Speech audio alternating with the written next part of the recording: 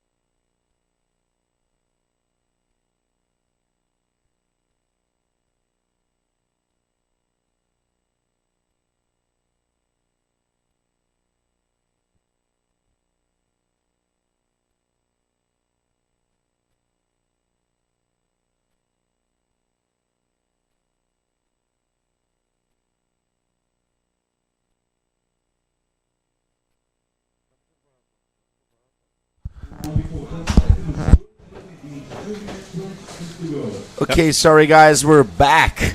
We had a little problem with the internet. I guess we might go through that throughout the day for a couple of times.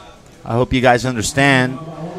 Tough day here at the island, even though there's waves. But it's easy to understand. Like when there's a storm, there's waves. And when there's waves, surfers are out there. Unfortunately, on the technical side of things, it wreaks havoc. Today or yesterday, so looks good for Eduardo. He might be coming back right at the end of the heat. There's a minute to go right now. What do you think, Mike? Man, I can't wait to see the score drop in. We're down to the 1 minute mark. This is crunch time for these guys.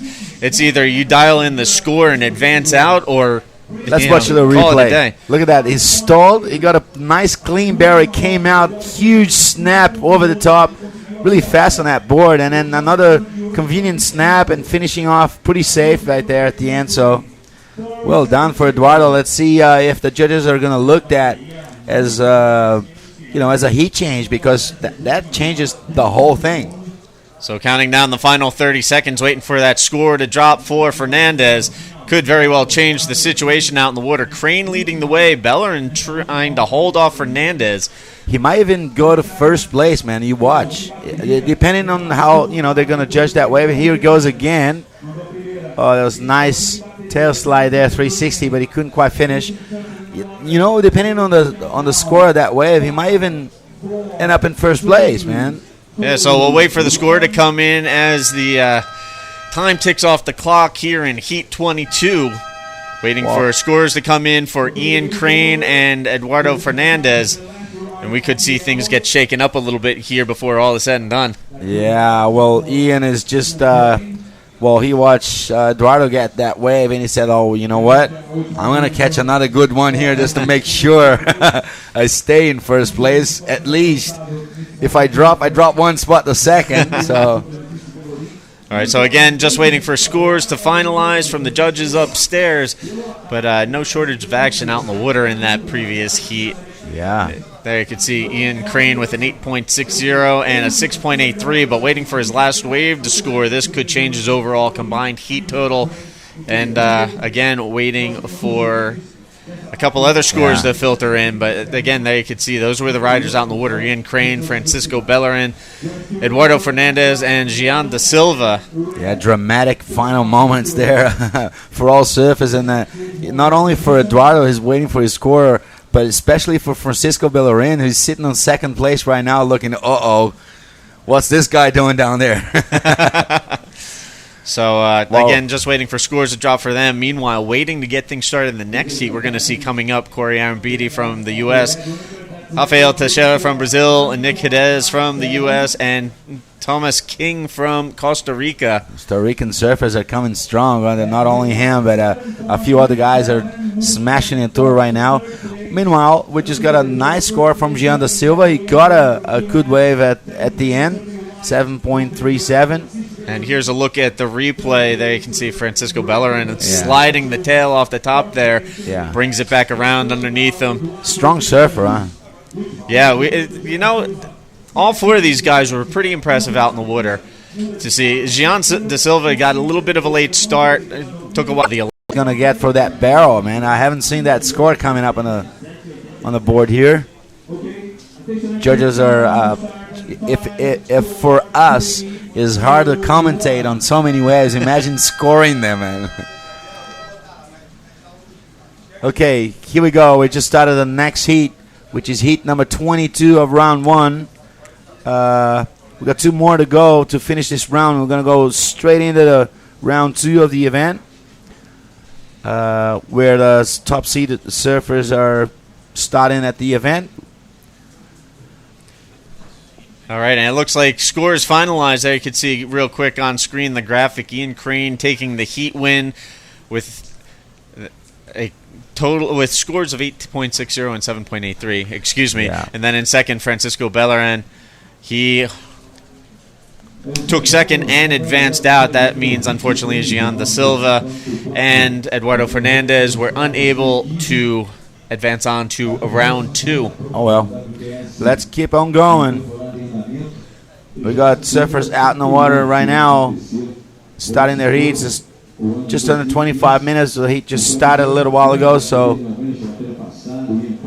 let's keep an eye on surfer in yellow and white, red and black. There you can see Corey Arambidi in red, Rafael Teixeira in white, Nick Hidez in yellow, and Tomas King in the black jersey. So the United States, Brazil, and Costa Rica accounted for here in this heat as these guys look to battle it out. As you mentioned, 25-minute heats. Top two waves will be scored to put together the combined heat total. Top two riders will advance on to the next round.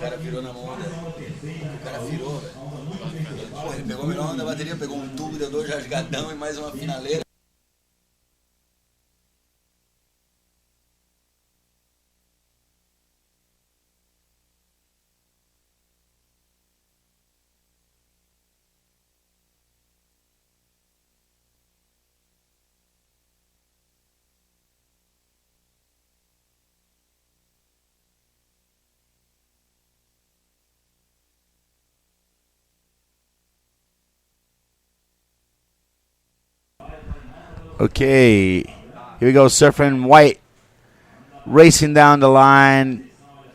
Got a floor, went through the section. Nice snap, and then another off the top, kind of late there, but he maintained control on his surfboard.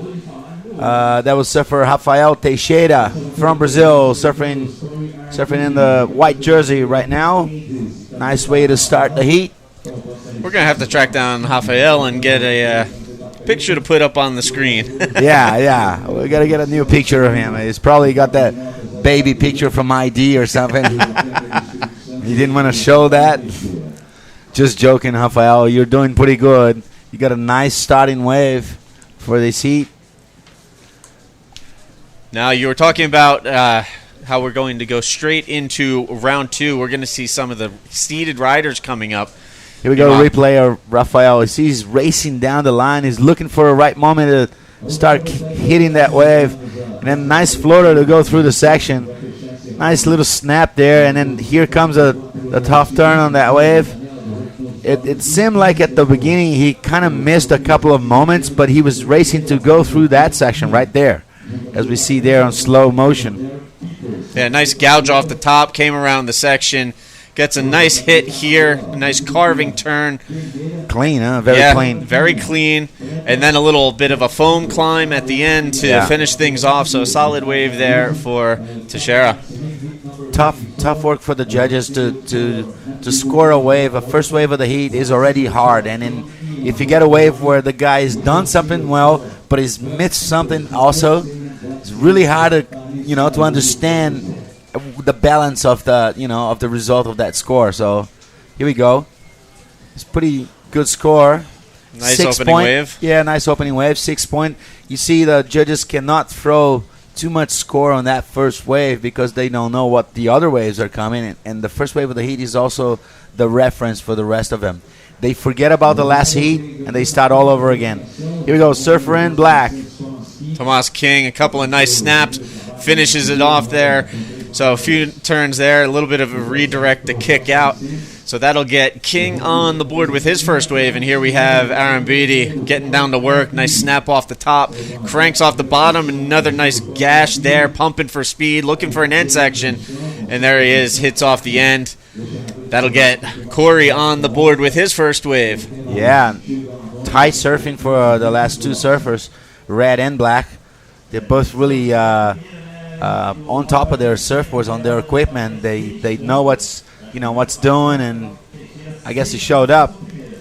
They probably need a better looking wave for the next waves, next choice, to get him an advantage of getting a big score, because they're surfing pretty well, pretty fit. Now, if you had to take a wild guess, what kind of board would you say these guys are using out in these conditions today? Well, I guess a small board, because the surf is not that big. But I guess the narrow designs are having an advantage today because it's kind of hollow at the section of the wave. And when it's hollow, you don't need too much of a wide surfboard. It'll start catching rails while you turn. So you need more space to have a wide board out there. And because, it's hollow, it's got those pockets, those small pockets. And they got to have a small, quick board to do quick turns before, the wave kind of... So more of a narrow template that's a little looser, a little more maneuverable out there today. Yeah, for sure. Quicker turns, for sure. So we've been watching the competitors with the quick turns, fitting in, 2, 3, 4 quick snaps on a wave before it shuts down. We've been seeing a lot of waves close out, but every once in a while one will stay open and reel off down the line for these guys. That's when you see those 8.8s, those 9 points that we've been seeing throughout the event. Those occasional high scores on the heats are those guys who catch the right set wave, and it's just bonus. So again, 25-minute heat. We've got 18 and change left on the board right now. Rafael Teixeira in the lead. He's got a 6.0. Here, Corey Ambriti on his second ride. Hits off the top. Cranks off the bottom. Nice snap there. And you can see pumping for speed. And tries to slice off that end section, but not really working to his favor.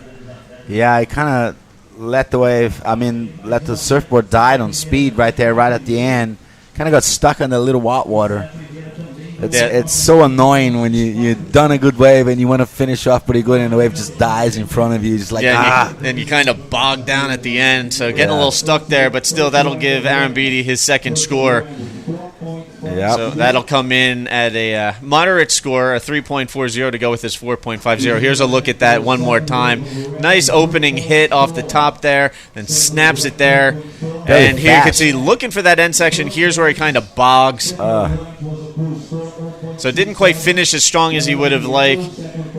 Again, giving him his second score. He has a 4.50, 3.4 to back it up.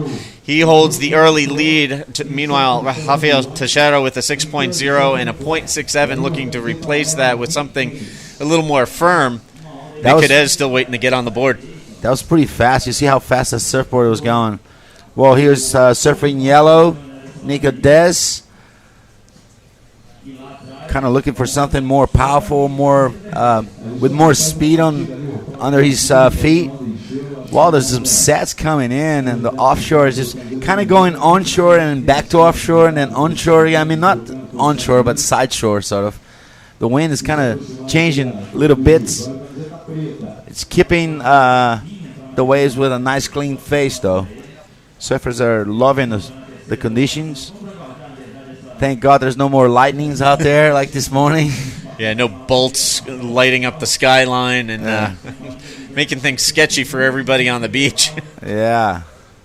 Oh, look at that. There's a look at Nick Cadez getting on the board, taking his chances on one of the right-handers. Yeah, the wave was kind of went fat on the side there.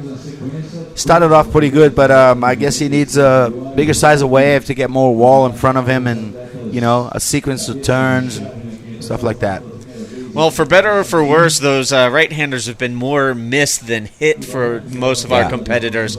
Every once in a while, but they'll luck out and get a good one, but for the most part, it's been the left-handers so far today. Yeah, we've been having the east kind of influence on us well, and because of this southerly change, and right now we're on southwest winds, the wave direction is going to change for tomorrow.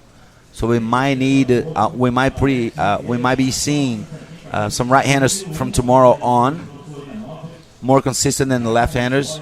Now, off air earlier today, you were discussing a little bit about how the swell direction changes quite frequently here, and it really changes the formation out in the water.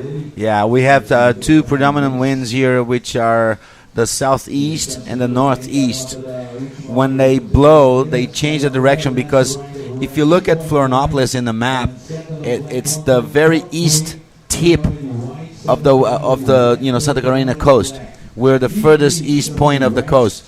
So whenever the direction changes, we're right there at the edge of that change. And we feel first, before anybody else. So you can see the current changing in the water. You get out there, pretty soon you're sliding with the current to the right side, and then the wind changes. It'll take like 15 minutes. You're already floating to the other side. It's funny. You got to keep an eye on the wind and then on the tides. Yeah, just today, for example, we had rain and some light wind, and then the sun came out, the rain stopped, and then all of a sudden the weather turned on a dime, and we had strong south winds and heavy rain.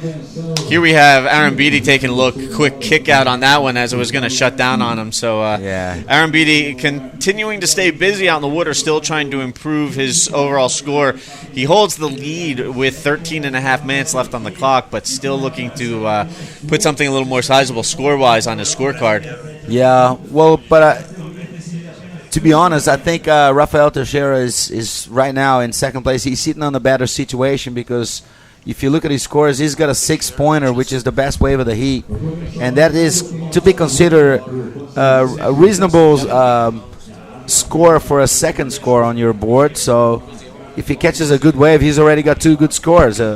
While the other guys are counting on 4.5s, 4, 2.83. Even though they catch a good wave, they got to catch another one to back it up. So Ricardo Teixeira has got a good situation. Just under 13 minutes to go. He only needs a 1.9 to get the first place. Well, it seems right now Rafael is biding his time, waiting for that second solid score instead of just chasing anything that rolls his way.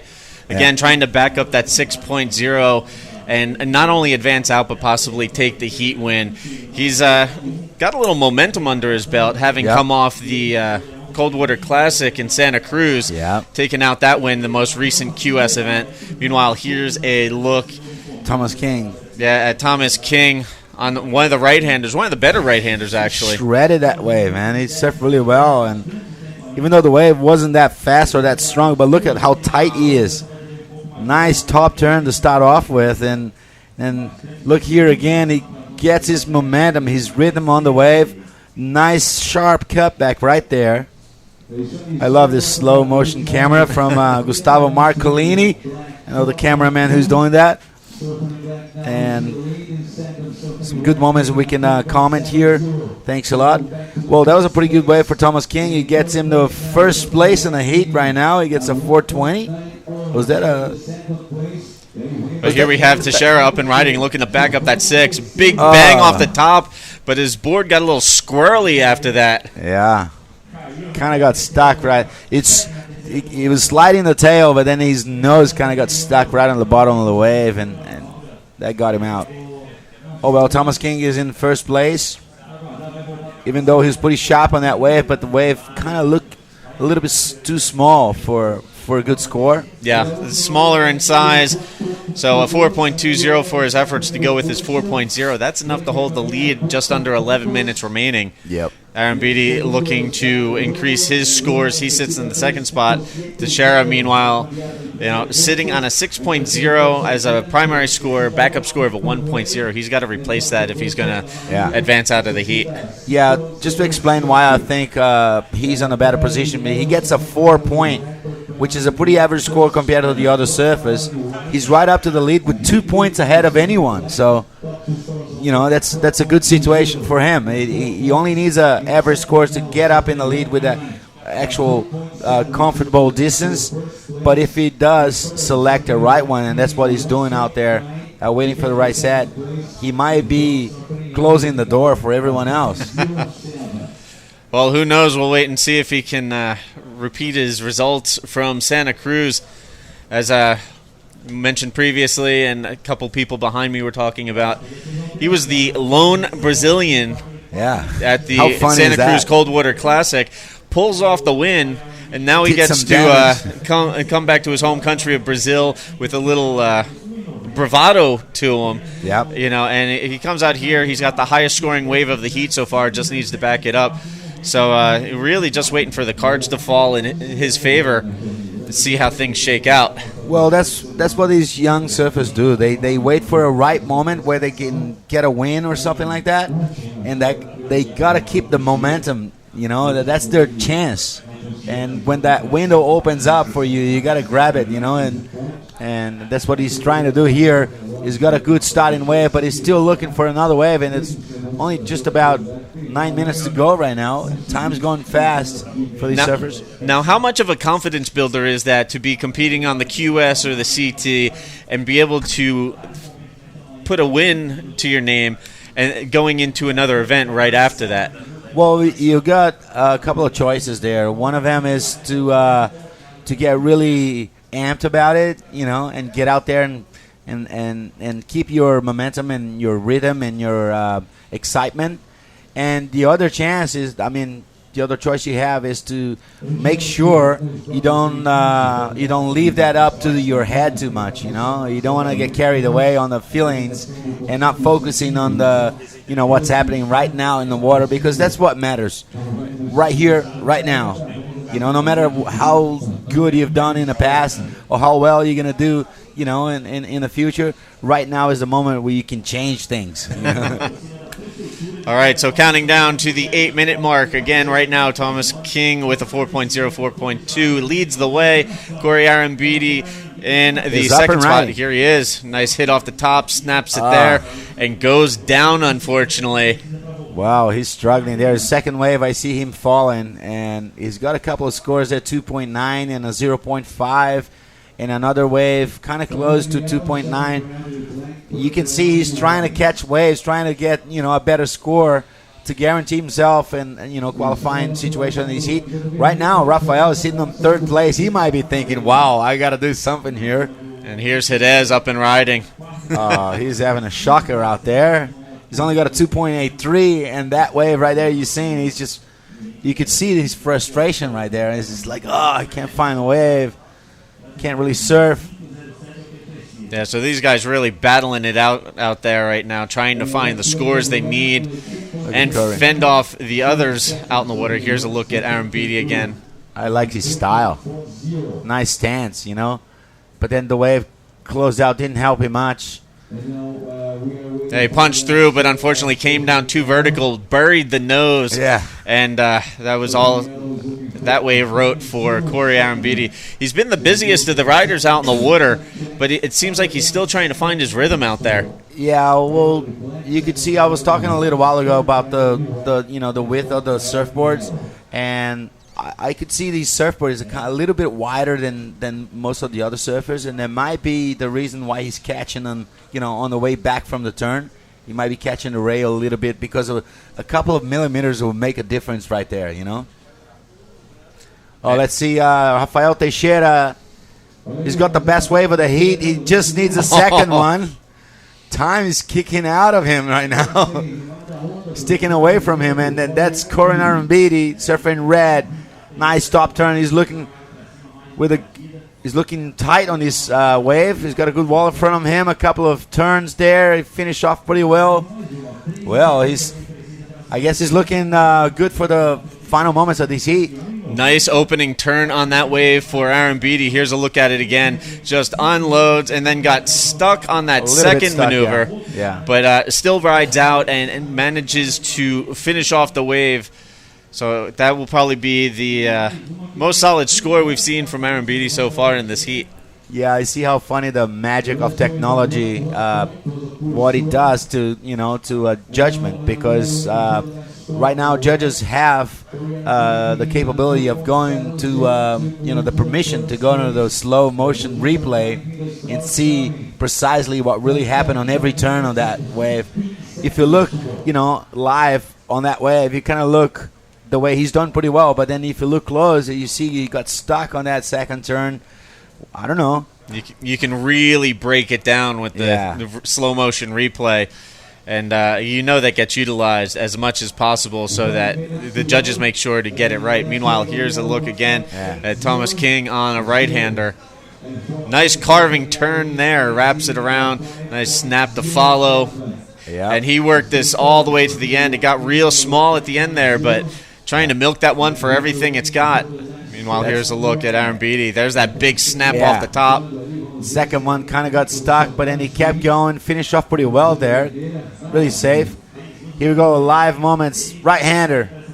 Nice looking wall there. A couple of top turns. Aaron Beatty with a couple of solid backside snaps on that wave. So sussing out a nice right-hander to work with as he tries to strengthen his overall combined score, counting down to 4 minutes left in the heat. Yeah, we go Thomas King, the Costa Rican surfer, going right. Floater and a cutback. Kind of got frustrated on the end of that wave, and he said, I better go back out. There's 4 minutes to go. I can still get out there and get a better wave. He's confident. We still got scores to come up for Corey Arambiti's last two waves. Look at that right-hander snap right there. Looked really nice. Wide stance. Cranks off the bottom here, eyeing up the section. Wow, that's pretty vertical. Couple of solid turns on that wave for Corey. He looked a lot better in slow motion, huh? Well, we got scores to come up for that wave that you're just seeing on a replay. Yeah, right now as it stands out in the water, Thomas King with a 4.0, 4.20 still leads the way. Corey Arambidi in second, trying to improve his overall combined score. Rafael Teixeira is still looking for a backup score. He opened things up with a 6.0, still the highest score of the wave, but he just has not been able to dial into that solid backup score. So he sits in third, chasing at least a 1.90. Doesn't need much of anything to really move himself into the second spot and advance out of the heat. Meanwhile, Nick Cadez with a, as you said, a bit of a shocker out in the water right now. He's got a 2.83 and a 1.80. You know? Yeah, and Rafael's been sitting there for like almost 22 minutes waiting for a second score. He still hasn't managed to get it. While Curran Arambidi just got a 5.6, just jumps up to first place. Kind of guarantees a better score for for his final points, and it's still got another score to come up with, I think. That right-hander at the end. Let's watch a replay. That wave I'm talking about. I don't think this is the 5.6. The 5.6 was probably that left-hander before. That was a nice wave too, man. If you look at it, it's 2 top turns. Very precise. Yeah, really unloaded on that first turn. Then here's a look at King with the float, the wraparound. And then kicks out as that thing just got real small, real quick on him. So here's the next score coming in down the line for Arambidi, a 6.33. He's now sitting on his 2 highest scores from the last 2 waves he's ridden. He holds the top spot with 1.5 minutes remaining. Now King in second.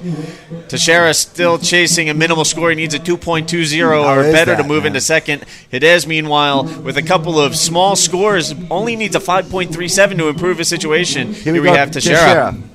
Backhand, quick top turn on the backhand. Another one is looking pretty good. Another snap at the end. He's like, oh, thank God I finally got it on the last minute. He only needed 2 points for the whole heat. He's like, well, is this happening for me? And he had a few solid backhand hacks on that wave. Yeah. That should definitely help improve his situation as we're down within the last minute of the heat. So Arambidi in first, King in second, trying to fend off Teixeira. Here's Nick Hidez, pulls in for a little head dip. Yeah, funny thing, you look at all these surfers, they're wearing wetsuits, but Ricardo Teixeira, Rafael Teixeira, he just came from Santa Cruz, and that was cold water there, and he's sitting on trunks out there. He's just surfing on shorts. Yeah, he said, "Oh, this is too warm."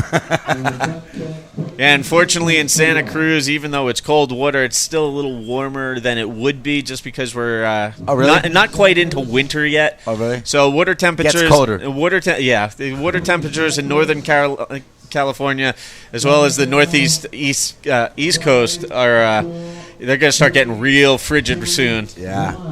Well, Curran Arambidi just surfed the last wave of that heat.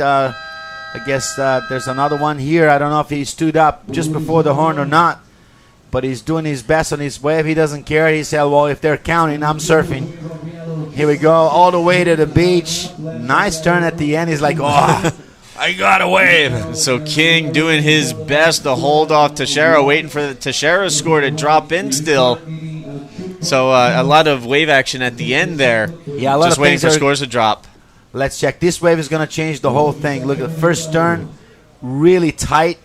You can see his board is floating on top of that white water there. That was Rafael Teixeira. That score still hasn't come up. He might be going straight up to the lead after that wave. While Curran Arambidi, he backed his scores up. He changes both of his scores from the whole heat with the final 2 waves of a 5.6 and a 6.3. Right now he's in first place. But as we see scores coming up for Rafael Teixeira, 5.43 gets that right up to second place, and Thomas King just missed out right at the end. Even though he caught that wave, he just missed out. So there you have it. Situation change at the tail end of that heat. Arambidi takes the win on his late surge, and Teixeira on his last-ditch effort, he was able to unload a few backside hacks, dial in the score. He moves into second and advances on to the next round. We're going to take a quick break. We'll be back right after this.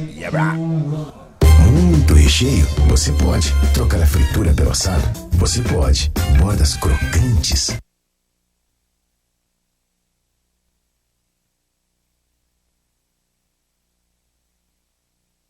Você pode. Combinações delícias. All right, and we are back and already underway in Heat 24. Here we can see Keone Yan from Hawaii going to work on this left-hander. And we got a little switch out here in the booth. Thank you, Steve. My name is Decio. I will be joining Flavio Padrazza and Steve in this commentating booth here. This is the heat number 24 of round 1, so we are almost over with the first round. And we just watched Keone Yan from Hawaii riding his first wave.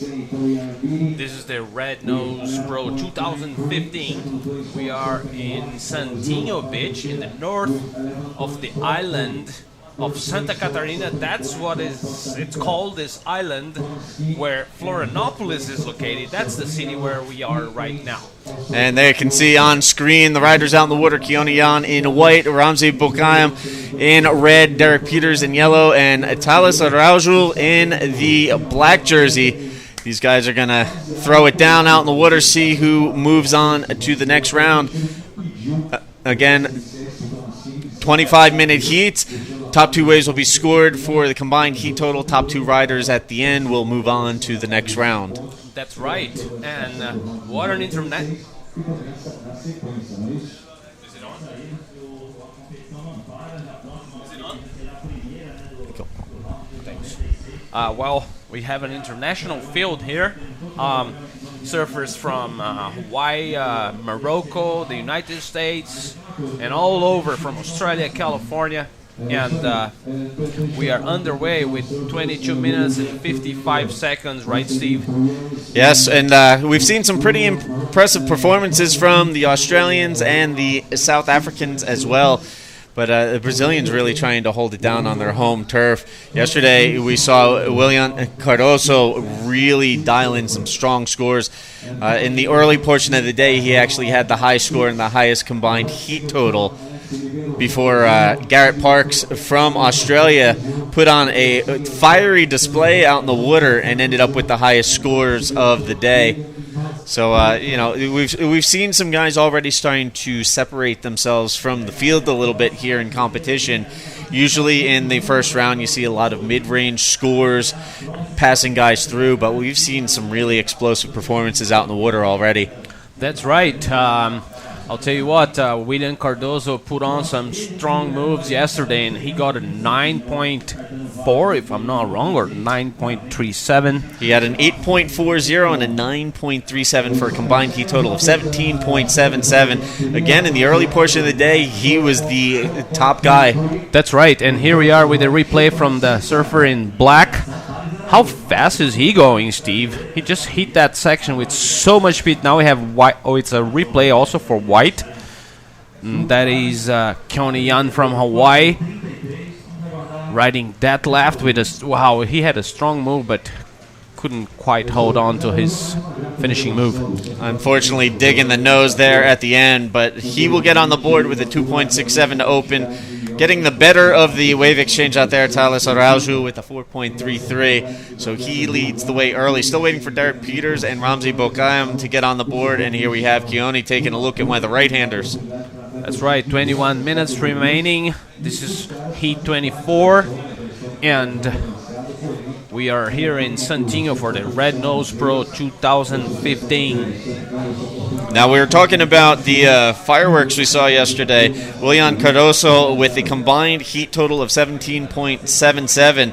Then later in the day, we saw Garrett Parks and Mihimana Bray from Tahiti dialing in some scores in the 15-point range, combined totals. Those guys took to the air and really put on a show out in the water. Meanwhile, trying to put a show on out in the water, here's a look at Araujo on the right-hander, riding backside, a couple little snaps, and then throws the reverse off to the end section there. So Thales trying to get the job done there. You can see chucks the tail, gets it around, and that will give him his second scoring wave. That's right, and what a move he put on there. I could see his three fins when he was rotating his board on that section right there. And we also have Ramzi Bokayam. He hasn't caught a wave yet. He's from Morocco. And Steve Ramzi was here 2 years ago for the World Juniors in Joaquin, and he made the finals against, Gabriel Medina. So did you see that? Did you watch that, Steve? Unfortunately, I did not watch that, but one thing's for certain, there's a lot of young talent coming out of Morocco. Definitely one of those spots in the world to keep an eye on for up-and-coming wave riders. That's right. Ramsey himself is a very accomplished, strong surfer, and he's trying his luck here in the first round of the Red Nose Pro. So again, 25-minute heat, 19 minutes remaining on the clock. And Araujo with a 4.33, a 3.90. The first one with 2 waves. Keone Jan with a pair of waves also, but smaller scores. So these guys will look to build their overall combined heat totals as we work our way through the remainder of this heat. Derek Peters on the board with a minimal score as well. And again, still waiting for Ramsey to get on the board. So these guys posting some smaller scores, trying to get a feel for things out in the water. And see if they can dial in, get a little rhythm going out there, and track down some bigger scores. Yes, right on. They're trying to adapt. Conditions are changing today here in Centineo. This morning there was a strong offshore. Well, there's a yellow. He's up and riding for his stern right there. And he finishes off. Well, not quite. Wave dies out and he kicks out. So the Goofy Footer up and riding backside on that one, trying to put together a couple of turns there and work on his second wave. Again, Derek Peters coming to us from the United States, out there battling it out with a Hawaiian, a Brazilian, and a Moroccan. So a full-on international affair in this heat, which is not uncommon on the World Surf League qualification series. That's right. In the previous heat, we had Corey Arambid from the United States winning it, and Rafael Teixeira came back on the last second of the heat, scoring a good right to move on to the next round. I should say that Rafael Teixeira just got back from Santa Cruz, where he got a win there. Well, there is Red up and riding with strong move, and wow, he flies off his board and didn't quite finish that. So Ramsey with a lot of speed on that one, unfortunately not able to finish that off the way he would have preferred. That's right. Well, White is also up and riding, and he finishes off with a quick move there. So Keone Jan staying busy out in the water.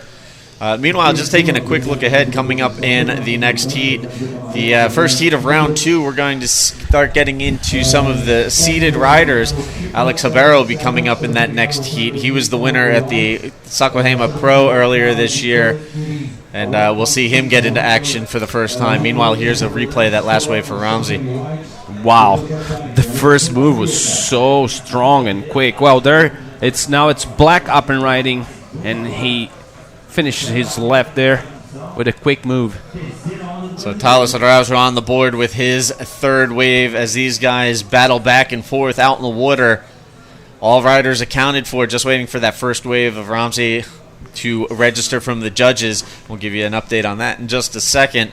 But to finish the rundown, coming up in the first heat of round 2, we're going to see, joining Alex Ribeiro, Beto Mariano, Caetano Vargas, and Diego Minot.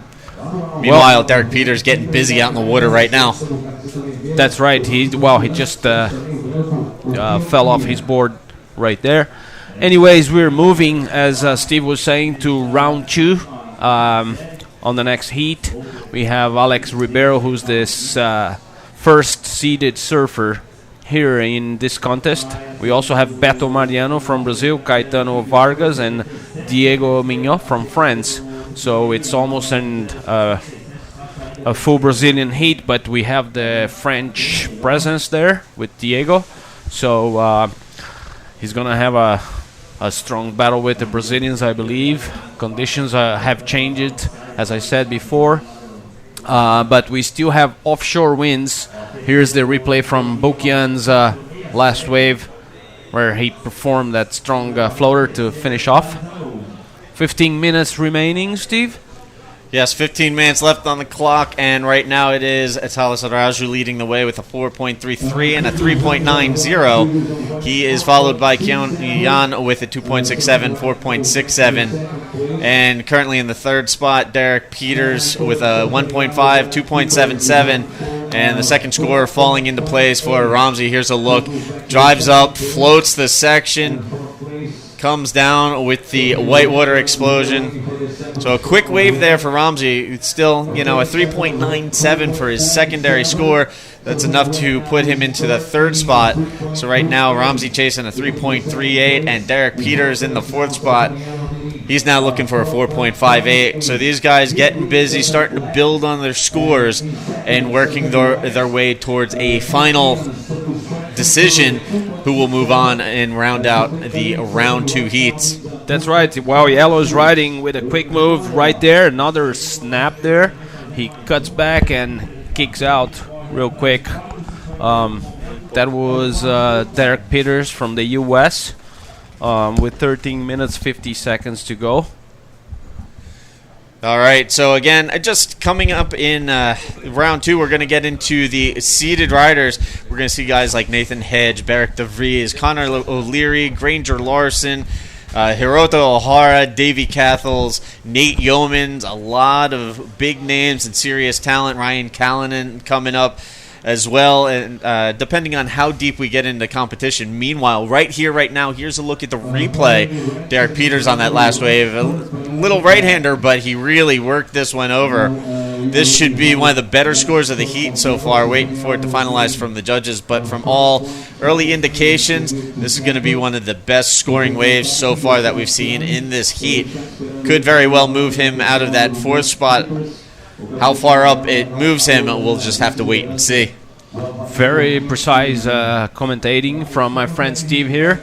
Yellow, that's my opinion. He rode that wave very well indeed, and I believe he should have a better score. It's 5.67, so he moves into first place.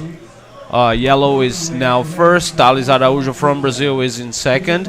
He needs 4.12 to overtake Derek Peters.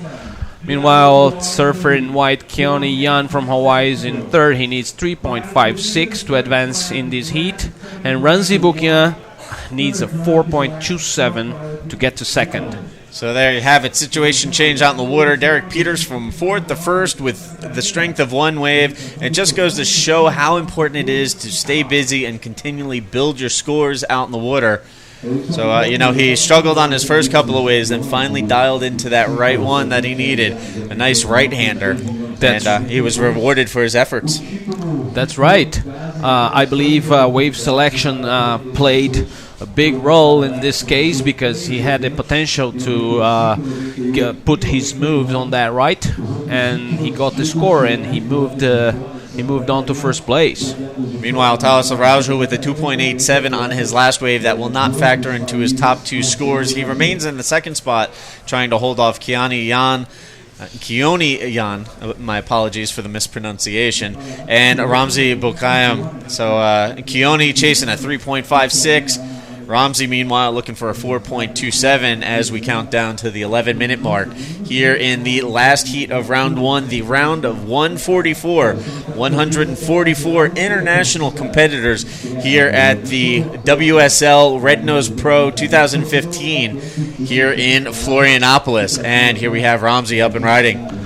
That's right, and he's going very fast. The wave closed out right after his second move there, so not much on offer. Well, Yellow is also riding, but he kicked out. It was a quick right. So Peters with a quick peek on that one, didn't like the way it was lining up and kicks out right away. He remains in the lead with 10:40 on the clock. Taking a quick look back, and you can hear the beach announcers giving a situation update for the riders out in the water. That's right. Well, this is the World Surfing League here in Brazil. We have a replay for Ranzi's last wave. It was a quick snap, and then he finishes off with a re-entry there on the white water. 10 minutes, 10 seconds remaining. This is heat number 24 of round 1. So Ramzi with a couple of solid cracks off of that wave. He's riding with a lot of speed out there. He seems just a lot faster than the other riders out in the water. I don't know if it's the board he's riding or if he's dialing into the power pockets out there, but he's just flying out there right now. and 5.27 on his last wave as a result. So, really slashed off that end section to drive home that score. I agree with you, Steve, because I believe it's a combination of talent, board choice, and there he is. On the rip. Oh no, that's Keon Yan. I'm sorry, but it seems like I believe we have a misunderstanding here on the screen. That was Ranzi Bukia riding and not Keani Yan. So our apologies for that. Anyways, Derek Peters is still in the lead. Ranzi Bukia is now second. He's got 5.27 and 3.97 as his scores on the board. Thales Araújo from Brazil is in third. He needs 4.92. And Keoni Yan from Hawaii is in fourth place. He needs 4.58 to get to second. All right, so 8:40 and counting on the clock. Derek Peters leads the way. Ramsey in second, trying to fend off Thales Araújo. Araújo looking for a 4.92. Keanu Yan in need of a 4.58. Keone's got a 4.67, looking to get rid of a 2.67. Meanwhile, Atales with a 4.33 and a 3.90, his top two scores so far. That's right. These surfers are probably happier that the rain has stopped for a little bit. We had a lot of rain this morning here in Santinho. Lightning bolts, and it was a big storm. Yeah, it's been a wild ride around here at Praia de Santinho. This morning, the lifeguards actually had their tent uprooted by the wind, broke their pop-up tent, and definitely a lot of work to be done trying to keep things all nailed down here with those hard winds kicking in. But fortunately, the winds have been side offshore, so we've maintained fairly clean conditions out in the water for our field of competitors.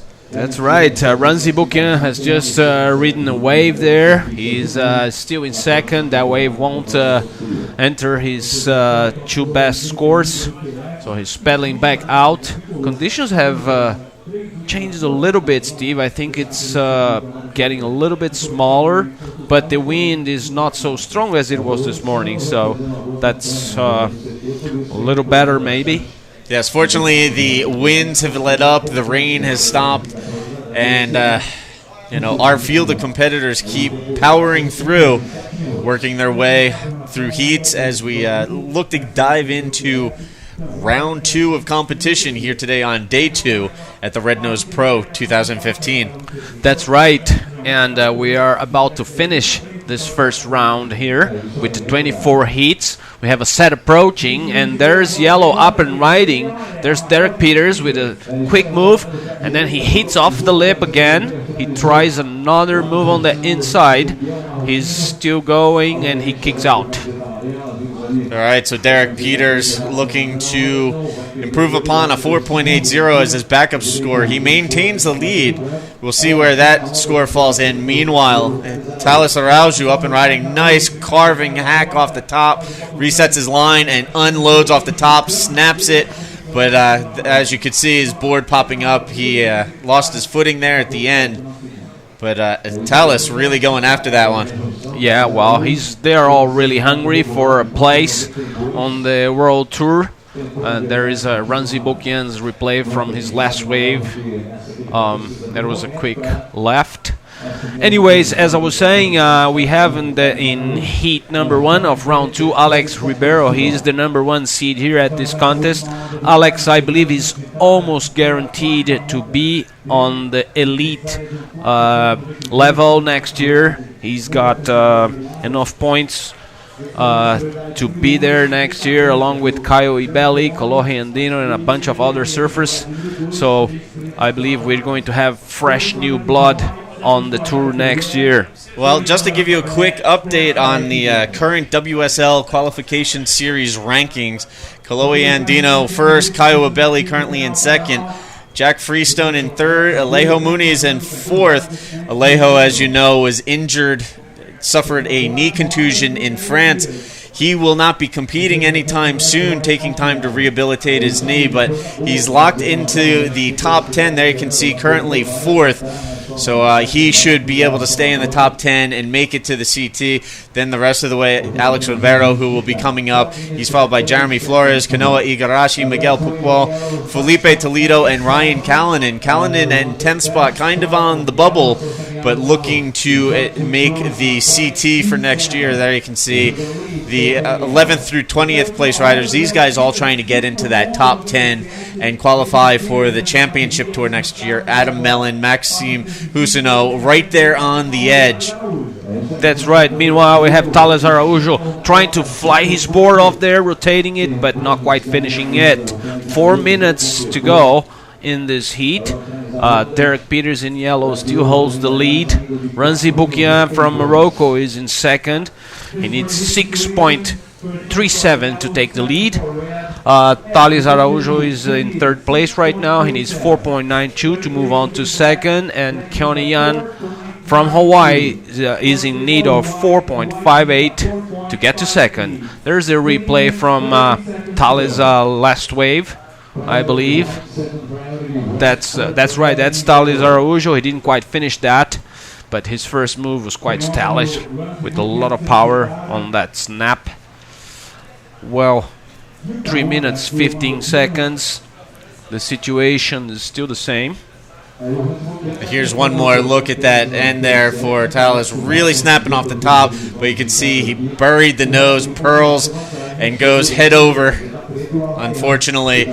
So that will not help his cause any. He still sits in third spot, chasing at 5.54. And just to touch back on the World Tour scenario, for all you boys and girls at home who don't know how the qualification process works, the top 10 riders at the end of the season will advance, will be bumped up to the championship tour, where they will join the top 22 finishing on the CT, as well as 2 wild cards, and that will give you the top 34 in the world for the WSL Championship Tour, and those are the riders that will be battling it out next year for a World Championship.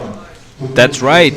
So the World Surfing League is right now in Brazil for the qualification series with this contest, but they are also in Europe, in Portugal. The contest is on hold today. There will be a call tomorrow morning, and I believe there's a solid swell ahead, so we should see some action on the elite level too this week. But meanwhile, all the international surfers are here in Brazil for the Red Nose Pro 2015. From here, they will move on to Bahia on the northeast there's a contest there. I believe it's a 4-star, or it's a 6-star also. Wow. We're just witnessing a very radical action here from Thales Araujo. Did you see that, Steve? Yeah, Thales breaking out the reverse off that end section there, banking it, throwing the tail around, and brings it around clean. So a nice snapping maneuver there for Araujo. And again, he's trying to work his way out of third spot, needs a 5.54. Here's a look at that last wave. Talk us through this. Yes, that's right. Look at that. He was literally flying, and I believe he should improve his situation. Meanwhile, White is also there. That's Keone, the Hawaiian surfer. He's trying his luck on that left. I believe that is going to help his cause, but not much. He gets to the inside section, and he finishes off right there on the short break. Meanwhile, Ranzi Boukian is also riding a left there. That's his second move right there. While the wave kind of mushes out, and he's trying his luck to the inside section. There he goes. He made it in a quick snap, and he finishes off in the short break. Breaking out a little bit of the Huntington hop to connect with that inside section. Meanwhile, here we see the rider in black, Thales, continuing to stay busy, connecting to that inside section. Throws the tail, trying to chuck that bad boy around, but unfortunately came a little unstuck, trying to hold on to it with his toes there. But an incomplete at the end, unfortunately. Yes, well, I believe the wave before, where we were just watching the replay, was much better. But we have to wait for the judges. They are deciding up there.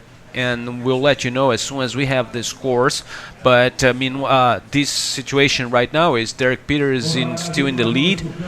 Ranzi Bukian is second with black, and Thales Araújo was in third place before those waves were typed in. So we will wait and let you know as soon as possible. And just like that, the heat is over. Things got fast and furious at the end there. Rapid fire wave exchange.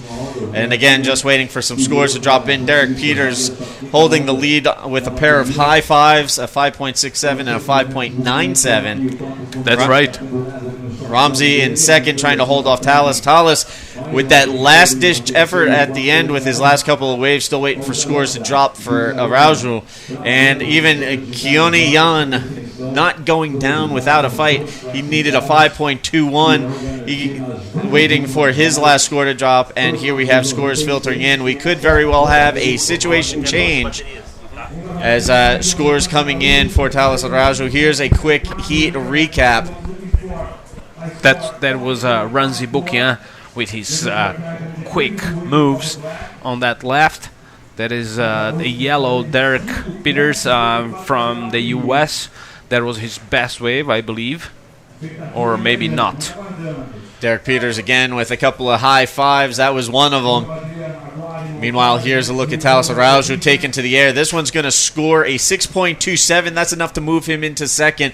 So a situation change at the tail end there. Derek Peters holds on to take the win. Thales Araújo moving up into second with that last-ditch effort of 6.27. That bumps Ramzi Bukian to third, and Keone Yan finishing in fourth. Now getting ready to start things in the first heat of round two, getting right into it as we transition from one round to the next. And out in the water, getting ready to do battle, Alex Ribeiro from Brazil going up against a pair of fellow countrymen in Beto Mariano and Caetano Vargas. And rounding out the field will be the Frenchman Diego Mignot. That's right, Steve. Anyways, the camera just showed here in heat number 2 we have Nathan Hedge from Australia, Beric de Vries from South Africa, Nome Mignot from France, and Robson Santos from Brazil. And you know what? We'll get into the next heat right after this quick commercial break. We'll be back right after this. Muito recheio? Você pode. Trocar a fritura pelo assado? Você pode. Bordas crocantes? Você pode. Combinações deliciosas? Você pode. Ingredientes selecionados? Você também pode. Escolher entre suco ou smoothie? Você pode. Dar um toque doce? Claro que pode. E tudo isso a partir de R$ 4,90. Agora, chavecar a namorada do melhor amigo? Oh, isso você não pode. Calzone, é gostoso saber que você pode. Well, we're back here for the Red Nose Pro 2015, a World Surfing League 6-star event for the qualifying series. We are in heat number 1 of round 2. We have Alex Ribeiro in red, white is Beto Mariano, yellow is Caetano Vargas, and in black is Diego Mignot from France. All right, so ready to get things started here in round 2 on day 2 here at the WSL Red Nose Pro 2015. Bringing you live webcast coverage from Praia de Santinho in Florianopolis. And I think I'm going to step out of the booth real quick and let the Brazilian legend himself, Neco Padarats, take over the commentary for a little while. Thanks, Steve. Well, we will be joined here by Flavio Padarats, two-time winner from the qualifying series himself. He won it in 1992 when the system was introduced by the late ASP, now World Surfing League. Flavio is going to be joining me, Flavio Teco Padarats, not Neco, as Steve misunderstood. But welcome back to the booth, Flav. Yeah, Decio, thanks a lot. Stoked to be back here, and the surf is still going on. It's still offshore.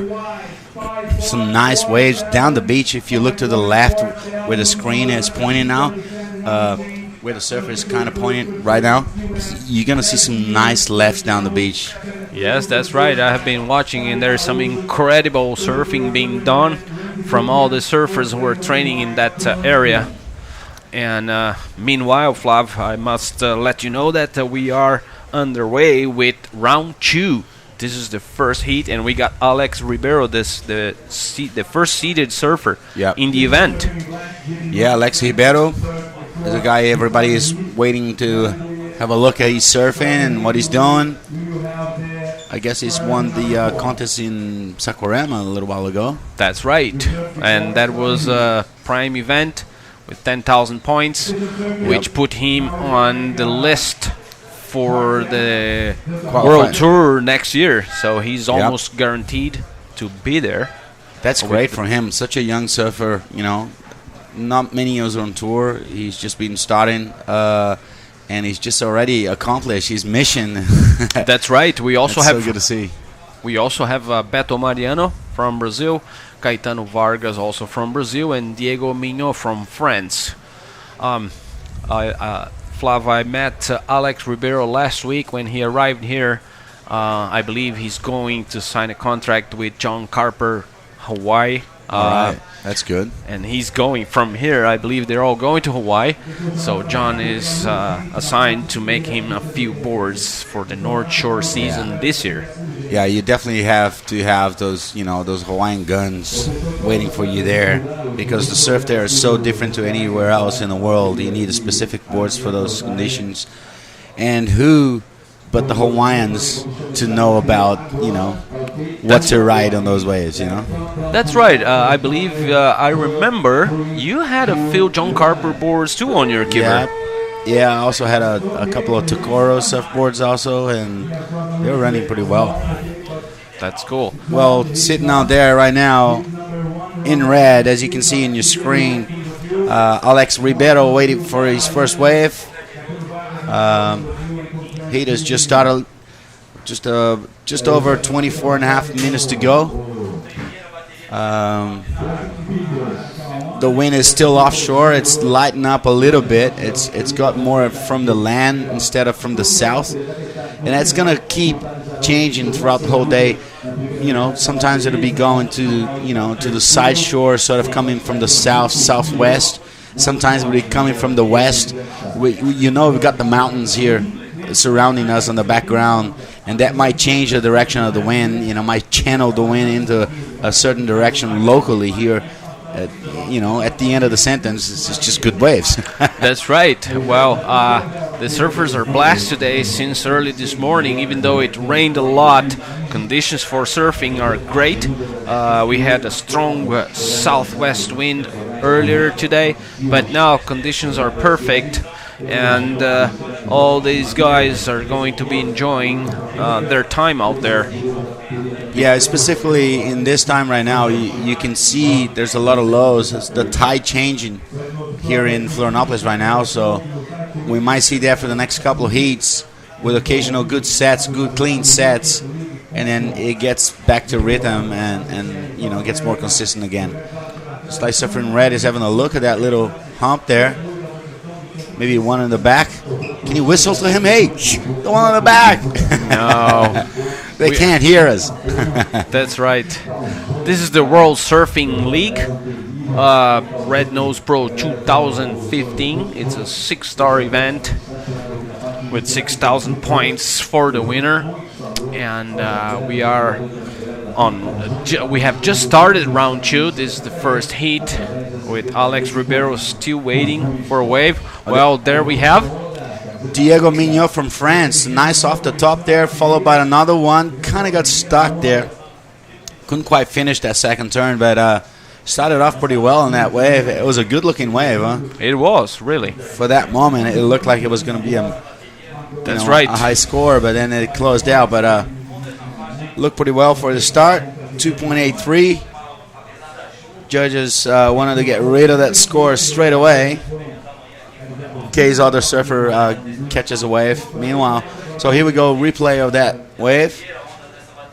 First turn right under the lip there, followed by another one. He kind of got there too late, eh, Decio? That's right, but I'll tell you what, the first move was very quick and a very good, powerful move, I should say. Right under the lip there and right on the pocket. It came down and regain control straight away. That's what it counts. That's right, and that is going to be his first score. None of the surfers have caught a wave yet in this heat. We are under 21 minutes and 40 seconds to go. On the previous heat, we had Derek Peters and Thales Araújo advancing, so they will be surfing in round 2. Ranzi Boukian from Morocco didn't quite make it. He was in third. He lost his position at the end of the heat, and Keone Yan from Hawaii also didn't make it. And on just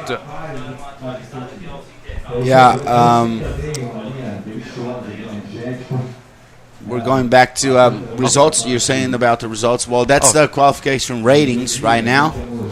We got first place in this event will collect 6,000 points and $25,000. Then second place, 4,500. It goes down to 3,550 and down. And here he goes, Alex Ribeiro starting off the heat with a nice off the top, a good snap to finish. And then another one on top of that whitewater, very practical surfer. It wasn't that good of a looking wave, but he made the best out of it. That's right. Quick moves on that lat from Alex Ribeiro. But I can tell you that those were made with speed and power. Yeah, I guess he's just getting the engine hot. That's right. He's warming up. He's just warming up. Yeah, let's watch it over again. Here you go. Takes off straight at the bottom and then right back up at the top, real tight. And then nice snap right there, followed by another off the top on, a little floater on top of that whitewater. So very precise surfing. Look at that, how vertical it was. Wow. And then he followed by, he's just finding the right momentum there. The right moment to go and hit that lip. Kind of got there a bit early, and then he's like, oh, I better slide this. Wow, but I'll tell you what. There was time for another one. When you think it was over, he's just like, oh, let's hit it again. Here we go, surfing yellow, Caetano Vargas. Clean off the top, nice looking wave. Another one, he's going for a third one at the end there. That's what usually counts. 3 turns in a row. That's straight right. From the bottom right up to the top, and then back. A nice snap at the start of that wave. Well, I guess surfers are finding out, their waves, and finally things are happening again here. We're just about 19 minutes to go, and we've got the first score of red. Dacio? That's right. Alex Ribeiro scored 6.33 in his first wave, so he's in the lead. Diego Mignot has 2.83. Yep. And those are the only scores we have in this heat. I wonder what that wave of Caetano Vargas is going to be, man. It's a nice looking wave, a good set wave, closing out, but he kind of managed to do 3 turns there in a row. That's right, Flav, but I'll tell you what, I'd rather be down here commentating than up there with the judges because they're having a hard time. Check this out. Nice snap there, very, very tight. And then another floater. Managed pretty well, and then went for a third one. It kind of, that last turn is the one that it's a signature at a wave, and I guess he's done pretty well. So that's why judges are taking a longer time to score that wave. They want to be precise. They're probably watching the replays there. They're allowed to do it. And what a good thing to have the replay here on the camera. It helps not just the judges, but also everybody else, spectators who are watching, so they can commentators. Well, that's right. Here we go. Score is coming up for Caetano. 6.93 is the best score of the heat. Nice way to start off the heat. So I guess he's getting an early lead on this heat. Here we go. Beto Mariano, surfer in white, a local surfer from the south of the island. That's right. Couldn't quite keep it up on that wave. Sorry, mate. No, that's right. Beto Mariano is from a local surfer from Matadero in the south of the island, and he's here trying his luck on round number 2. We got 17 minutes remaining, and so does Beto Mariano to improve his situation on this heat. He only scored 1.67 on his first ride. Yeah, well, we got in the lead Caetano Vargas with a 6.93, and then Alex Ribeiro with a 6.33, followed by 2.83 on Diego Muñoz, and Beto Mariano with 1.67. Each surfer has one wave under the belt. There goes Nathan Hedge, Hog, getting ready for the next heat. How long has this guy been on tour, man? He's been there a while. He's been there since I was there, man. Well, you know. It's been 10 years I've quit.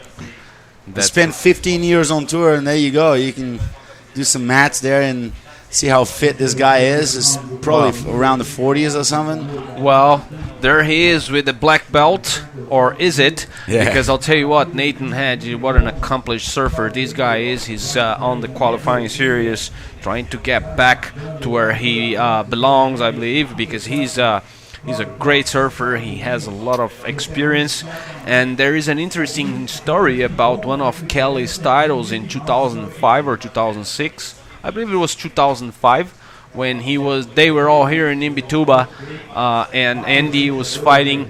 We got 15 minutes 40 seconds. There's a paddle right there. We got White. Beto Mariano. Meanwhile, surfer in black, he just kicked out. There goes Beto Mariano, caught a set wave. He's preparing for a first turn, a nice snap. He's got his gain speed. It got a little stuck right there in the second turn. Kicked out. The wave kind of died. You got to go fast on those turns before you hit the hole in the sand there. Here we go. Caetano Vargas on that left with a quick floor. Wow, another re-entry to finish his second ride. He's having a good time there at the outside of Santinho Beach. He's already had the best wave of the heat, the 6.93, followed by this last wave. It was 2 turns, but they're pretty well, man, really tight, and you can see he's selecting the waves precisely. It's That's nice right. to see. That's right. Well, he's leading this heat ahead of Alex Ribeiro. He has 2 rides already, and Alex has only 1. With 14 minutes 30 seconds to go, Diego Muñoz is still in 3rd place. He needs 3.51 to go to 2nd place, and Beto Mariano is in 4th. He needs 4.67. Yeah, right now, if you see the board right there on the top of the screen, you can see the surfer in 1st and 2nd place. They clearly have a different situation in the heat. They've got a good score under the belt for each one of them. This guy here has got a 2nd wave already. That is it. And I guess it was pretty hard. Look at that floater. Flew over that thing really well. Came back, maintained control, prepared for a 2nd one. And then he kind of got there too late, but how well he's managed that, see the water still flowing. That's right. And what there. It looks like a small board he's riding, Flav. Yeah, everybody's going on the small boards because, pocket waves, you need them to be small to fit in the pockets. And there you go, 5.6 for Caetano Vargas. Gets him to 1st place early in this heat. Well, actually, not that early. We're like just over the halfway mark of the heat. That's right. And well, as I was saying, here we go. Yellow again. He's got a rhythm. Nice couple of snaps there. Goes for another one. Slide in the tail. Well, Caetano Vargas is not shy to catch a lot of waves. Beto Mariano had a quick in and out there. Well, Caetano Vargas has already ridden 3 waves, and he's leading this heat. Yep. Well, there he is, Nathan Hedge. As I was saying the story about him and Kelly, I remember he was going to surf against Andy Irons in one of the 3rd or 4th round, and Kelly was already out from the contest, so Kelly felt very disappointed. He wanted to leave, and Nathan came up to him and said, "Damn it, mate, I'm gonna beat you for you." And he did so, and Kelly clinched the title right there in the sand of Imbituba. Full-on Hog to say that, man, for sure. He's such a confident man, and so excited, such an excited surfer. Surfs well, big waves, small waves. Last year he's done pretty well in Maresias at the Prime event, so... Well, we got a paddle there, but Alex Ribeiro, no, it's black. It's the Frenchman Mignot with a quick cutback. He pumps his board, and then he does a quick re-entry there, but didn't quite finish. Almost. Yes. He managed to get on top of his board, but not on the wave. Wow. Kind of got stuck. Caetano Vargas on that third wave didn't help him much. He's got a 4.4, so that doesn't count for his totals. He's still sitting on a 6.93 and a 5.6. That gets him to first place with a 12.53 points. And Alex Ribeiro is in second place with only one wave, 6.33. We're going to wait for his next wave. He knows he's got a pretty good score. He needs to back it up with another one, and that is going to close the door for the rest of the heat, because this guy here, Beto Mariano, sitting on fourth. He didn't manage to get over 2.8. Diego Mino also didn't get over 2.83, so it's looking like Alex Ribeiro and Caetano Vargas dictating the rhythm on this first heat of the second round. That's right. Well, Alex Ribeiro is a very experienced surfer. He has ridden so many contests, and he knows that wave selection. Well, here you go. Alex Ribeiro looking to better his 6.33, and there he goes. A couple of nice turns off the top. How good looking is that wave?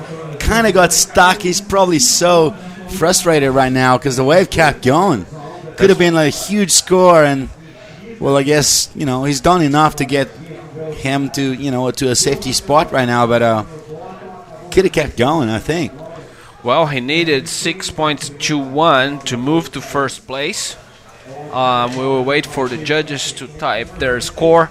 The wave had the potential, but somehow he kind of gets stuck on that third move of him there. Yep. Meanwhile, Beto Mariano has already ridden 4 waves. His last wave is going to be around probably the best one he's got. 3.2. Let's check this wave. Check this out. Nice first turn right under the lip there, and then another quick one throwing the tail out, and then on that cutback he just, oh my god. Check this out. That was the first move. Don't you love that slow motion camera? That is insane. Look at that. How precise you can watch it. Another second turn. He threw the tail there. See, fins came out of the wave there. And then at the safest spot of the wave, he kind of got stuck. Yeah, well, I believe he dug a rail there, and he's done the hardest thing, And then when he came down to easy stuff, don't like that. Like the big challenge. That's right. 9 minutes remaining on this heat. We are on round 2. Caetano Vargas is on the lead. Alex Ribeiro is in second. Judges haven't typed in Alex Ribeiro's last wave. Frenchman Diego Mignon is sitting in third place. He needs 4.60 to move to second. And Beto Mariano is in fourth. He needs 4.47. There he is. In and out. I know that's Caetano Vargas, leader of the heat, in and out. Nice set wave, but kind of out of position right there. Well, here we go. Judges are punching the scores now. It's coming up for Alex Ribeiro's second wave of 5.13. Still in second place. He needs a 6.21 to get the first. But he made Beto Mariano now needing 8.09. Here's the replay of Caetano's last wave. Previous wave. That's right. Caetano is... That was the 5.6, wasn't it? No, that was the 4.4. That was it. Here we go. Replay of Diego Mino. Couple of turns. I guess that score hasn't come up yet. Still waiting for that. That's right. Well, Diego Mignon is trying his luck here in Costão do Santinho Red Nose Pro 2015, and I spoke to him and his friends when they arrived, and I believe that these Frenchmen are living in Mexico somewhere, and they're training there. I believe it's getting too cold in France right now to surf, but... Great waves in Mexico, too. There goes right. Beto Mariano finally showing some local knowledge here. A couple of top turns there, kicking out. That's right. Trying to get his rhythm going here, catching more waves than anybody else. Diego Mignon got a 5.2 on his last wave. That gets him to third place. He needs 6.27 now to get to second. Another score for Beto Mariano, 3.63. That doesn't change his position, it only changes his score. He now needs a 7.83 to get to second place also. So tougher work for the surfer in white and for the surfer in black. That's right. So up until now, Caetano Vargas and Alex Ribeiro are moving in. Alex Ribeiro actually has moved a lot since he won the Saquarema Pro Prime event from the qualifying series, so he's almost guaranteed to be on the elite level of the World Surfing League for next year. Yep. That's great to see such a young surfer with so much opportunity right now. That has been happening for Brazil lately. I mean, you look at the current and the new generation of surfers of Brazil. They're just everywhere on all ratings, and they make part of them, and they're dictating a lot of the rhythm of the surf right now. That's right. Surf scenario around the world. Well, I should say that that started with a lot of surfers, older surfers from Brazil who are not competing anymore back in the 70s and 80s, but at the end of the 80s, Flávio Padrats and Fábio Gouveia came into play. Well, there's a strong move from Beto Mariano. There's a replay. Was that, huh? Yes, that was a good off the top. And then he did another quick move there, but couldn't quite finish that wave better because it just mushed out. Well, there's the Frenchman with powerful snaps on the pocket, trying his luck on the right-hander. Nice looking wave at the start there. Now he's still going, kicked out, but nice start on that wave. It looked pretty well. Looked like a good set. That's right. With 4 minutes and 50 seconds to go, the Frenchman might move on to second place. He needs a 6.27. I don't know if he's going to get it, but if he doesn't, he's counting on a 2.83, and that's what he wants to cut off, That's right. You can't qualify with 2.83. It's very rare to happen. Yeah, that's right. Well, next heat, Nathan Hadge in red, Barrick De Vries in white, No Mignot. Is that Diego's brother or something? Probably. They look alike.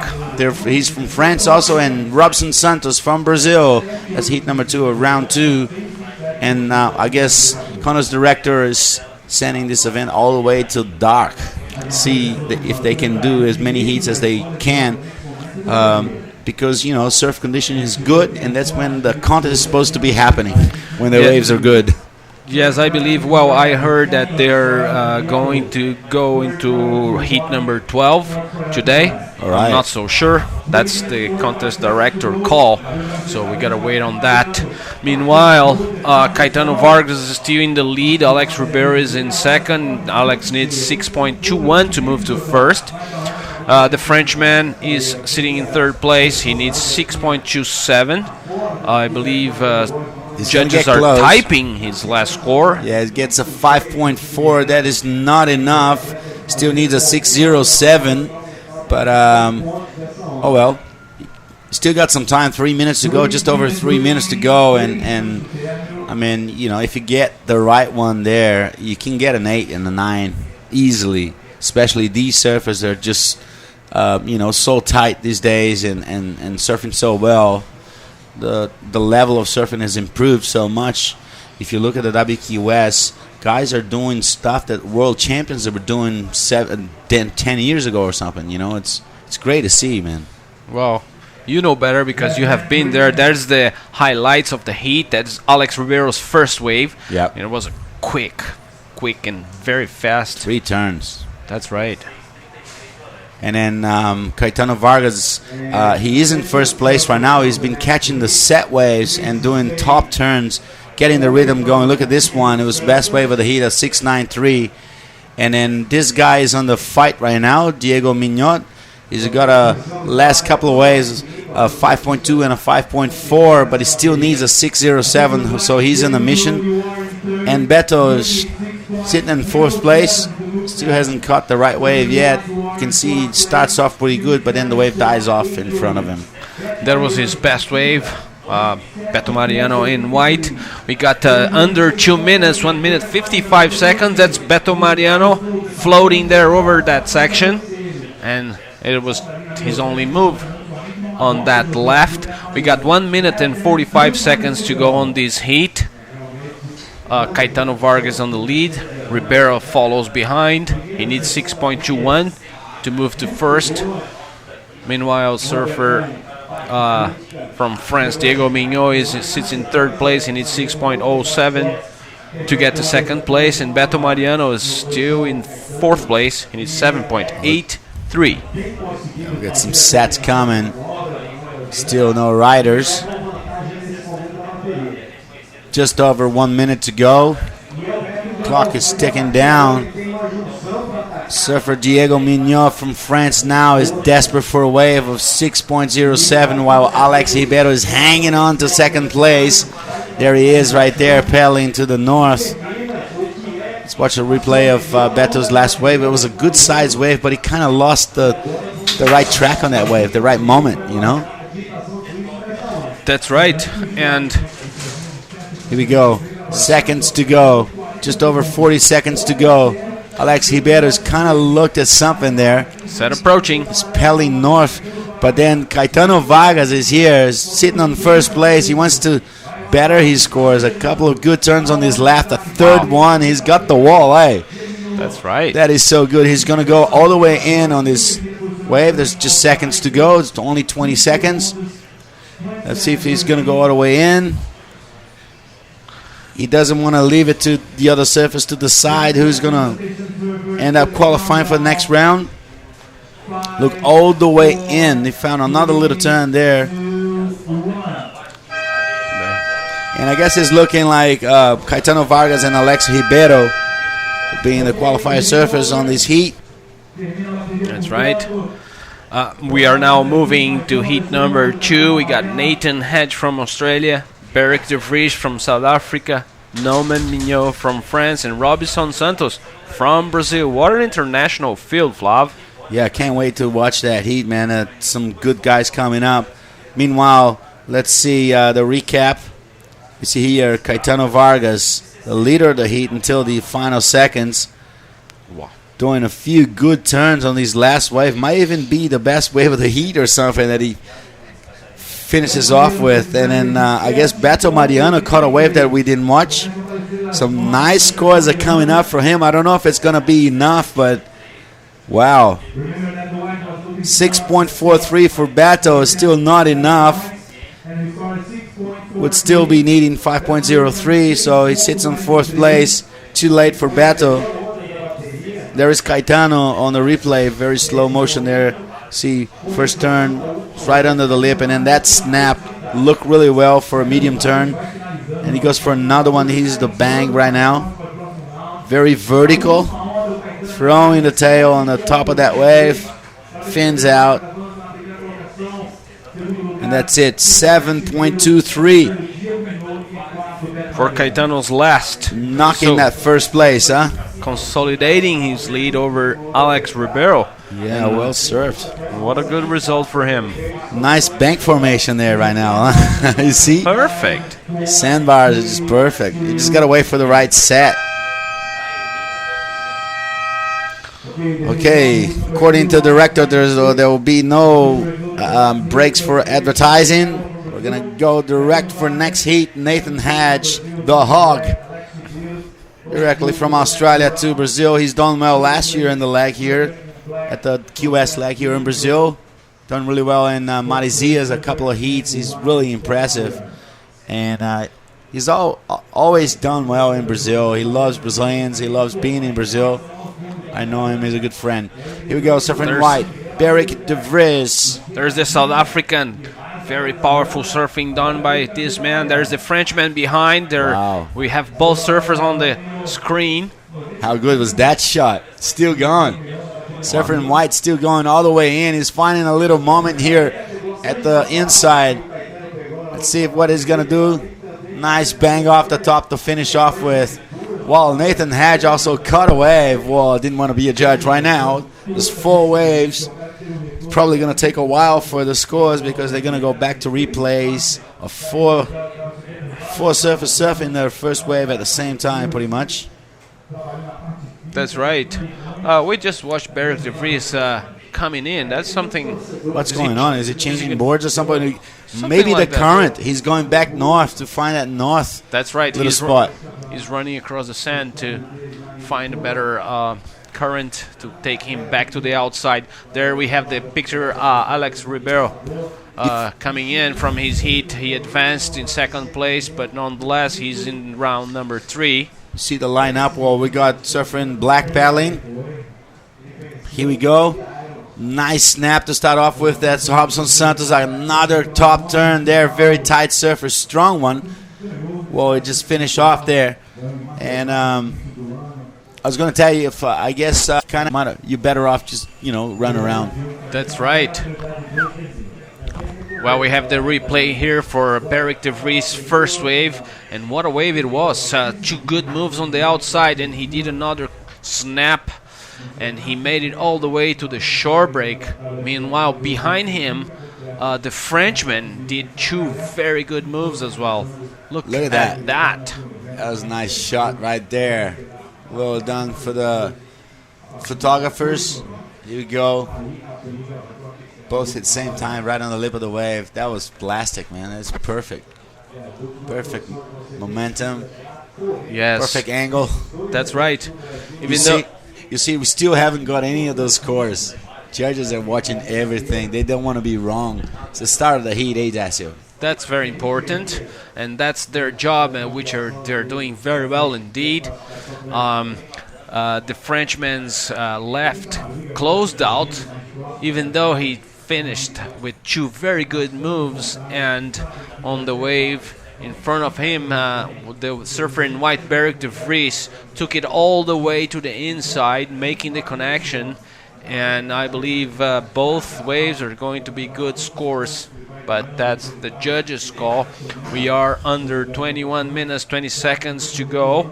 I want to see the replay of Nathan Hadge. If we could see, because that's the only thing I didn't watch on this first wave, because right now it looks like Nam Mignon has got the best wave, but I guess the scores are showing I'm wrong. The only wave I didn't watch is the actual bigger score right now. Well, we didn't watch, but I'll tell you what, it was probably something good, because I can see the scores that are coming up for Nathan Hadge in red. With 20 minutes, 41 seconds to go, I believe he's going to lead this heat. We still have to wait for the judges to type their score in. And this is round 2, so things are warming up here at Costão do Santinho for the Red Nose Pro 2015. Yeah, here we go. Replay of surfer in red. Looks like the better score of these heats so far. Look at him. Nice couple of turns. He's got some head movement there. The choreography is going well for Nathan Hadge. Yeah. Nice top turns. Very tight. Very sharp. Him and Nam Mignon kind of started off really well in this heat. Still waiting for scores. One more score for surfer in red. We got the first official score of the heat, 8.33 for Nathan Hadge, 6.83 for Beric de Vries from South Africa in white, and then in yellow, 7.6 for the Frenchman, Nam Mignon. And we're still waiting for the scores of Robson Santos. It was a pretty good wave. It's hard to see if it's going to be better than any of these, but I was impressed with Nathan Hadge starting off with a blast, man. That's great.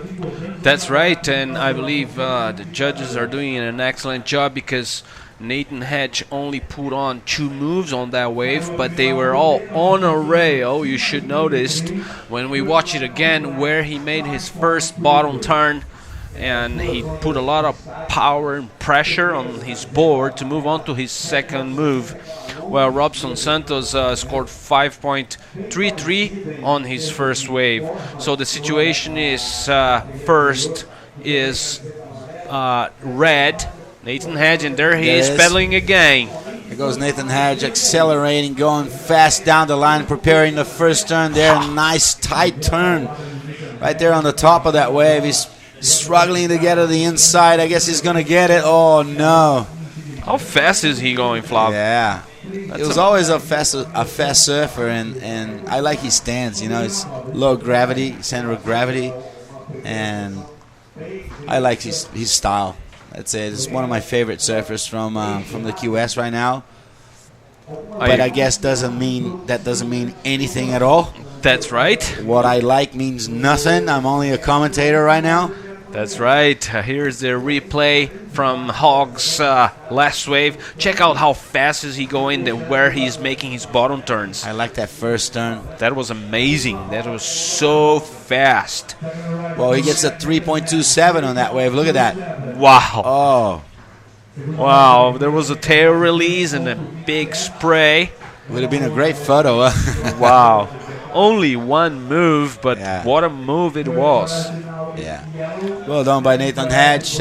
He hoped that wave was going to be longer, but it didn't happen for him. He only gets a 3.27, but he is sitting on first place. He's got the best wave of the heat, 8.33, followed by Nam Munya from France. He's got a 7.6. He's sitting on second place and needs a 4.01 to go to first. And then Beric de Vries from South Africa, he's in third. He only needs a 0.78. That's how close he is from the Frenchman. And Robson Santos from Brazil is in fourth place with a black jersey with a 5.33. There he's paddling back to the north of Santinho Beach. Trying to find a better wave to improve his situation in this heat. Yeah. And what an amazing crew here in Santinho. I'm impressed by so many surfers here. There are surfers from France, from Costa Rica, from Venezuela, from different countries that we are used to see. That's the replay from the Brazilians' first wave. 5.33. And that is that first wave, that moment that we saw both surfers surfing, but that's a different angle. That's right. Red Nose replay for you guys at Praia do Santinho, WQS 6-star event. Right at the end of, we could say it's pretty much the last leg of the tour, just before Hawaii. We know the CT is happening in Portugal right now. They're waiting for it to start there, if for the better conditions. Meanwhile, we're here in Santinho with probably the top surfers of the next generation of the elite of WSL, and you bet. We got to keep an eye on these guys. Pretty soon they're going to be figuring on the top scenes of surfing around the world. And that's right. We got 15 minutes, 30 seconds to go. You can see on the screen that Nathan Hadge is on the lead. He's got 8.33 and 3.33. All the other surfers, yellow, white, and black, have only surfed one wave, so they still need a second ride to be scored and to come into terms with Nathan Hadge. This is the World Surf League Red Nose Pro Florianopolis. We got $150,000 up for grabs and 6,000 QS points for these competitors here in South Brazil today.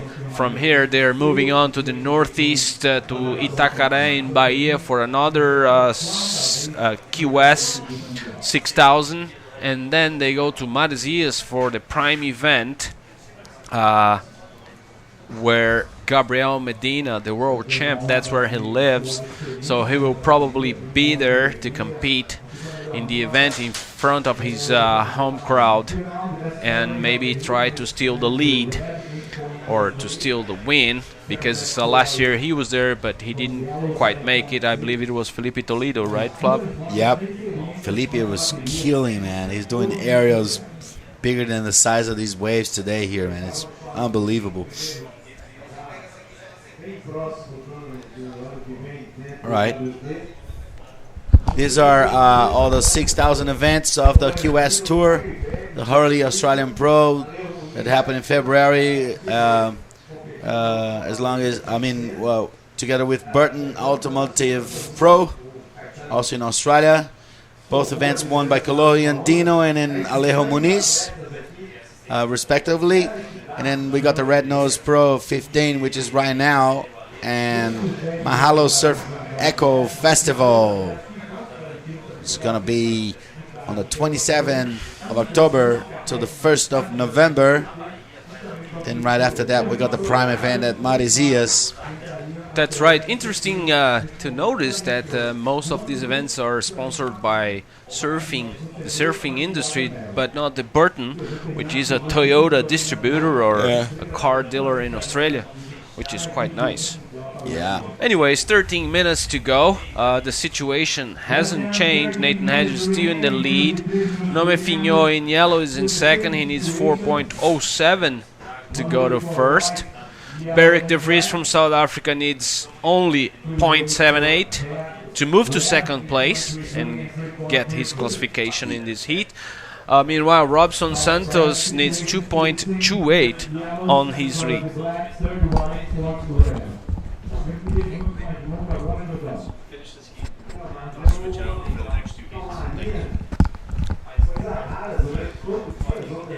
Yep.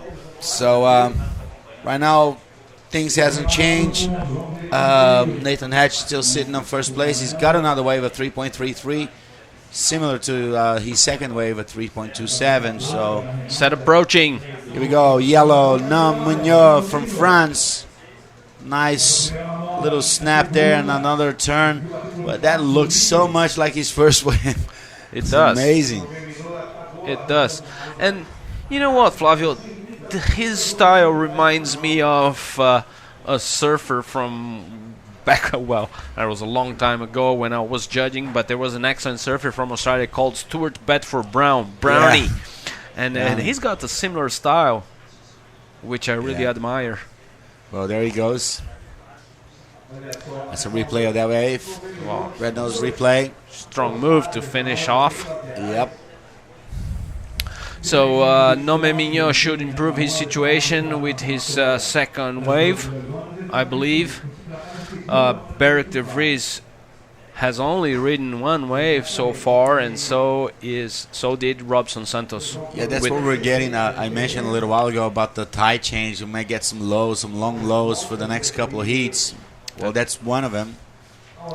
There's a replay from the Frenchman, putting speed with a quick move there, and going for a powerful re-entry through that section. You can see the tail release there. And good style.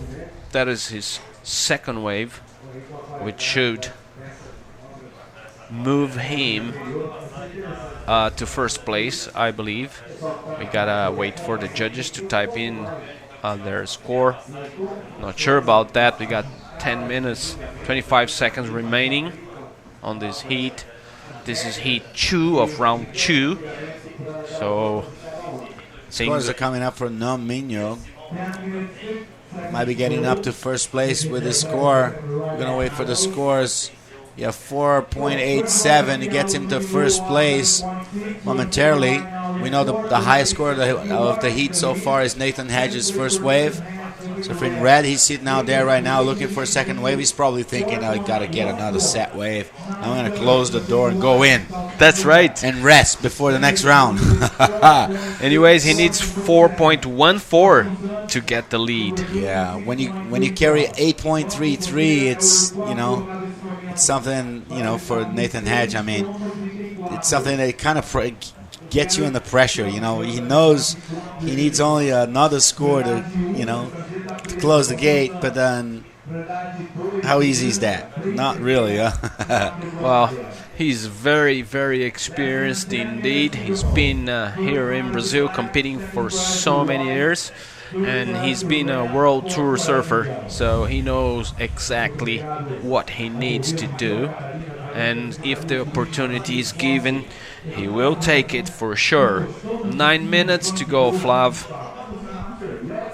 Yep.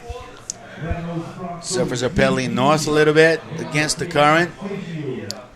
with all this south wind, the current has come down a bit. It was coming from the northeast to the south, and it was carrying the surface a lot yesterday late afternoon, and right now it's kind of come down a bit. So surface, you see they're paddling, and they can actually get to the north paddling. That's right. So we are on round 2 of the Red Nose Pro 2015. Caetano Vargas and Alex Ribeiro have advanced from the first heat. We have a paddle. So in yellow thought of catching that wave, didn't go. See the next one, see if somebody's coming on this one. They're having a look. Sifrin White is having a look right now. That's him, the South African. Yeah, Beric de Vries. Nice light turn there. Another floor to go over the section. Looking for a third snap there. Fourth turn. He got it going. He's going to go all the way to Joaquin on that wave. Wow. Wow, he knows he's got a high score. Huh? You can see it. He needs to back up a 6.83, and that's the wave. And look at him. He's stoked, man. But we got Nathan Hatch back in his 8.3 also. And look at him. He finished off pretty well in that wave. That's right. So much energy from Nathan. Yep. So Beric de Vries rode his second wave all the way to the shore break. He made it through that fat section somehow, and he finished in the shore break. And well, there he is, Frenchman, Nomen Mignot, finishing his third wave. He's in the lead. He wins by 0.81, I should say. Nathan Hedge is in second. He only needs 4.14. And Beric de Vries in white needs 4.84 to take second. And Robson Santos needs 6.34. Well, there he is, Robson Santos, turning. Wow. Big turn on the outside. That was great, man. Wow. What a good sequence of turns there. That first snap was insane. So much power from this surfer. Top to bottom. That was killer. Reminded me of Marco Chilupo, the old days, good old days. So the tour was rail work, you know. That's right. I like the drive of that surfboard on that turn. That's right. I agree. Robson Santos, second wave. That should improve his situation in this heat with only 6 minutes and 5 seconds remaining. There's the replay. Well, that's the replay from Nathan. Nathan Hatch. Nice little snap to start off with. Another one right there. And then another top turn. And let me remind you that he's got an 8.33 to back that up. So I guess he's looking good for the final results. That's right. In such a loose board he's got under his feet. Check that out. He controls it totally and finishes off that ride. And I believe now he will improve his situation on this heat, I believe. He's throwing away a 3.33, and I guess that's, well, I don't want to be a judge right now, but it felt like it was a better wave, but gotta wait for the judges to decide that. And meanwhile, replayer Robson Santos, look at this cutback right now. Whoa! Wow. That was so good looking. And he connected the second move right away. Very, very good surfed. Very good surfing done by this young man, Robson Santos. Well, Beric de Vries also is getting a good score. He had a wave a little while ago that was a pretty good looking wave. He's got some nice scores coming up for him. Sifrin White. Yes. Meanwhile, Nathan and Num are out there battling for a set wave.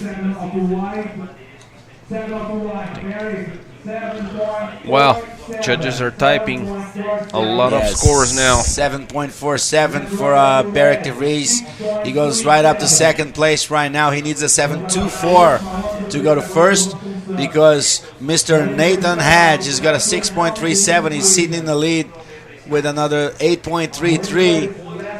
14.70 total against 14.30 for Beric de Vries in second place. 12.47 for Nom Mignot for France.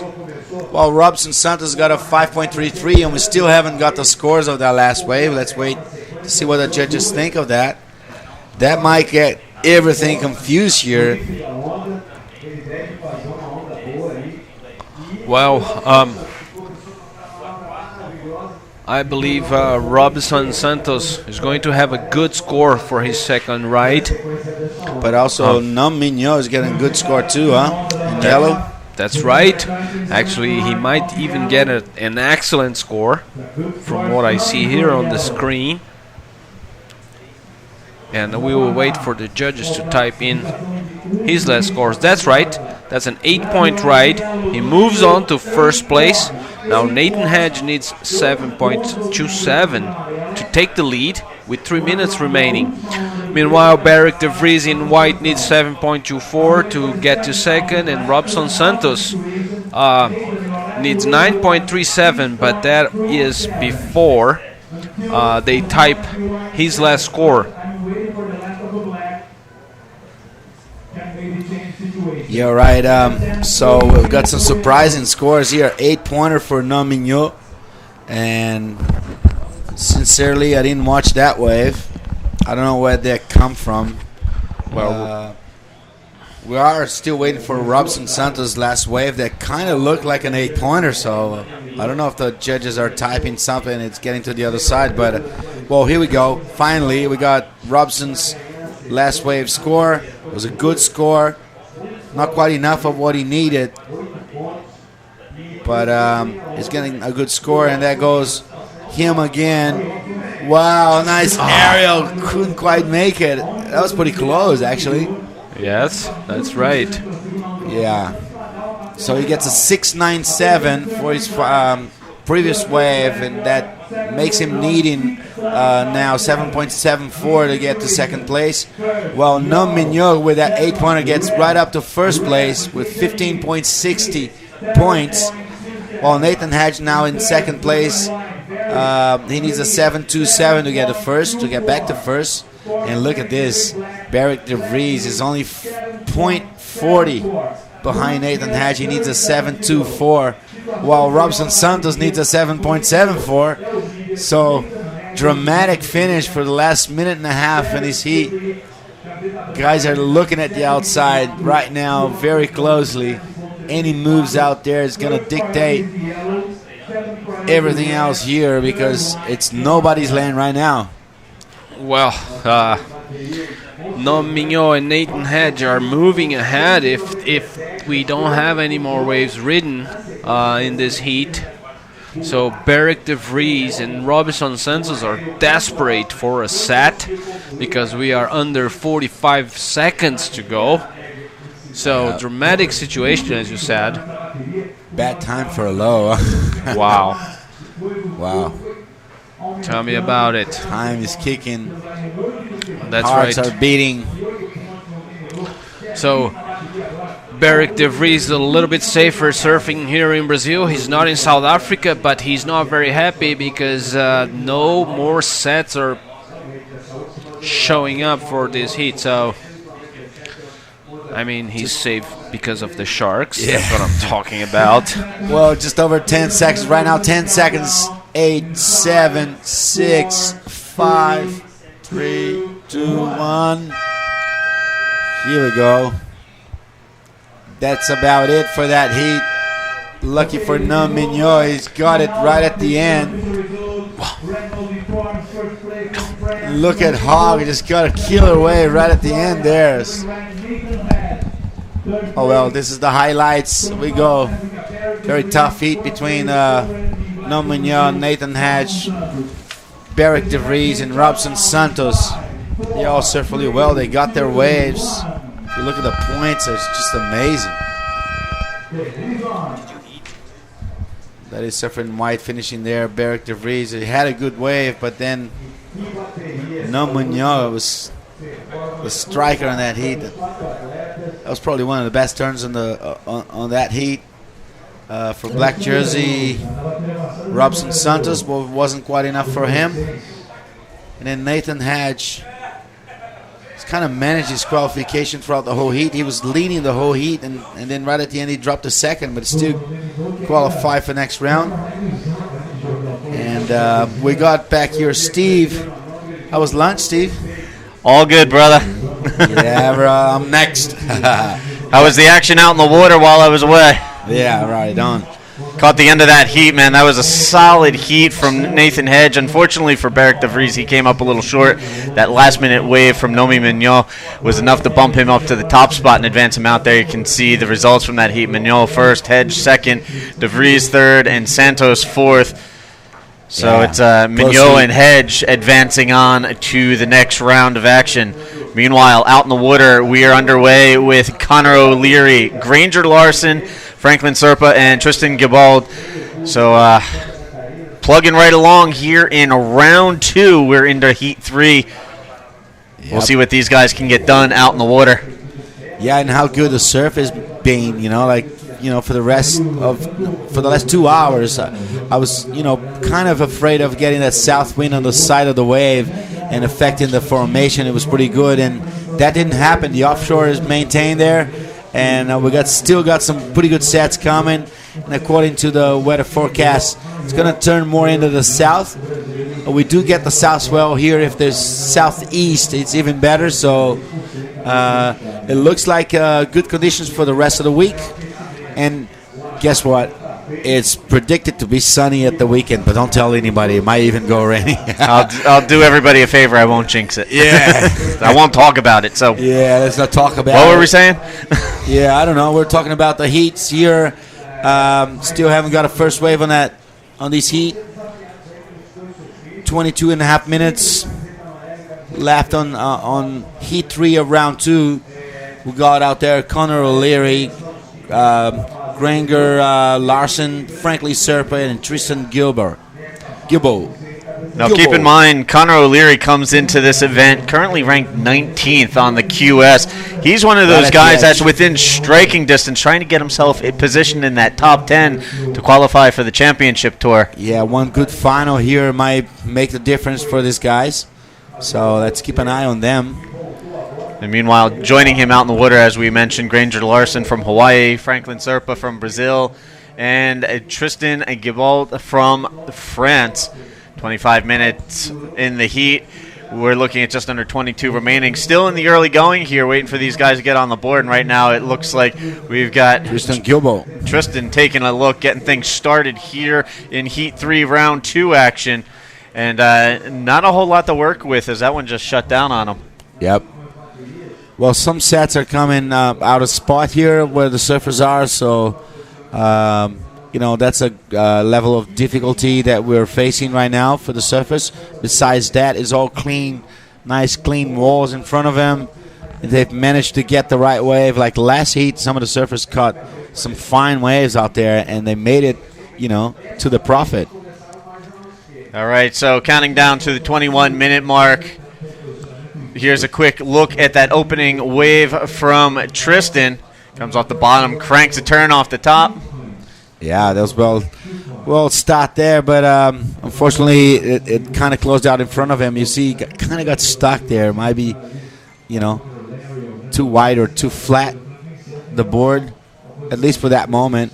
It looked like he pearled the nose a little bit on that one. Was able to recover, but it was enough to slow him down, put him behind that end section. He couldn't get that closing maneuver. Well, that didn't mean much for him. It's only a 2-pointer, so let's get back out there and get another one. Now, we're talking about Connor Leary and where he stands in the QS. We'll get back to that train of thought in a moment as Tristan up and riding. Again, much better now. A couple turns. Sort of maintain control there. Made it to the end of that wave.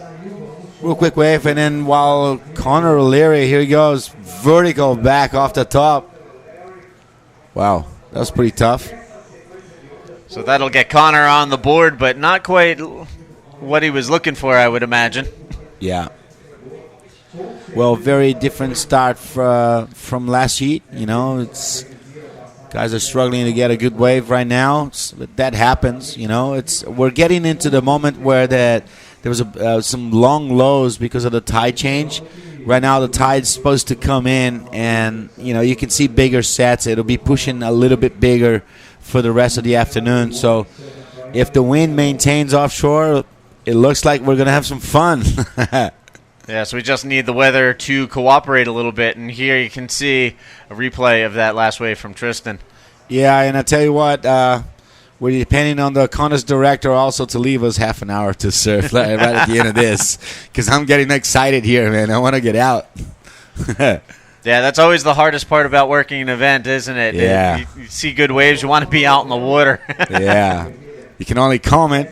But, well, I've done my days, you've done your days, and we're here for that anyway. So that was sharp surfing from Tristan Guilbeault. Is that how you pronounce it, Guilbeault? I'm a little rusty with my French pronunciations, but I'm going to say it's Guilbeault. Guilbeault. Yeah, Guilbeault. Okay. So Tristan with a couple of quick waves, waiting for that second score to drop. We got Conor O'Leary with a score, but they haven't come up with it yet. Well, there it is. Come in. Very close. I guess it's going to be probably the best wave of the heat. Right now, Tristan's got a 4-pointer at the last wave. So Tristan with the early lead right now, and there it is, 4.67 dropping into place for Conor O'Leary. Gives him a starting point. Now he can build from there. Yep. Here we go. That's him again. Wow. Throwing that tail out, but kind of got stuck. The wave was kind of small. He tried to do something that he wouldn't do occasionally, Needs to compensate the size of the wave with a radical turn. Well, good strategy. It just didn't work out. They're going fins out, but just could not get it around on that one. So a minimal score for Conor on that second wave. He'll paddle back out and look for something a little more substantial the next go-around. Meanwhile, we're still waiting to get Granger Larson on the board. The Hawaiian a little bit quiet so far. There he is. He's sitting further out. He's probably waiting for a bomb. He's probably seen a set just as he got out, and he said, I'm getting another one of those. And here he is actually taking a look. Yep. Oh, no, he gave up on that one. Surfing Red decided he wants to take it. That's Conor O'Leary, 19th on the ratings right now. He needs a good result to get him to the elite of surfing. A nice couple of snaps to start off with. Good little cut back there. He's waiting for something to happen. Oh, well. And that one just got small on him at the end, so he opts to kick out and make his way back to the lineup. Yeah, you can't say you didn't try it. Right on. So, again, getting everybody on the board, except for Granger Larson, who there you can see in the white jersey, still sitting outside waiting for his first wave to give that a go. Yeah. It's funny, I haven't seen many aerials today compared to yesterday. There's, probably because of the wind was kind of going cross shore and it's easier to do it. Well, that's Surfing Red. Let's watch it over those two snaps. Nice, very tight two snaps there. The wave didn't quite follow, but it's a pretty good wave. Well surfed. So a couple of nice waves for Conor O'Leary. That might take him right up to the lead right now, huh? Yeah, it could very well put him up into lead. He only needs a minimal score to overtake Tristan. So with some smaller scores here in the early going of this heat, still anybody's game, so to speak. And we'll see what these guys can put together with the remaining 15 and a half minutes left in this heat.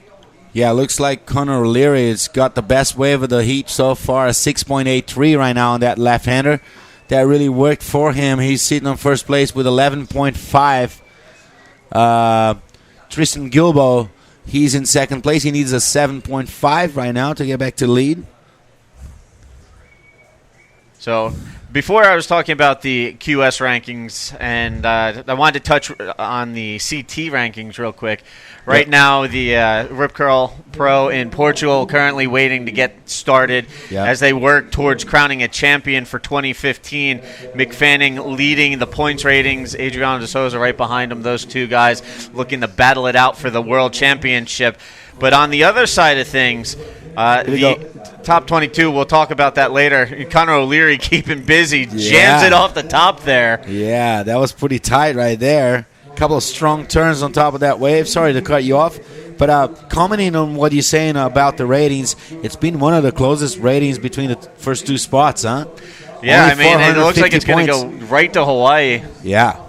So, and I was hoping that Gabriel could make a comeback and get into that race to the last event, because he's just showing so much surfing right now. It's killer. Well, meanwhile, another goofy footer, Connor O'Leary, going berserk here. Solid wave there. Yeah. It's 6.83 on the last wave of Connor O'Leary. Has him in the top spot. Meanwhile, Tristan in second, trying to hold off Franklin Serpa. Serpa looking for a 5.60 Larson. He needs to get on the board. Yep. Look at those two turns. Very vertical. He goes for another one. Kind of late right there. But he's probably thinking of cutting off a 4.67 with his wave. Let's see if he's going to get it. I guess he will. Judges are showing that they like it. This is really going to be a solid score for him. This will definitely help strengthen that overall combined heat total. Yeah, if you look at the rest of the surfer, especially surfer in third place, which is the cutoff point there, it's sitting kind of far now. He gets a 6.17. Extended his lead. And there is surfer in third place right now, battling to get back in the game, but he fell off. Yeah, Serpa trying to cram in that last second float section off the end and just lost his balance. Yep. Strong surfer. You can see he was pretty sharp, but right now supposedly it's kind of hard to find the right one. It's kind of closing out for some of the surfers here. Compared to last heat, it's been kind of a struggle. And there we have Larson up and riding on his first wave. Nice Finally. Gouge off the top there. Snaps it again. What a first wave, huh? That's going to be a high score, man. Look at that. So he some killed nice that turns wave. on that one. Yeah, he killed that wave, man. It's a late start, but pretty good one. It's just under 12 and a half minutes to go. Granger Lyson. Yeah, Granger sussing out one of those rare right-handers that lined up for him. Yep. Couple of solid cracks to open up with and finish strong as well. So that'll be a good starting point for the Hawaiian. Yep. As you can see, it's a pretty good looking wave. Nice quick off the top right there. He looks for a good snap right there. I like that one. And then another turn. Nice little snap before the end. One top turn. He didn't stop turning on that wave. He didn't stop doing nice moves. Look at this snap. I like it. Wow, that was so fast, man. The boy Big was so smooth. power gouge off the top. Yeah. Nice way to start off. Granger Larson from Hawaii. That's his first score on this heat. Yeah, that should definitely help get him back into the mix of things out in the water. Yeah, for sure. It's one of the better waves of the heat if you look at it. Let's wait for the judges to confirm that. Meanwhile, action out in the water, up and riding. Tristan Gabald, nice hit off the top there. Sets his line, goes vertical, cranks it, but blows out the tail. Bomber. That was a nice looking wave. He wasted. Second turn, you could see he was waiting too long to go to the top. He wasn't quite sure of the right moment to get to the top of that wave. That's Franklin Serpa, the Brazilian. Still struggling. Hasn't got a good score so far, as long as Tristan Gilbo. Bit of a foamy one there for him. A couple of hits off of it, but he's definitely going to need to try and find something a little better to register the scores he needs. For sure, man, for sure. Granger is coming up with a 6.17. He's back into the game. Right in the second spot, man, from sitting there for almost 20 minutes. So it paid to be patient out there. Yeah. So again, situation update out in the water. Connor O'Leary leads the way. Granger Larson temporarily to second now. Tristan bumping him out of second into third. So Connor O'Leary first. Tristan Gabald second. Granger Larson needs a minimal score.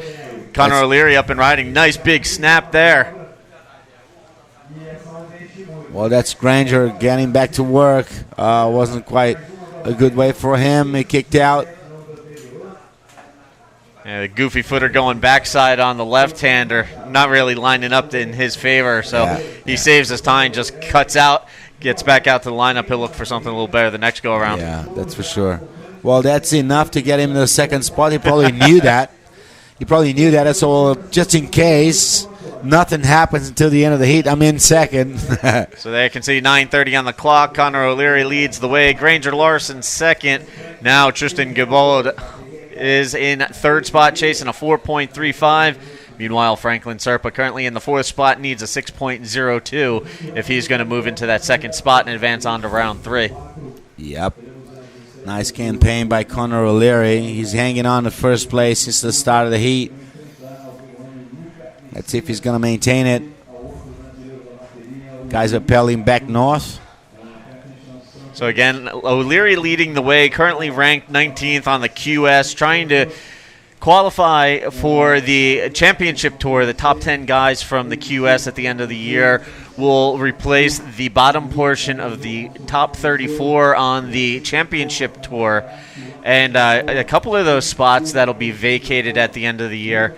Yeah. Unfortunately for the world of surfing, CJ Hobgood and Freddie Pataccia deciding to hang up their competition jerseys. Yeah. They have decided to retire from the sport of surfing. Freddie P went out in style, dialed in a perfect 10. How was that? And then just walked off into the sunset. So that's got to be my last wave on tour. Last wave, a perfect 10. It doesn't get much better than that. Yeah, for sure, man. I've surfed many heats against those two guys, against Hobgood and Pataccia, and they were great characters, such good persons, and great surfers too, you know.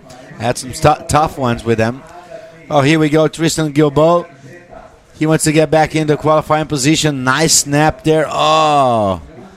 Little late there at the end section. Got caught underneath as that wave avalanched down and just could not finish that wave, unfortunately. Can I get a second turn complete here, man? It's been every wave. He's probably really annoyed right now with that. Yeah, that's got to be a little frustrating. Yeah, it's a hard time maintaining focus when you're getting like 3-4 waves in a row that you fall in second turn. It's like, is this personal? You look up to the sky and say, hey, what's going on, man? Come on, man. What do I have to do to get this end section? What else? All right, so 7:15 left on the clock. Again, Gibaud trying to chase down a 4.35. Franklin Serpa trying to hunt out a 6.02. Here's Serpa up and riding. That's a Brazilian Franklin Serpa. Nice tight snap to start off with, and then he closed out pretty well. Short wave, but a pretty good-looking wave. Definitely better than these first two scores, a 2.1 and a 2.33. And I'll tell you what, this next heat is going to be firing, man. You got William Cardozo with the highest score in wave and the highest score in heat of the last round, going up against David Silva, who's I've seen him doing really well. Last year he's done well in Matazias too. That guy is, explosive. And Kanoa Igarashi, also from the USA, and Luca Messinas Novato from Peru. Not a bad surfer himself. He's been showing up on the QSs, doing pretty well.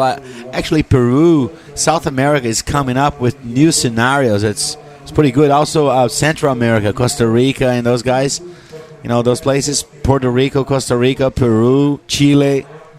Here's a look one more time at Serpa. Nice carving turn off the top and then snaps it for good measure. Really fast.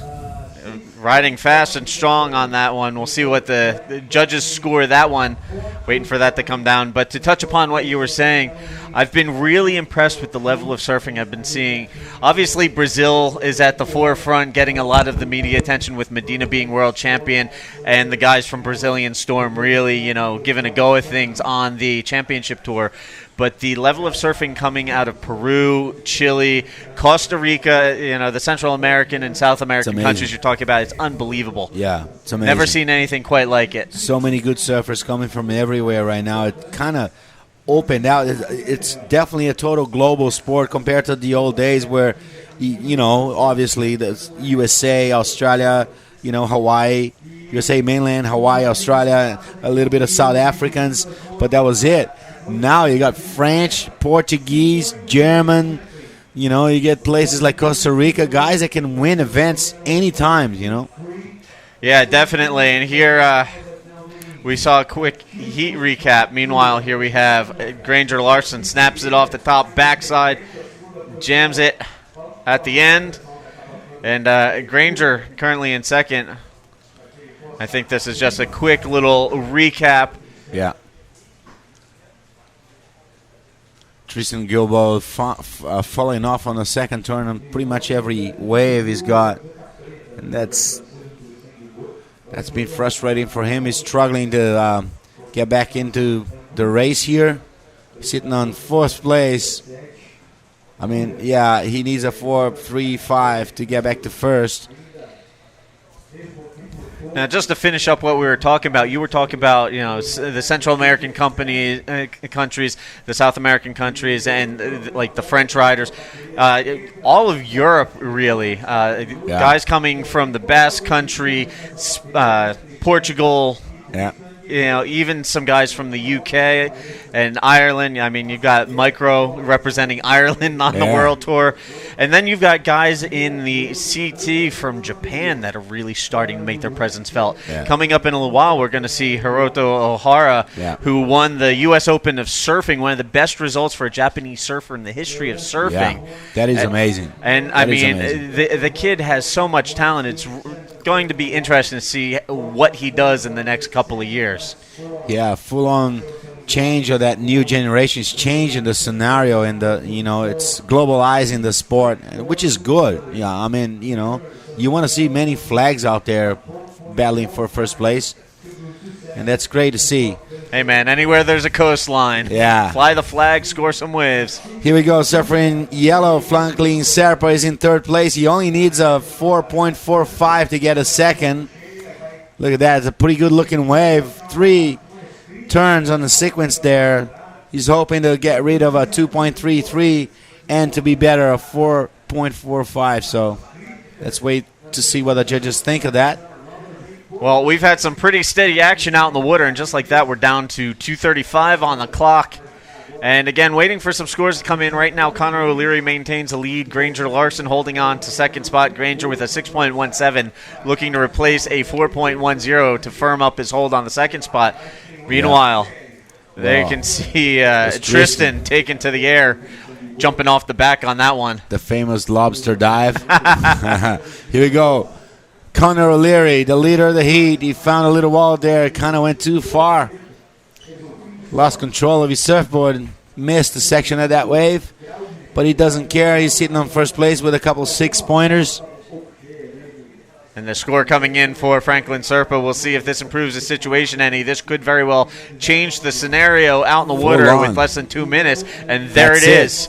5.03 for Serpa. That moves him to second, bumps Larson down to third. Here's a look at that last wave from Serpa. Oh, he almost got in a position for that barrel right at the end of the heat. Minute and a half to go. Franklin Serpa came back on the result. What a fighter. So, again, right now, less than a minute and a half left on the clock. Larson chasing a 4.69. Wow. Tristan Gibaud, he needs to hunt down a 6.86. That is so makeable. Oh, yeah. So, these guys are within reaching grasp. Yeah. They just need Mother Nature to cooperate and send them something to work with. Yeah, they're thinking about timing right now. Timing the wave, timing the position. Oh, well. 1 minute left on the clock, Teco. It's a tough sport, man. It's crunch time. You don't only depend on yourself, and that is frustrating sometimes, but that is amazing sometimes too. And it's like throwing the dice, especially when you're up against a guy just as good as you. And it gets to that point where who's got the best wave, you're never going to get rid of that. Here's a little slow motion replay of this left-hander just reeling off. Yeah, the tide's coming in. It's opening the walls there. Look at that. Granger Larson needing to get a good wave. He's got a nice wall in front of him. He's pretty stoked right now. Look. He thinks he has it. A little point back to the beach. Again, he needs a 4.69. Was that enough? We're counting down the final 10 seconds of the heat, waiting for that score to come in. Was it enough for Granger Larson? Will he advance out, or will he come up short and watch Franklin Serpa advance out in that second spot? And that's it. The heat is just over right now, and we don't know what's happening. That last wave, if we can ask the director to show that wave again. Oh, this is going to be a solid score. This is going to change things. That's going to take him to first place, I think, man. Meanwhile, we have a quick look at the heat recap. We'll give you the score right after this recap. O'Leary. Connor O'Leary going to work on this little left-hander. Got a little small on him, so he kicks out. He led the heat most of the way. Granger Larson, meanwhile, waited until almost 3 minutes deep into the heat before getting this right-hander and started working his way back in. And guess what? He's got a 7.83 on his last score, and he's just got into the first place, leaving Connor O'Leary in second place at the final moments. Well, bummer for this guy in yellow. He kind of came back, but it just wasn't enough. Well, Tristan has got to work out his, second turn capability there and see if it can better that on next contest. What a great finish there, man. Fuck, the Hawaiian guy just went off. So there you have it. Granger Larson taking the lead in the last minute, bumps Connor O'Leary to second, who also advances on to round 3. Unfortunately, that leaves Franklin Serpa and Tristan Gabod on the outside looking in. Those guys, their time here at the Red Nose Pro is at an end, unfortunately. There you can see Tristan making his way back up the beach, obviously a little disappointed with his result. Yeah, for sure. Well, we got out there next heat, which is heat 4 of round 2. Kanoa Igarashi from USA on red jersey. David Silva, the explosive man from Brazil in white. Luca Messinas from Peru. And William Cardozo, the guy who just killed it yesterday. He got the best score and the best average of the whole contest. A 9-point-something. Let me get back to my scoring here. Yeah, just to take a quick look back at yesterday, Heat 4, Cardoso took the win on the strength of an 8.40 and a 9.37. Wow. For a combined 17.77, highest Heat score and highest single wave score of the competition on day 1. And he's ready to go into action here in round 2, Heat 4. There's some dangerous talent out there right now. Yeah, man, the big killer Panda. William Cardozo is known by his close friends, Panda. So you got the pair of Brazilians out there that definitely know how to get the results they need out in the water. And they're joined by the young Kanoa Igarashi from the United States and the very talented Peruvian Luca Messinas. Yep. And there you could see the wind banners on the beach. The wind is actually pretty calm right now. Yeah, here we go. Surfing red, Kanoa Igarashi. Let's see the surfer on this heat. Nice couple of turns there to start off with. A little redirect, catches the reform on the inside going right now. Gets a couple more hits off of that one. So really working that one all the way to the inside, trying to maximize just every little point he could get on that one. Yeah. So he'll get things started now, just waiting to hear from Silva, Messinas, and Cardoso. And we'll see how these guys mix it up in the next 22 and a half minutes. Yeah, I'll tell you what, I can pretty much predict that William Cardoso, he's going to wait for the set waves. He's a heavier surfer. He wants to have more juice, more power on these waves. And he's going to be more selective, I think, while the other surfers might catch more waves and get into the rhythm. And it's two opposite clear strategies that work out here at this surf spot. Both of them work. We've seen surfers doing both strategies and winning heat. So let's wait and see what happens here. Is William Cardoso on a set wave, like I told you.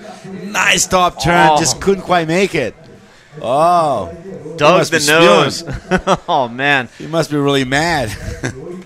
It looked like he was really going to unload on the top section, but came at a weird angle and just buried the nose. And unfortunately, a pearl dive to open things up for Cardoso. Yeah, wasn't a good start. He's only got 1 point on that wave. Luca Messina's got a 0.43 for his first wave. I guess the only good wave at the start here is Kanoa Igarashi from the Japanese American. He's getting a 6.17. That's a good start. So, seated surfer showing why he's seated. Igarashi leading the way here in the early going. We'll see what he can do for a backup score. Meanwhile, here we have Luca Messina. Yeah, the Peruvian guy getting some speed going around the section here, going for a little turn. Just gave up on that wave. He saw it. He just, it's not going to get me anywhere. To get a 2 and to get a 3, it won't make any difference. So let's get back out. 2 more minutes is more valuable. So now just waiting for David Silva to get on the board with his first wave of the heat. We're talking about Cardoso possibly waiting for the sets to come through and working with those. Silva seems to be waiting for something to roll through. Well, there he is. Starting off, like I told you, explosive surf. You see how fast he's going. Couple of strong turns. Good start for David Silva. Goofy footer. So that'll get Silva on the board. Meanwhile, Igarashi up and riding on his second wave. Throws the tail. Digs the rail, unfortunately. Yeah, what's going on here, man? A lot of surfers are falling off on their first waves. Better to keep an eye on that. Better that. Let me ask you, during your competitive days, did you ever have a heat where you were maybe a little too anxious to get going and you went out and started blowing rails? And yeah, many times you get too carried away and you lose control of yourself on a wave and you know, every surfboard has a pace, you know, and you got to follow the pace of that surfboard and have a good relationship with it during your ride. So, you know, if you get too amped, you're going faster than your surfboard. If you get too slow, you're going slower than your surfboard, you know. Well, there you could see the replay of David Silva. A couple of tight turns. A couple of nice turns, tag the end. We'll wait for that score to filter in from upstairs. But that'll get Silva on the board and into the mix here in Heat 4 as we plug along here on day 2 at the WSL Red Nose Pro 2015 at Praia de Santino. Praia de Santino in Florianopolis. Yeah. You have to excuse me. Despite my time living here in Brazil, I'm still working on pronunciations. Hey, man, you did better than my English. Well, this is it. 5.87 for David Silva. Gets him right at second place with only 1 wave. Was the second highest score of the heat, so he definitely is pretty happy about it. Yeah, so now Silva will just wait for the next opportunity to register a backup score. Yeah, here we go. William Cardoso trying to find his first good wave. Nice floater going really fast down the line, going for another one. Oh, too late. Tried to climb the section, but just a little bit behind. And there you can see Silva, quick up and down wave. Yep. Now that he's got that first score under his belt, it looks like he's trying to get down to business out there. Yep. Unfortunately, that one wasn't really lined up the way he would have preferred, so kicking out quickly, and he's right back to the lineup. Yeah, plenty of time still. It's over 17 and a half minutes to go. It's plenty of time to catch 2 waves. You only need 2 waves. I guess only 5 minutes of the heat can make your whole heat. You know, so they're going to be fighting to the end moments of this heat. And watch out for William Cardoso. He still hasn't got his right wave under his belt. Once he's get it going, he can get pretty angry. Right now, 17 and change left on the clock. All riders with a pair of waves under their belt. Current situation out in the water. Igarashi leads the way. Silva second. Cardoso in third, chasing a 2.58 to improve his situation. Luca Messinas currently in fourth with a 4.65. Here we have Igarashi driving down the line, floats it, comes down, gets a little hung up behind the section, decides to hit the eject button. Yeah, too far back on that wave. Wasn't quite fast enough. Now, I've been talking about guys cutting out real quick on their waves. I haven't mentioned it all today, but we are running 4-man priority heats. Yeah. So there is an advantage to catching a wave, and if it's not lining up in your favor, get the heck out of there and get back to the lineup as soon as possible so you can possibly salvage your spot in the priority line. So right now, 16:20 left on the clock. Igarashi maintains the lead. Waiting for that last score to drop in. Silva second, Cardoso third. So the Brazilians following suit, trying to battle it out for that second spot. Meanwhile, Luca Messina is currently in the fourth spot. He needs a 4.65. Here he is up and riding. Yeah, nice little snap, and then followed by a backhand re-entry there. Short wave for Luca Messinas. He's sitting on fourth place. He's only got a 0.43 and a 1.6. Well, he needs to better that if he wants to qualify. William Cardoso got a 3.67 on his last wave. That wave he fell off. He also wants to get rid of that. And David Silva wants to get rid of a 0.37. That's his backup score so far. He wants to get up to the first spot on this heat. Well, 4-pointer for Luca Messinas, get him to third. Needs a 2.25 to get a second. And here's a replay of Igarashi taken to the air and goes down, unfortunately. So Igarashi having some technical difficulties out in the water right now. Still maintains the lead. He comes into this event currently tied for 7th on the QS rankings. He's tied with Brazilian Miguel Popol. And trying to make sure he solidifies his position in the top 10 so that he can give it a go on the championship tour in 2016. Yep. Yeah, that's the spot every surfer want to be right now. Is the elite of the WSL Championship World Tour. That's where it's at. Top 34 in the world. And at the end of the year, things will be switching over. The top 22 will remain on the CT. The bottom portion of the field will be dropped and replaced by the top 10 from the QS. And plus then 2 wild cards. Plus 2 wild cards for good measure. And that'll be the field for 2016. So right now, there's still some shaking out to do in the rankings, both on the CT and the QS, to see who's going to make up the field for next year. Well, this is interesting because surfing is one of the few sports that have got 2 ratings for you to qualify. 2 chances, if you are on the CT, you can surf both events, QS and the CT, to requalify for next year. And Miguel Pupa is an example of that. He's sitting on, on the CT, just on the borderline of qualifying. And while his results on the QS are still pretty good, and he's got to keep an eye on the priest and the other one on the on the cat. Another good example of that is Kaloe Andino. He currently leads the QS rankings. He's sitting 24th below the cutoff line on the CT.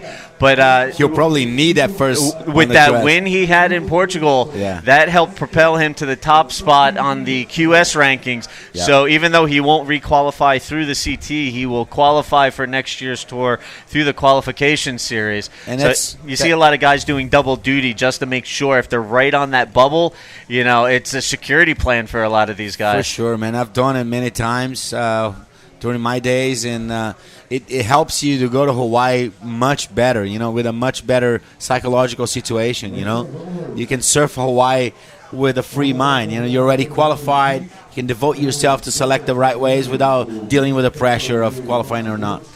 And I think everybody who competes in professional surfing knows you want to keep your mind pretty clear when it comes to going to Hawaii. Oh, yeah. It's showtime once you get there. Oh, yeah. Dangerous waves. Nice waves too, big barrels and long paddles, and it's a tough place to be and a tough work to do, but I guess it's rewarded with the best waves too, so takes a lot of concentration to survive North Shore during the winter. And there you can see Cardoso not quite surviving that wave. He was struggling that wave. He got stuck or something. It looked like he had an anchor on the back of his surfboard or something. And so far, we've seen a little bit of reversal of fortune for Cardoso so far. Yesterday, he just blew up his heat. Yeah. Had one of the best heats of the day, actually the best heat of the day. And now here he is, struggling. He's got a 3.67 as his high scores so far. He sits in the 4th spot, chasing a minimal score, and he's having a little difficulty tracking it down at the moment. Yeah, that's how unpredictable is surfing, and that's what's great about it. The last guy on the ratings has the same chance as the first guy on the ratings, and he's going to take it. Yeah. If the other guy is, messing around, he's going to take it, man. All right, so 11 minutes remaining on the clock. Igarashi remains in the lead. Good looking Silva wave. second, Messina currently third, and Cardoso in the fourth spot. And here we have Igarashi taking a look. Comes off the bottom, cranks the turn off the top, resets his line. Another nice snap there. And just some really clean fluid surfing. 3 solid hits off of that wave, and here he hits off the end section to finish it off, and a solid wave there from Kanoa. Yeah, good wave. I mean, if you look at the form of that wave and the opportunity he's got on those waves, on that wave, it's just amazing. I thought that he could have been a little bit more, hard on the first turn, first couple of turns. He could have been a little bit harder. Kind of lost the momentum of the wave, but then right after that, he got it and he finished off pretty well right on the sand. So those second and third turns will probably be the bulk of his score. Here's a look at the replay. Maybe you can run us through this. Yeah, right there. You see he's kind of too early on the lip of the wave. When he gets to the lip is not there yet. See there? Kind of like not even a cutback or not even a snap. It's between both. But then the last 2 turns is very vertical, very tight. He gets a connection to the inside. He managed to get another pretty good turn right here. And, well, I guess overall, that's going to help him. He got a 7.7. So he strengthens his hold on the lead. Meanwhile, this man here, David Silva, in the second spot, trying to catch up with Igarashi and at the same time hold off Messinas and Cardoso for that second advancing spot. Meanwhile, there you can see coming up next, Davy Cathles, Thomas Woods. They'll go up against Thiago Guimarães and Marco Giorgi. Guimarães and Giorgi both advancing through round 1 yesterday. They will be coming up next in round 2. Yeah, if you look at David Silva sitting on white, he's in the same situation as last heat's white jersey, Granger Lawson, which had a pretty good wave, but didn't have a backup one until the last moments of the heat. Well, when he got that wave and he went up to first place, and David Silva is probably thinking, am I, in the same situation? Is this going to end up the same way? Yeah, so Silva currently sitting in that second spot with a 5.87. Needs to replace a 1.0 as a backup score. Here he is. There he is. Setting up a first top turn there. Nice little snap there. Going another good snap right on top of the wave, followed by a third off the top. He's racing down that hump there, while William Cardoso is going for snaps. Really strong surfing from black jersey. Nice exchange, hey, Steve. Yeah, so the Brazilians exchanging waves. Silva on the left, Cardoso on the right, and both of them going to work, trying to improve their situations. Again, Silva looking to replace a 1.0 as a backup score. He's definitely going to get the job done on current style right there. Yeah, by the book. He's done it, the criteria. Look at him. Rail work there. Very strong surfer, William Cardoso. You see him walking on the beach. His legs are just so thick, man. It's amazing. There is David. Doesn't want to think about it. He just want to catch another one and smash it to the end. We still got that left-hander still to come up with the scores, huh? Yeah, while we were waiting for that last score to drop, Silva getting right back to it. So he's got 2 scores pending with the judges. And we're still waiting for that wave of Cardoso. So the judges have some sorting to do. There it is, a 6.93 coming in for Silva. So he strengthens his hold on the second spot. Meanwhile, Messina's still chasing an 8.80. Wow. But that's the Silva's last right-hander. Now we're watching the whole wave. That might be the best wave of the heat, man. I tell you. 4 turns in a row that they're explosive, like I mentioned before the heat started. So Silva gaining momentum here as we go along in the heat. Just under 6 minutes remaining. Yep. Igarashi leads the way. Silva in second. Messinas needs an 8.80. Cardoso needs a 9.13, but we're still waiting for his last wave to come in. There it is, a 5.13. That's enough to move him into third. So now situation change. Cardoso in third, looking for a 7.67. That bumps Messinas down to fourth. He needs to suss out an 8.80. Well, that last wave of David Silva, I would love to watch it again. That wave was insane. I think we could have been seeing the high score of the heat, probably one of the high scores of the day.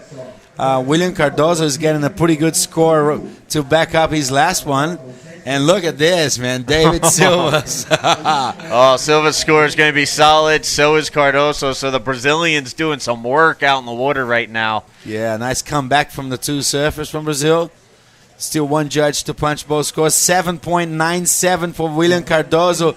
He gets him to second place. Oh, and look at this. Silva is first with an 8.60. Yeah. Here's Macinas up and riding, so things getting fast and furious. Yeah. Hot and heavy out in the water with 4:45 left on the clock. Macinas going to town on this left-hander, trying to dig himself out of the fourth spot. He needs a 9.87, a really sizable score. We'll see if he can cut the margin on that one.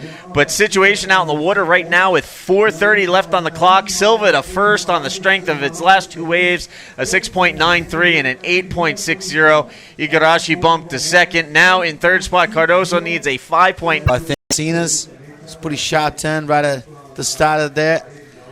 But then he kind of lost time on that wave. Look at him. It's just got a little bit too late for that turn, but it was manageable. Kept going. He gets a 4.90 for that wave. It cuts the margin a little bit. He now needs an 8.97, but 3:20 left on the clock. He sits in the fourth spot. He's going to need something a little more substantial if he's going to work his way back into this. Yeah, let's watch a replay of David Silva's wave. Nice left-hander here. A couple of top turns there. Another one off the top. That guy is on fire. He's a lot of fun to watch out in the water right now. Yeah, and that was a 6.93. That wasn't even the 8.6. He surfed better even on the right-hander right after that. So the last 5 minutes of this heat getting interesting. We're down to 2:45 on the clock. And Silva, on the strength of his last two waves, like I mentioned, a 6.93 and 8.60 has him in the lead. There goes William live here. Oh, got stuck. 2.5 minutes to go. He's thinking of what have I done here. Again, he's chasing down a 5.90. 2:20 on the clock. Cardoso trying to get back out in the water, give it one last shot. Try and chase down that 5.90 to help move him into the second advancing spot. He's trying to chase down Kanoa Igarashi. And here we have Silva up and riding backside. Wow. How fast that board is going on the top of the wave, huh? You know what? Silva started a little slow out in the water, and then he opened up with that 5.87. Since then, he's just gone on a tirade out there. Oh, check that wave. That's the 8.6 he's got a little while ago. How sharp and quick he's on that right-hander. Amazing surfing from David Silva. One of the best performances of the day so far. Well, typical WSL criteria, speed, power, flow. You're seeing it in action out in the water right now. Yeah, and that he's not even on the CT yet. And, you see that's to show how high is the level of surfing. You see how upside down he was on that turn? He came down so vertical on that one. Unfortunately, just could not stick the landing. Yeah, too vertical. He's back out there for the last minute of the heat, sitting further north, waiting for the next wave. That's David Silva leading the heat with the white jersey. He's paddling onto his left-hander. He's going to go look for an aerial probably. Racing down the line, floater. One more turn, getting really quick around that section. Another snap. He got the wall in front of him. That's David Silva demanding lead on his final 6 minutes of the heat. Just went off. Well done by the Brazilian. That was an impressive wave. I didn't think he was going to make it around that second section, but he managed to foam climb it and come off of it in just the right position to get around and set up the rest of the wave there. Well, we got 20 seconds to go. We got this battle for a wave here. William Cardoso only needed a 5.9 to get a second place, but that wave didn't help. That wave went mushburger on him. Yeah, he went too south on the lineup and, kind of got that dead spot of the sandbars. So, bad luck for William Cardoso. He had to come back, but too late for him. Not enough. Kanoa Igarashi just made through in second place with that last wave, 7.7. And there you can see the heat winner, David Silva, making his way up the beach. Some really solid surfing. We'll get back into things right after this commercial break.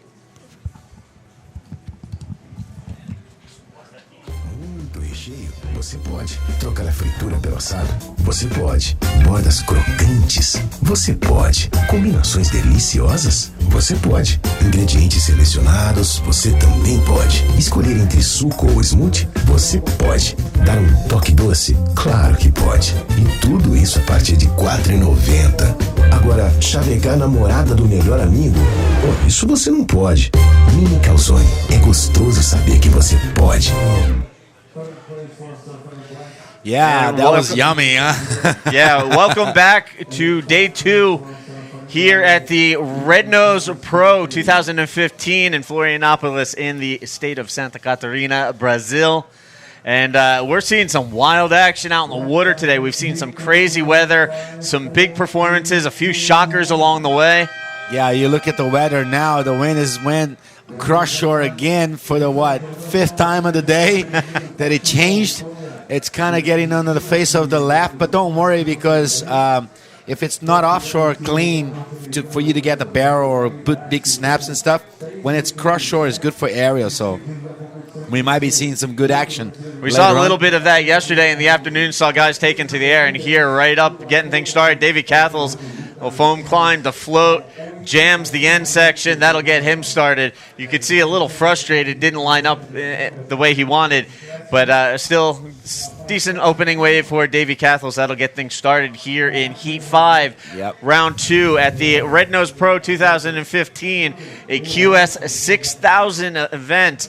6,000 points on the line towards the qualification series rankings. And you know these guys are going to try and grab as many points as possible while they're here.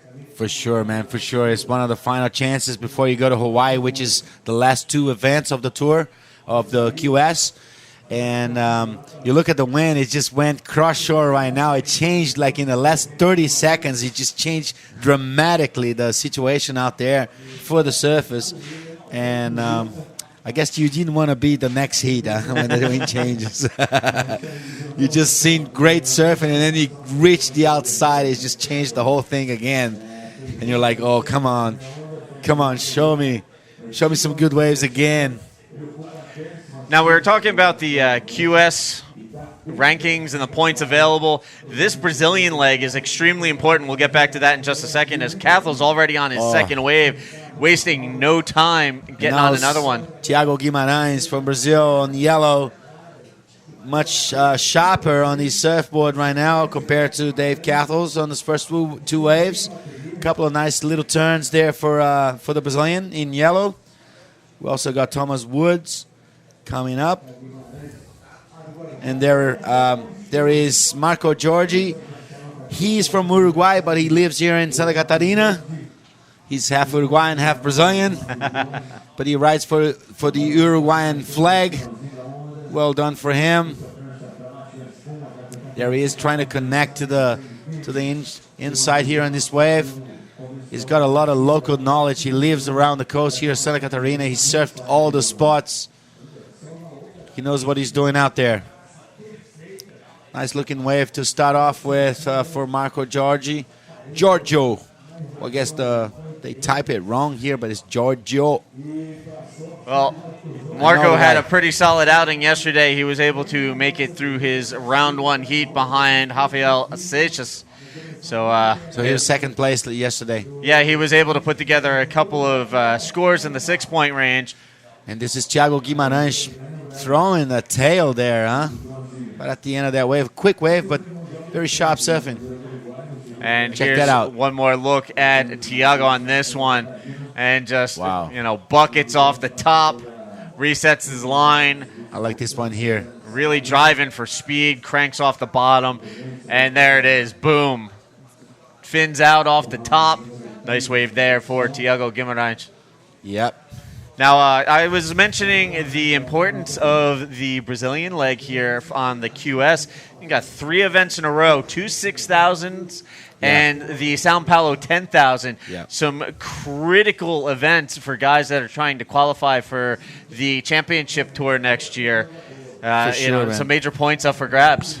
For sure, for sure. It's also a kind of a wave that it doesn't favor anyone in particular. You know, it's a good chance for anybody from any place around the world to do good here. Compared to Hawaii, the Hawaiians have a great advantage there of local knowledge. It's such a different wave, different equipment. You know, so guys that got experience on larger surf in Hawaii have got an advantage there. While here in Brazil, it's anybody's land. You know, it's a kind of wave that you can get anywhere in the world, and that makes it even tighter, even more competitive for everyone else. You know. Yeah, so we're here right now this week at Praia de Santinho, and then next week we'll be heading off to Itacaré, another famous Brazilian surfing spot. And then the third event I mentioned, the São Paulo 10,000, will take us to Mauritius, the home spot of defending world champion Gabriel Medina. Yeah, well, as we see Michael Giorgio on his nice-looking left-hander down the line, killed that wave. 3 turns in a row. He's found the connection to the inside of that wave. That was a great wave. We kind of saw only halfway through of it just before, and now we can see the whole wave. You can see that's going to come up as a pretty good high score, while Thiago Guimarães got a 5.33 on his first wave with those 2 quick turns. But look at Marco Giorgio. He's going to come with something a lot better than that. Yeah, it looks like Marco Giorgio is going to get the best of the exchange so far in this heat. There it is, a 7.67. Yeah, good best start. score of the heat so far. That moves him to the top spot. He's in the driver's seat with 19:20 on the clock. That's a great way to start the heat, man. If you get a high score in the start of the heat, it feels so good because you get the rest of the time to choose only one wave. And you can be selective. You can catch a few waves to get better on your surfboard and then catch the right one right at the time, you know. So good situation for Marco Giorgio. There he is. He's trying to get a second wave real quick. Like I told you, if he gets a second wave, he puts such a pressure on the second spot and everybody else in the heat. You know, he's already got 2 top turns. That makes a difference, you know.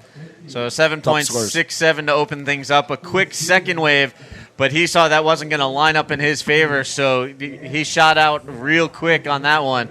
He's already back to the lineup where he can wait for his next opportunity to back up that opening score. Great. That's it. Just under 18 and a half minutes to go.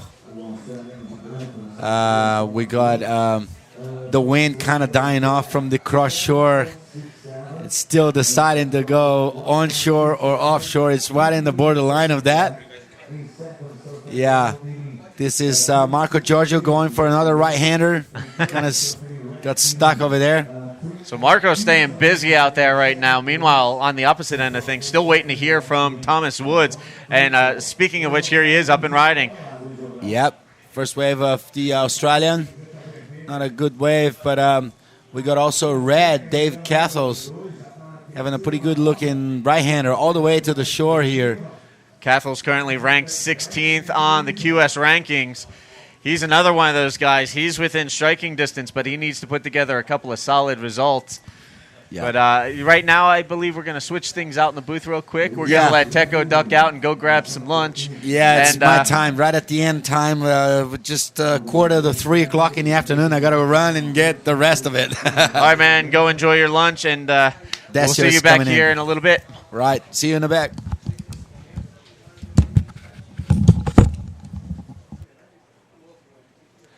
All right, meanwhile, out in the water, 17 minutes left on the clock, and it is Marco Giorgio from Uruguay, currently residing here in Santa Catarina, opening up with a 7.67, leads the way. Here's a look at Cathles blasting that section on the right-hander. Quick little snap off the top there as the wave gets a little wobble, snaps it clean there, and then wraps it around. Continues on the right-hander, working this one. Another wraparound cutback as he really took advantage of that smaller right-hander. Every once in a while, we'll see one of those things line up for the riders out in the water, and somebody will take advantage of it. That's right, Steve. That's right, Steve. Thank you very much for being here with us, I should say. Steve is an American surfer. He's been involved with surfing for many years, and he's helping us with commentating. There it is. Was that Davy Cathills? This is Marco Giorgio Mark. on this wave, working the right-hander. Little chop hop there, and pumping for speed. Connects the inside and then goes down. And meanwhile, behind him, Tiago Guimarães. So quick wave exchange out in the water between Marco Giorgio and Tiago Guimarães as these guys trade off real quick. Not a whole lot to work with for either rider, but getting on the board. Meanwhile, waiting for a score to drop in for Thomas Woods on his opening wave. At the moment, Marco Giorgio leads the way. Tiago Guimarães in second. Davy Cathles in third. And there it is. A 6.33 for Cathles falls into his score sheet. So Cathles the second now. Guimarães in third, chasing a 3.08. Thomas Woods waiting for his first score to come in. Right now he needs an 8.40. But this first score should help get him started and on the path to working his way back into this heat. That's right, Steve. As I was saying, thank you very much for being here with us. Me and Flavio are Brazilian, so we speak Portuguese. English is our second language, and we have Steve here to help us with his native language, which is English. You all understand that. Just got back from my break, so I believe Marco Giorgi from Uruguay is leading this heat, and Davy Cassius follows behind. In second place, Tiago Guimarães is in yellow. He needs 3.08 to go to second, and Thomas Woods needs 6.21. He sits in fourth place. Is that right, Steve? That is the current situation out in the water with a little over 14 minutes remaining. Giorgio leading the way.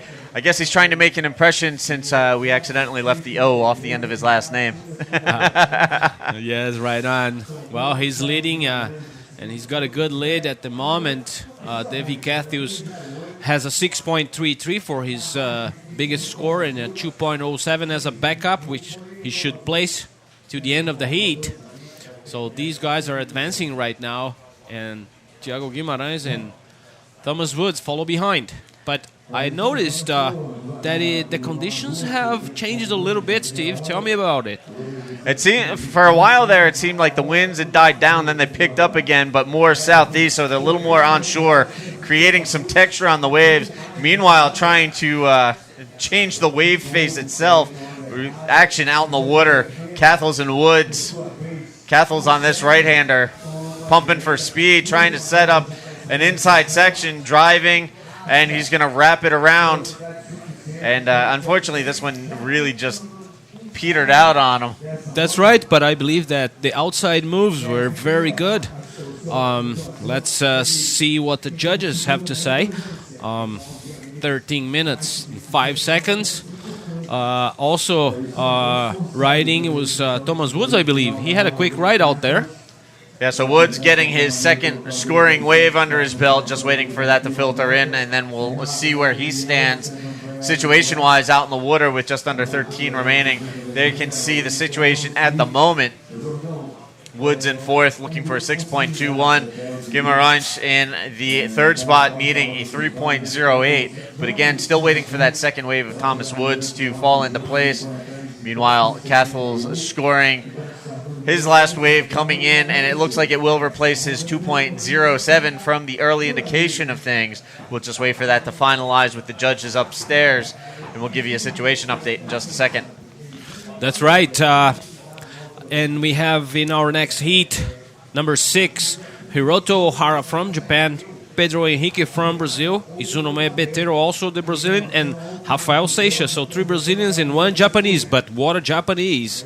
Steve, tell me about it. That's Hiroto Ohara, the winner of the U.S. Open of Surfing earlier this year. Comes from a very talented wave riding family. We'll talk about more of that in a minute. Meanwhile, Marco Giorgio going to work on this left-hander, slicing and dicing and pumping for speed and looking to set up this inside section.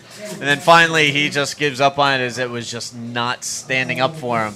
That's right. The wave just died there and he decided to kick out. Meanwhile, White is also up and running. That is Thomas Woods.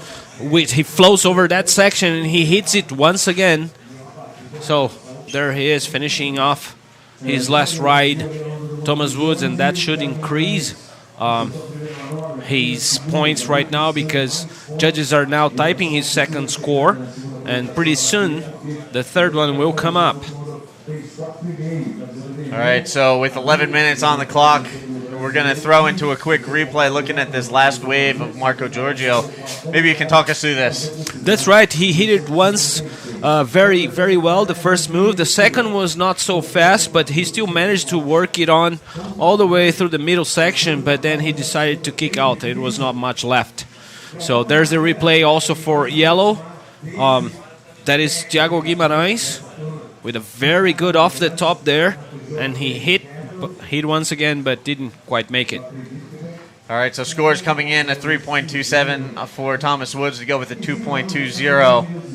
He sits in the fourth spot, chasing after a 7.56. Meanwhile, Davy Cathles with a 4.50. That's his new secondary score to go with a 6.33. He sits in the second spot behind Marco Giorgio. Marco with a 7.67 to open things up.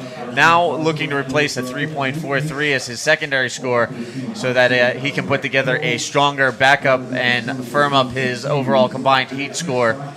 That's right. I believe he will have a better score on that wave, on that last left. I think judges still have to type that. Yep. Am I right? And here we have a 2.93 for Thiago. He remains in third, but still waiting for one more score for Thomas Woods. This should change the situation out in the water a little. He's still looking for a 7.56, but this next score coming in might be enough to move him from fourth into third and put him a little closer to Davy Cathles. We'll wait for the last couple of judges to finalize their score. Meanwhile, Marco Giorgio continues to stay busy out in the water. It looks like he is going to improve on that backup score. Just waiting for these couple of scores to come in. We'll give you a situation update. Meanwhile, looks like we have a set rolling in. There is a set approaching, and that is Davy Cathles turning, bottom turning, big off the top. He digs the rail and falls off. So not a very good ride there for Mr. Cathles. Needless to say, Thomas Woods scored 5.5 on his last ride and moved on to third spot. So now Thiago Guimarães sits in fourth place. He needs 5.51 to move to second place. And Davy Cathles scored 4.5. I believe Steve have said that before. And he sits in second. And Marco Giorgio replaced his 3.43. Now his last ride came up to 4.37. So he's still in the lead with 8 minutes and 20 seconds on the clock. So as expected, Marco firming up that backup score increases. Now he'll look to build on a 4.370. But meanwhile, there we have Thomas Woods taken to the air. Unfortunately, could not get the rotation down and stick the landing. He'll paddle back out and give a better go of things on the next attempt.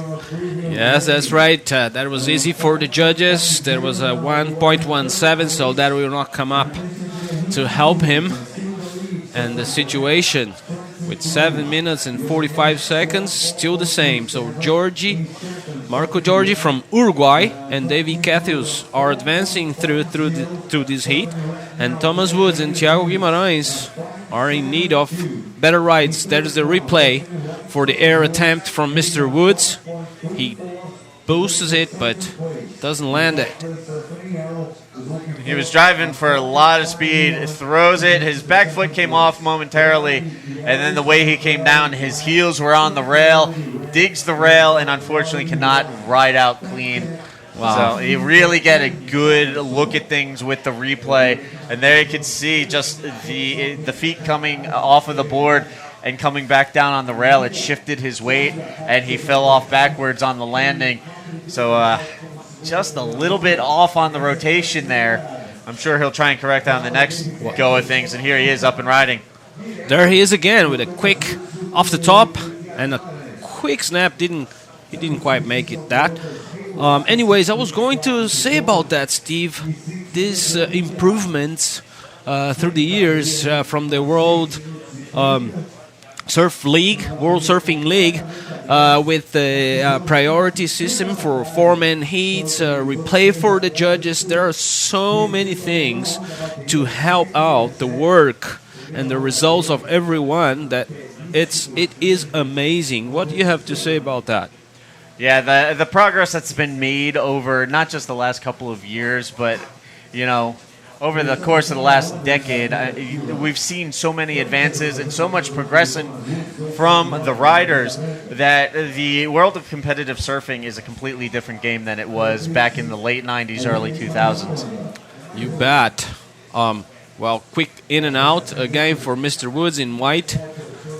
The improvements have been very, very good for the athletes, especially because they have good people and specialized people up there, and with all the improvements from technology, with computers and webcast and all that, have helped immensely the sport worldwide.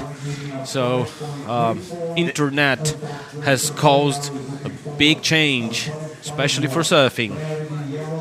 And here we have Marco Giorgio up and riding on the right-hander. Nice little snap off the top. Little gouge there, and that's all she wrote on that one.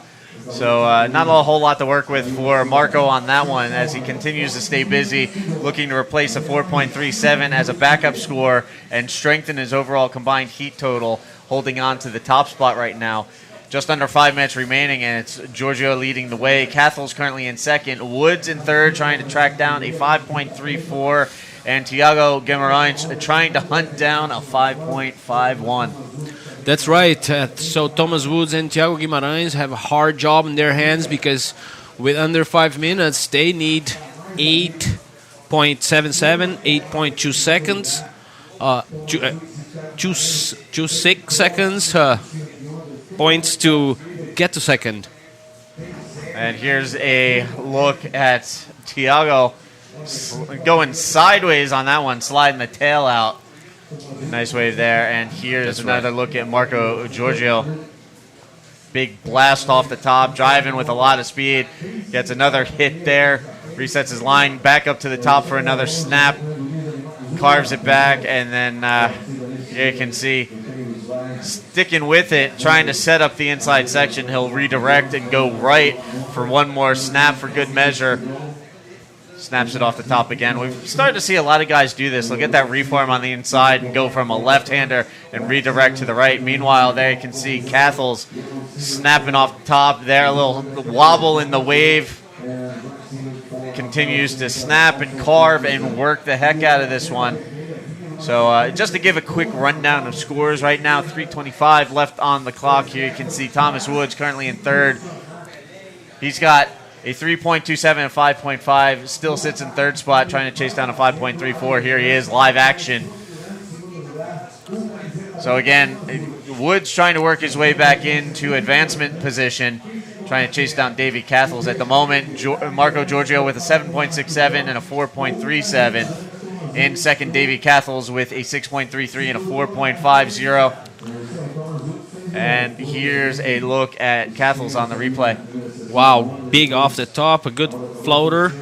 And he does another off the top there to keep up with this left. He rides it through the inside, goes to the middle section and hits it once again. Wow, that was a very good wave. I didn't see that before. But Steve, the first wave they showed here on the replay was Marco Giorgio's first ride. What a good wave that was. That's been the best wave of the heat so far. That's been the standard that everybody's been chasing thus far. And counting down to the 2-minute mark, we'll try and give a quick rundown again. There you can see combined heat totals. Giorgio with a 12.04 leads the way. Cathels in second with a combined total of 10.83. Woods currently in third with an 8.77. He needs an individual score of 5.34 or better to move ahead of Cathels. And in fourth, Thiago Guimarães. He has a combined heat total of 8.26. He needs a single wave score of 5.51 to improve his situation. And here's a look at Woods. Floats the section, comes down, and just gets caught up and ducks out over the top. So 1:35 left on the clock. Still time to get some work done. But Woods and Guimarães currently in third and fourth, respectively, on the outside looking in, trying to track down 5-point rides. That's right, and the rain hasn't stopped yet. It's been a soggy day here at Praia de Santinho. Amazing. It's been raining here in Florianopolis for 2 or 3 weeks at least. And the amount of water that has been delivered, it has caused many floods over the state and the last state down south, Rio Grande do Sul. But here we are. Nonetheless, the surfers are out there chasing points and money for the World Surfing League qualifying series 6000 Red Nose Pro 2015. Well, that last wave of Davy Cathles came in at a 6.93, so now Woods and Guimarães, the deficit has increased. Now they're chasing 6.55 and 6.72 respectively, with 30 seconds left on the clock. So their task got a little taller out there, and the time continues to tick off the clock. That's right. So Thomas Woods and Thiago Guimarães are desperate for another wave in this dying seconds of this heat. And Dave Matthews and Marco Giorgi are holding their position out there. Well, we have a paddle here. That is no one. He couldn't quite catch it. So the final horn has sounded, and there you see the winner of that heat, Davy Cathles. A little bit of a victory lap coming in. So it'll be Davy Cathles and Marco Giorgio advancing on to round 3 competition. Meanwhile, we're getting set to sound the horn and get things started for Heat 6. We'll get into that right after this commercial break. Thank you. Do recheio, você pode trocar a fritura pelo assado. Você pode bordas crocantes. Você pode combinações deliciosas. Você pode ingredientes selecionados. Você também pode escolher entre suco ou smoothie. Você pode dar um toque doce. Claro que pode. E tudo isso a partir de R$ 4,90. Agora, chavecar a namorada do melhor amigo? Oh, isso você não pode. Mini Calzone. É gostoso saber que você pode. And welcome back to day 2 of competition here at the Red Nose Pro 2015, and we're already underway out in the water. The horn has started the heat, and here we have action right off the bat. We saw Hiroto Ohara on the first wave, and here is Hizunome Batero. So give us a quick rundown of who's out in the water right now. Well, Hiroto Ohara from Japan is wearing red. He has just caught a wave that we will probably have the replay very soon. Pedro Henrique from Brazil, from Rio de Janeiro. This kid is, well, I call him kid because I met him when he was really a kid. He's a very good competitor. So is Izunome Betero from Brazil, and Rafael Seixas, also from Brazil. So Hiroto Ohara has 3 other surfers, and he will have to battle for his points right now. So the U.S. Open champion facing off against 3 Brazilians. He's got his work cut out for him out in the water. Hiroto Ohara coming in ranked 25th on the QS rankings, largely in part due to that win at the U.S. Open in Huntington Beach, California, trying to put together some solid results here on the Brazilian leg to move him up into the top 10 and qualify for the championship tour. The win at the U.S. Open, one of the best results for a Japanese surfer ever. So Hiroto really making a name for himself and proudly carrying the flag for Japan. That's right, Steve. And this kid is going to do some damage, not just the QS. If he makes it to the elite, he's very talented. And there is one very important thing behind him is he's got a very, very experienced and good coach in the name of Suji Kazuya, former professional surfer from Japan. He's here with him, with Hiroto. So let's watch and see this. There's live action right now. And here we have up and riding in black, Rafael Seixas. Drives off that end section. Nice opening wave there for Rafael. And here we have Pedro Henrique. Pedro taken to the air. Throws the reverse, gets it down. Nice opening wave there for Pedro. So Rafael and Pedro both getting their first scores under their belt. Meanwhile, waiting for scores to fall in. It looks like Hiroto Ohara started things off pretty solid. Waiting for the score to finalize. And wave riding runs in this family. His sister finished in the top 3 on the rankings for the Women's World Tour of Bodyboarding. She was actually in the hunt for a Women's World title up until the very last women's event in Nazare on the Bodyboarding World Tour. And here Hiroto is on the QS Tour trying to make the championship tour. Wow. That's new information for me. I didn't know about that. Meanwhile, Black just rode away. There was Rafael Seixas. There he is. Mr. Hiroto had a quick snap, another one, and he decides to kick out of that mushy right. Hiroto rode his first wave. We haven't seen the replay for that yet, but that was scored an 8-point ride from the judges up there. So Hiroto will lead the heat after these scores have been clicked in. Let's watch the replay is coming very soon. So with 20 minutes, 55 seconds, very early in the heat, Hiroto is in the lead, Steve. And as I was mentioning, the Hiroto clan, wave riding runs in the blood.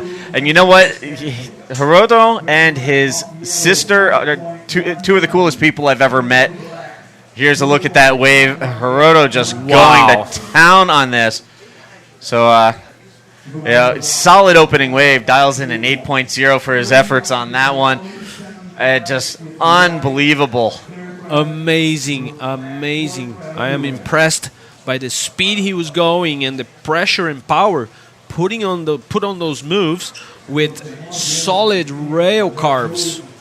So I was talking about the Ohara clan, and Hiroto is one of the funniest, most entertaining guys on the QS, and his sister, Japanese national champion and one of the top women's bodyboarders in the world. Meanwhile, there you can see Pedro and Hiki going to town, and here's Hiroto right back to it. A couple of nice snaps on that one before it shuts down. I'll tell you what, it's amazing how linked he is to his surfboard.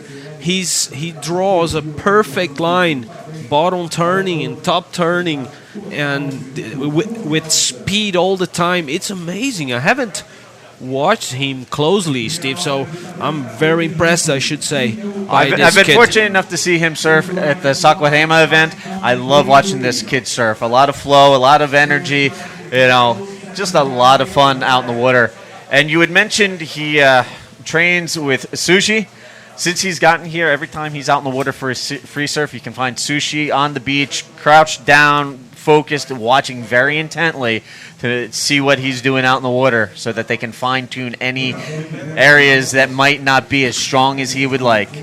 By the look of things, he's doing an excellent job because Hiroto Ohara scored 2.97 and increased his lead over Pedro and Betero and Seixas right now, while yellow is up and riding. That's Izunome Betero from Ubatuba.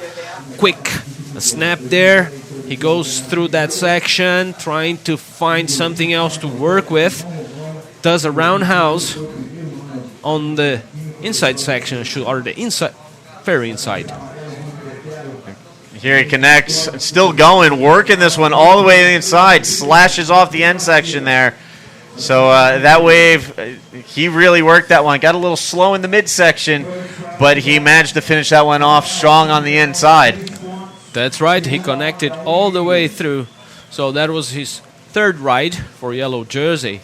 Meanwhile, surfer in white Pedro Henrique scored 2 waves too. It was the third one is a very quick ride, and the fourth one, we're going to see the scores very soon, with 17 minutes, 45 seconds on the clock. Now, I mentioned earlier we've seen more riders connecting to the inside and redirecting from the left into the right. We've also seen a lot of guys, really pumping and, I jokingly mentioned Huntington Hop earlier, trying to connect as it gets real fat on the inside, but then it'll stand up again on the inside, and they get that extra section, some extra room to play with. And we've seen more and more riders taking advantage of that through the course of the day. That's right. They're trying to squeeze everything they can out of those little insiders. And there's a set approaching. We have, we had the white-black paddling with 17 minutes. remaining. The situation is, while we have a paddle now, black up and riding. That is Rafael Seixas, I should say. In this left, he re-entries there. The wave, and he's trying to do the Huntington hop, as Steve said, and he makes it, and he does a very good air to finish off that wave, Steve. So hopping his way through that fat section, gets a ramp on the inside, throws the air reverse. So it paid off in the end for Rafael Seixas on that one. Meanwhile, here we have Hizunome Botero up and riding real quick on the right-hander. He'll paddle back out to the lineup and look for something a little better the next go-around. But, yeah, you can definitely tell I'm an American. I make reference to the Huntington Hop. I grew up watching the old PSAA contest in California and a lot of old ASP events. And you get used to seeing that action there at HB on the side of the pier there. Meanwhile, here on the inside, again, the replay, Seixas airing it out, finds that end section, and throws the air reverse. That's right. He was so lucky first to make that and then to finish off his wave with an air. So the judges will award him accordingly. And he's still in fourth place. He needs 3.34 to go to second. There's a set approaching. O'Hara up and riding on the right-hander, driving for speed, snaps it off the top, gets around the section, throws the tail, gets the reverse around, still going. Another snap as this gets small on him and shuts down on the inside. But it doesn't stop O'Hara. Hiroto just going to town on these waves so far. He's got an 8.0. He's staying very busy, trying to replace a 3.43 as a backup score, and I'm going to venture out on a limb and say that he accomplished that mission with that last wave. You bet. I'm pretty sure Hiroto O'Hara will get stronger with this wave. He's got the lead, but he's going to replace a 3.43, and that is going to be, check that out, the replay. Strong off the top, releases the tail, and goes for an air reverse. He completes it and finishes off with a re-entry. So 3 moves on that little wave, but what moves? Check that out, Steve. There's the check turn off the top, snaps it real quick and clean, gets around the section. Here you're going to see he gets the nose pick reverse. Didn't really get much in the way of elevation, but gets it around clean nonetheless. Nice maneuvering there from the representative from Japan. Meanwhile, here's a look at Seixas, back to live action. Not much to work with there. And Hiroto wasting no time getting back to it. Still waiting for his last score to register, and he's up and riding again. That is right. He tried another air on this last wave, but I'm pretty sure all the people in Japan are very proud of this kid because what an amazing job he has done. He won a prime event in the United States in Huntington Beach, which is like one of the meccas of competitive surfing in the world, I should say. And now he's here putting on a show in Praia do Santinho at the Red Nose Pro 2015 on heat number 6 of round 2. All right, so scores coming in. The judges have their work cut out for them because these guys have just been nonstop so far in this heat. 25-minute heat. We're already about halfway through, coming down to 13 minutes. And it's just been wave after wave for these guys. I mean, the swell has dropped a little bit, it seems, but it almost seems like things are more consistent out there. That's right. That's right. Meanwhile, black is up and riding. That is Rafael Seixas. He turns off the top and decides to kick out and get something. It seems like he knew that one wasn't going to line up. He kind of half-heartedly turned off the top and then saw it was just going to mush out on him, so he kicked out. He'll look for something a little better. Right now, just a quick update as we wait for scores to register. We'll get to that in a second as Hizunome Botero up and riding. Nice carving turn off the top there. Snaps it on the inside. Stays this one and with this one, and then unfortunately goes down at the end. So again, waiting for scores to come through, but it's Hiroto O'Hara leading the way. He opened up with an 8.0 and has not relinquished the lead at all through the course of this heat. We're past the halfway point. Meanwhile, currently in second, he's Inomi Botero waiting for his last wave to score. Looks like a 2.17 will not factor in. He's sitting on a pair of 4s, trying to hold off Rafael Seixas, who's looking to track down a 3.44. Meanwhile, Pedro Henrique needs to suss out a 3.61. Here's a look at that last wave of Hizunome. Quick floater, then a big strong snap, and follows it with another quick snap and finishes off his wave. That might help him. I believe the first move was a floater, more helpful to get him to the next section, but let's see what the judges have to say. Meanwhile, Hiroto Ohara is having his last rides typed in, and he should increase his lead with 11 minutes and 5 seconds to go. Rafael Seixas is still in third. It is only 3.44. So at the moment, it's not much because there's plenty on offer here in Praia do Santinho. And at the moment, our live scoring board looks more like a bingo score sheet, as we've got 3 scores coming in for Hiroto, we've got 2 scores coming in for Rafael, and there it is, a 6.40 for Hiroto Ohara to go with his 8.0. He's now sitting on a combined heat total of 14.40.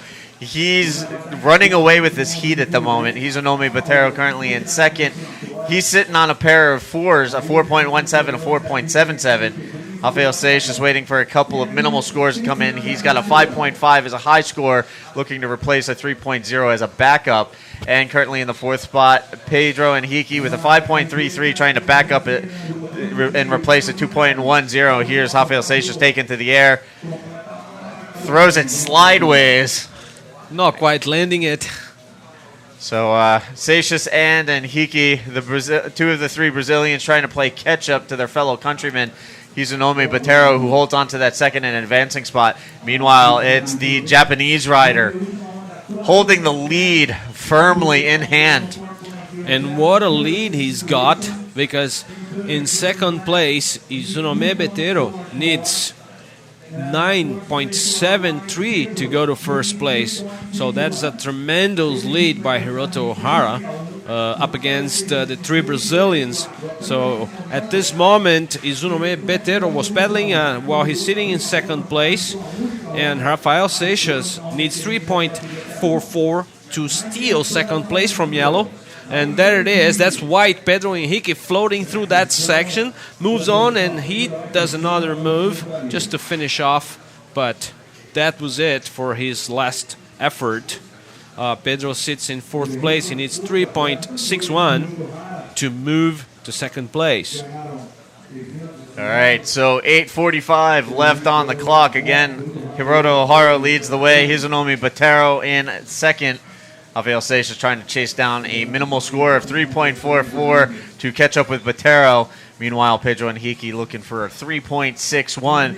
Both of these guys easily within striking distance. They just need to put it together and get a decent wave under their belt, as each of these guys sitting on a 5-point ride looking to back it up. And here's Pedro Henrique up and riding again on the right-hander. Good off the top, another quick snap there, and he kicks out, decides to pedal back out and find something better to work with.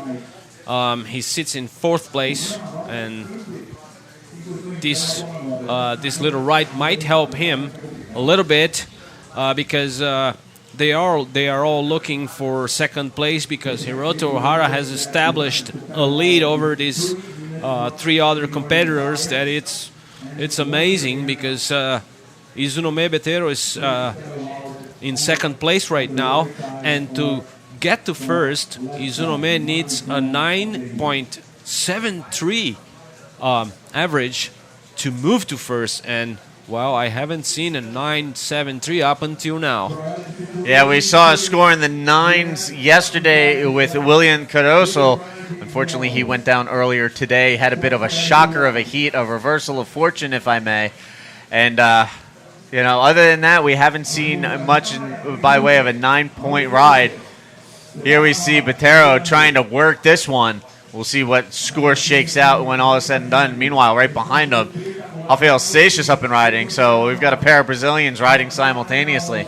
That's right. And on those laps, they are finishing off Rafael Seixas now through the middle section. He's going to try it. No, he decided to kick out and look for something better. And we didn't get the finish here of Izunome Betero.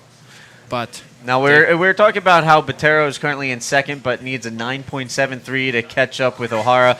Basically, at this point, with 6.5 minutes remaining, it seems like it's almost a battle for second place right now, as O'Hara firmly has that first spot lead, sitting pretty comfortably at the moment. Still has room to improve, but right now it's a battle between Betero, Seixas, and Hiki for that second spot to advance on to round 3.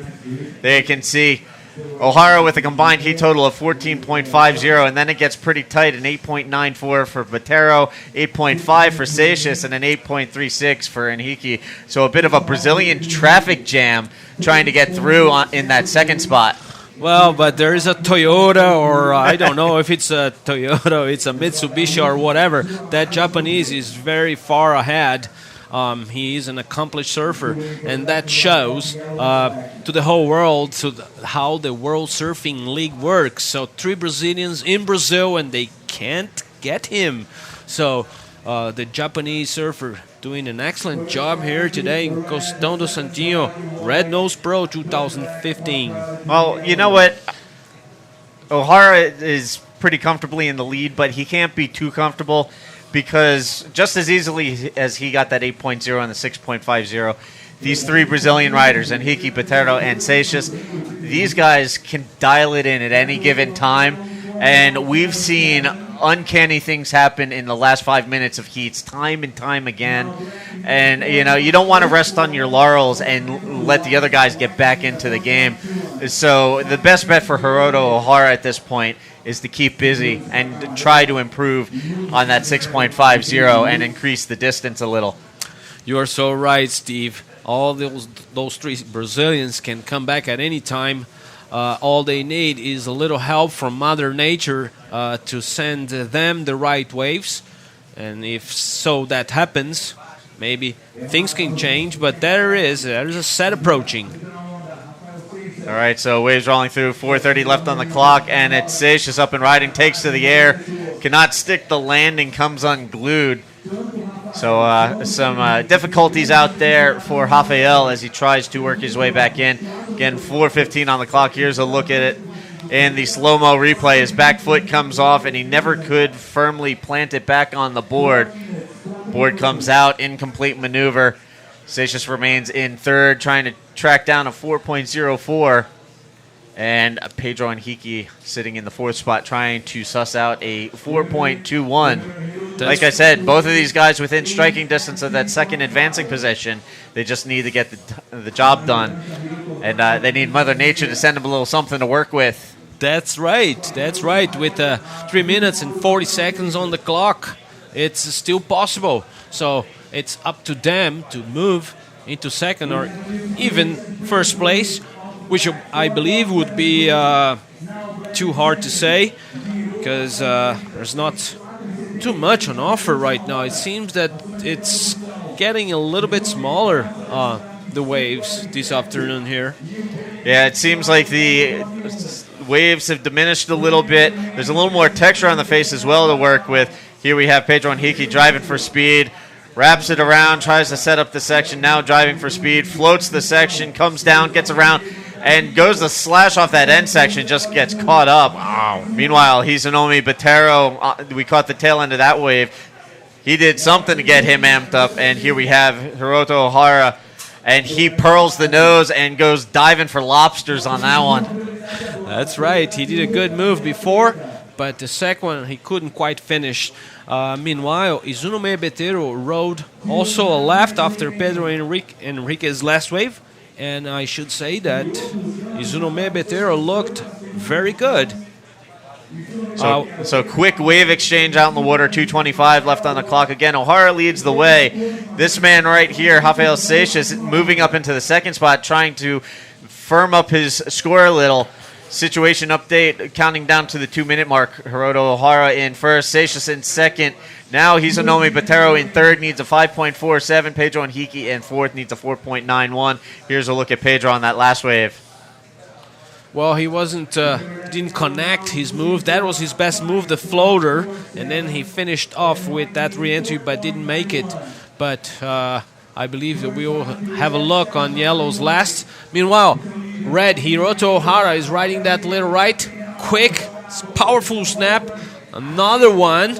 Very well done moves. And there he is with a roundhouse wraparound, as my friend Steve says. And he finishes off with another re-entry. Oh my God, this kid is in action.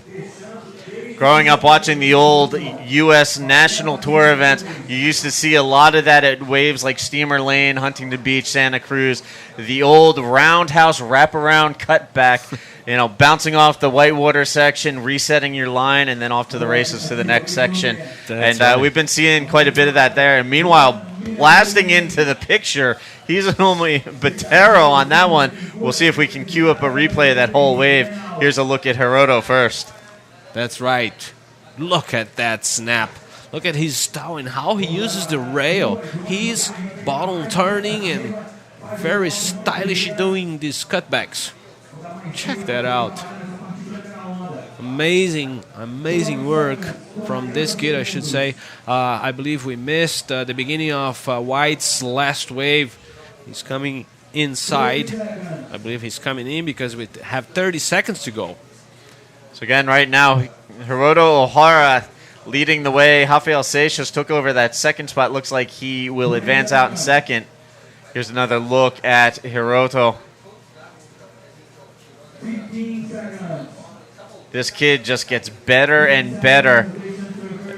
I said it earlier while Teco was on the air. I'm really looking forward to seeing what this kid has in store for the next couple of years. Well, from what he showed in this heat, he's got a brilliant future ahead. So we must watch closely because he's always putting on a show. Pedro Henrique's last wave, I believe, they're... a lot of foam on the face on this one, trying to work it as best as possible. Last-ditch effort, not going down without a fight. He was in fourth spot needing a 4.91 and just waiting for some last scores to filter in. It doesn't look like it's going to be enough for Pedro Henrique.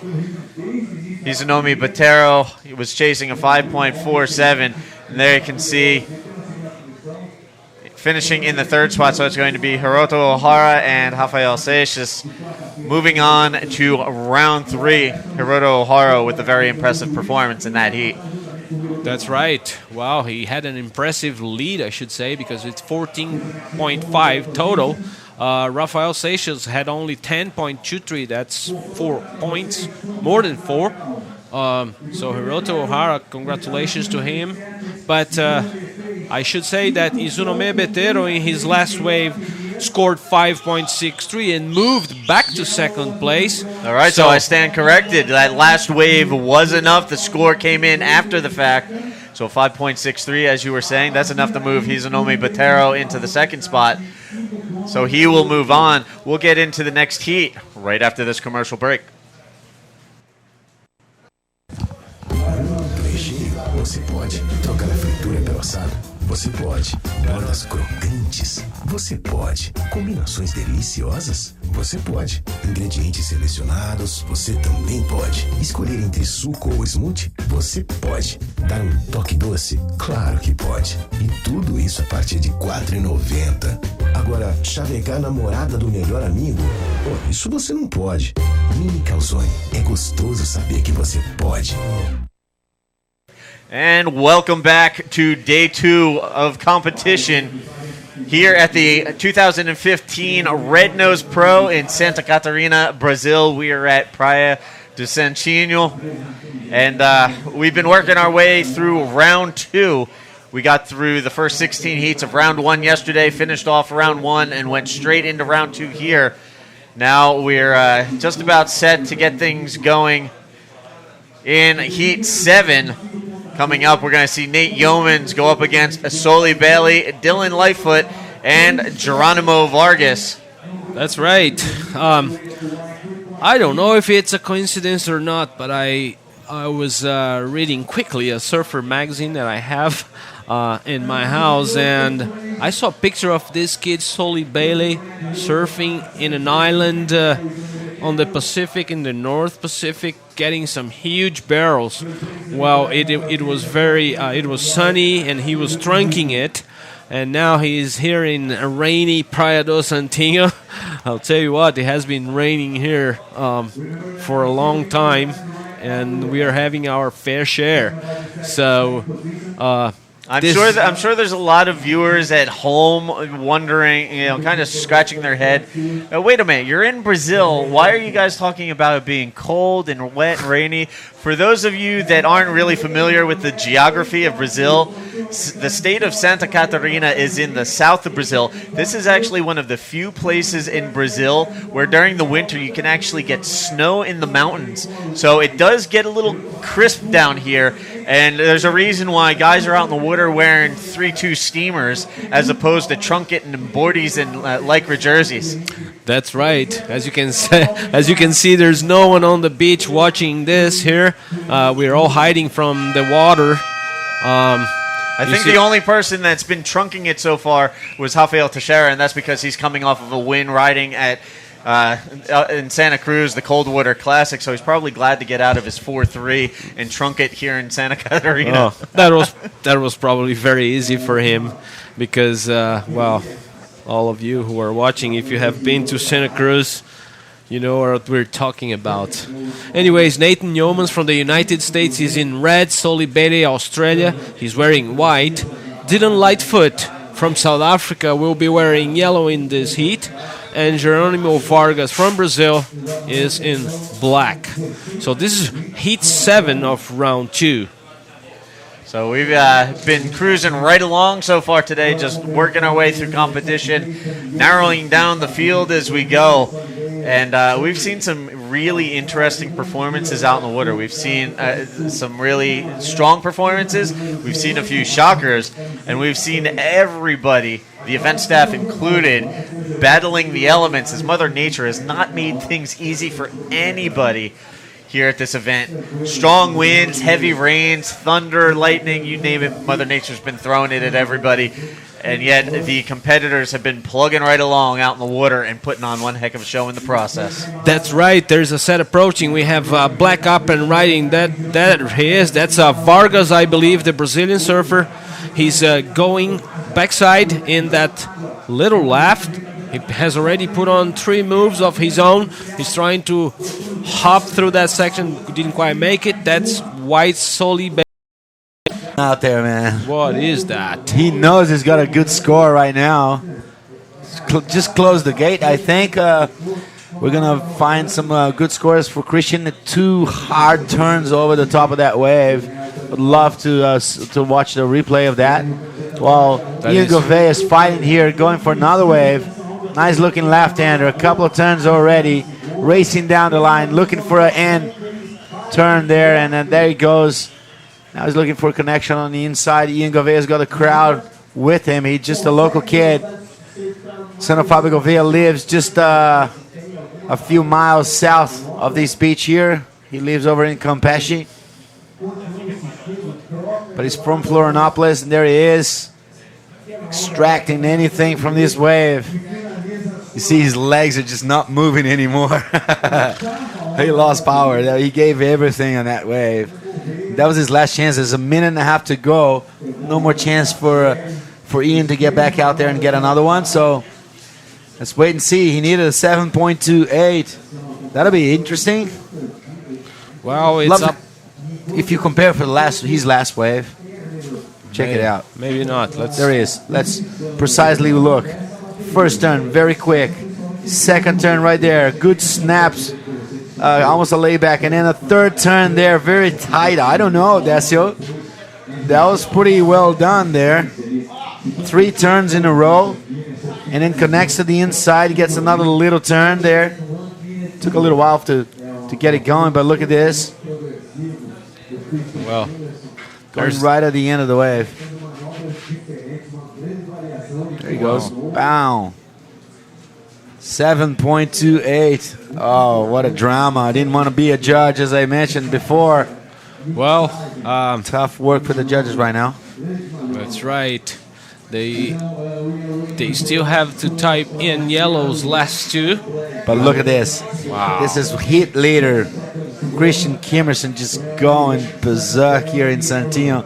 You know what's amazing? Look at this kid. Look at the Look at nose of his board. There isn't a single sticker there. And No look at the sponsor. amount of talent. No sponsor. Amazing. Amazing finish by the Brazilian in black jersey. There is, Yellow was, that's Kieran Jabbour. Kieran Jabbour trying for one last wave. He needed a 7.87 on this one. I don't think he's going to be able to make it. No, Kind of left behind. He kind of got left behind on these heat for a while. We're still waiting for Ian's wave. You look at him; he's anxious to get the score. He knows he's very close to the score he needed. He's confident. He's like, "Oh, I don't know. I don't care. I've done what I had to do." So.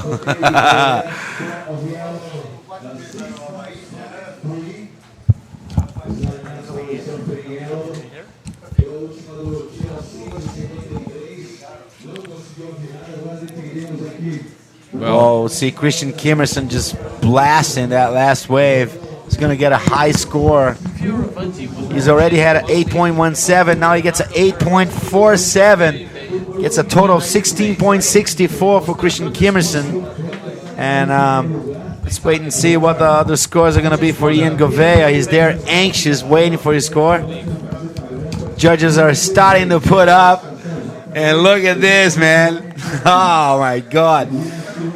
I've said before, so many heats have changed right in the last 9 seconds that you can't count anybody out until it's done. Check this out. He's going to get a high score over that. 8.47 for Christian Kimmerson a little while ago. And let's wait for Ian Gouveia. A couple more scores. And I tell you what, he might even be... Yeah, he'll be moving to second place. One more judge to be official. I would love to see his face. Let's ask the editor to keep on his face. I want to see the last judge giving a score and watch his face. That'll be great. Well surfed by Ian Gouveia. He did everything right on that wave. He's so tight. Sequence of turns. Used the length of the wave. And he needs to be rewarded. And he needs a 7.28. It's a pretty high score. But he gets an 8.4. It jumps to second place. He's all stuck there. Look. He can go home now and have a good rest. Good dinner, a good rest. He will. He's there being congratulated by his friends. And we're going to go to a quick break and we will be right back with more action. Recheio, você pode. Trocar a fritura pelo assado, você pode. Bordas crocantes, você pode. Combinações deliciosas, você pode. Ingredientes selecionados, você também pode. Escolher entre suco ou smoothie, você pode. Dar um toque doce, claro que pode. E tudo isso a partir de R$ 4,90. Agora, chavecar a namorada do melhor amigo? Isso você não pode. Mini Calzone, é gostoso saber que você pode. And welcome back to day 2 of competition here at the Red Nose Pro 2015. We are underway in Heat 9, Round 2, and already up and riding. Charlie Martin from Guadalupe going to town. Palomara going to town on this one. Just to give you a quick rundown out in the water. Up and riding, Leonardo Fioravanti. Fioravanti, yeah. Tripping over that name. From Italy. And I guess what? That was probably one of the bigger sets of the day. We got red jersey also going the town on those on that left. Good exchange of waves right at the buzz, huh? And there's Charlie Martin. So, yeah, these guys wasted no time getting down to business. Yep. So we saw more Fioravanti and Martin Yeah. Back to back to back, getting things started right from the start. Yeah. And Here in Heat 9. Paulo Mora also had a very good wave at the start there. I think he's going to get a pretty good score on that one. So let's wait and see what the judges see of that. It's the first exchange of waves of every surfer in the heat all at once. It must be really hard to set the reference for the rest of the heat. Yeah, it's going to be hard to set the bar when you have guys just throwing it down right off the bat like that, coming out firing. Full on, man, full on. Good actions here at the Red Nose Pro, the 6000 WQS event of the tour. It's happily brought to you by Steve and Flavio right now. And there you could see a shot down at the beach marshal area. The rash guard's hanging. Everything just dripping wet today. I'd say we've reached our saturation point today with the weather. Well, there was not one moment of no rain today. You just consider that. Well, 6.67, that's Paulo Mora's first wave. That's a good start for the red jersey. More experienced surfer on tour. You know, he's got many years under his belt. And, well, we'll wait for Leonardo Fioravanti's first wave and Charles Martin. Still waiting to watch Paul Cesar Distingui from France. Still yet to catch a wave. So it's Paulo Mora firing the first shot. Pretty solid score there, 6.67 to start things off with. Again, still waiting for a couple of scores to drop in for Fioravanti and Martin. Yep. As those guys really wasted no time getting things going here. Yeah, swell seems like it's picking up a bit with the tide coming in. That was predicted, and because of the sand bottom here at this beach is very flat, tide changes a lot on the form of the wave. So, you know, surfers pay attention on that. There was more barrels earlier today, and then there's more open faces this afternoon. And good score for Leonardo, huh? Yeah, early indications are that first wave for Leonardo is going to be in the excellent range, just waiting for that to finalize from the judges. Yep. But, I mean, all of these scores up there for these first three waves written. There it is, an 8.17 for Leonardo Fioravanti. And now waiting for the last judge to finalize the scoring for Charlie Martin. This is going to be a solid score for him as well. Yeah, it's something around the 7.5 range. Only one more judge to punch the score, but it's going to be around that. That's going to make Leonardo be the leader. Right after these judges punch the scores, Charles Martin will probably jump into second place, while Paulo Mora is in third with a 6.67. And Paul Cesar is yet to catch a wave with 0 points, so let's wait to see what he does. Just under 21 minutes to go on these heat. And there it is, a 7.33, and here we have Leonardo up and riding again on right-hander. Oh. Didn't quite have his balance to him, and went off the side of his board on that one. Yep, somebody pushed the eject button there. Well, here we go. Paulo Mora racing down the line. Nice top turn on top of that wave. He threw that tail all the way around it. That was pretty amazing to watch. Out in the back, surfer in red, Charles Martin managed to go around the section, but just got stuck. Just didn't seem in line with that one. He jammed that first hit. He was underneath the section, and then he was behind from there, and just some tough maneuvering there for Charlie Martin on that wave. So he'll be looking to find something a little better as a backup score to go with his opening 7.33. The same can be said for Leonardo. He opened up with an 8.17, and now a minimal score for his second wave. He'll look for something a little stronger the next go-around.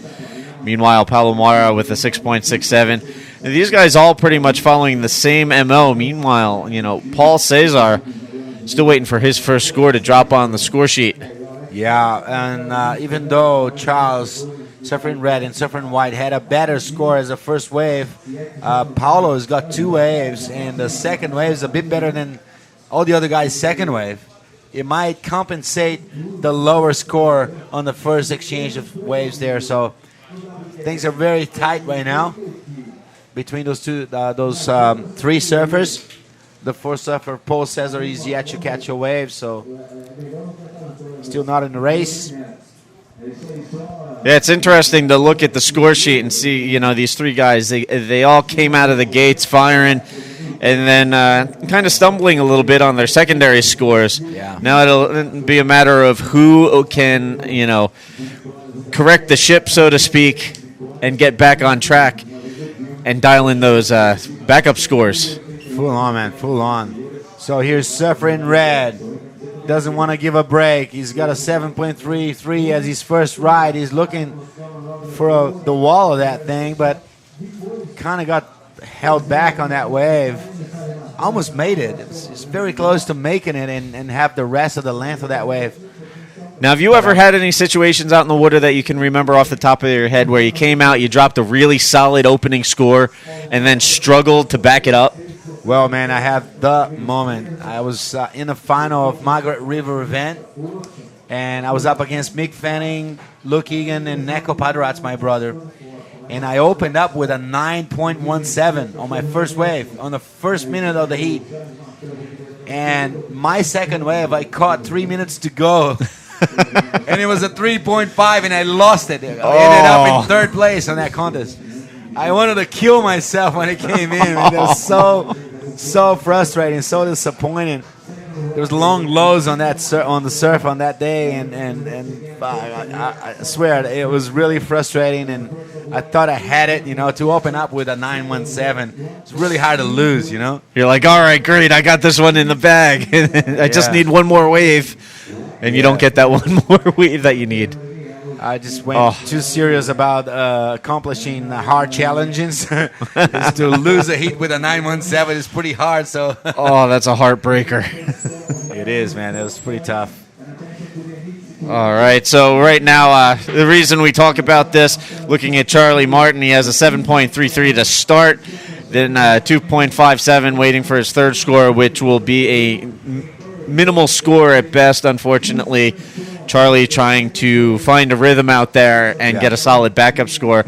The same can be said for Leonardo Fioravanti. He opened up with an 8.17, the highest score of the heat so far, but he still hasn't backed it up. Here's a look at Charlie Martin one more time. Wow. Nice couple of turns there. We got 4.77 for Paulo Moura. Momentarily, he jumps up to first place because he's got two waves.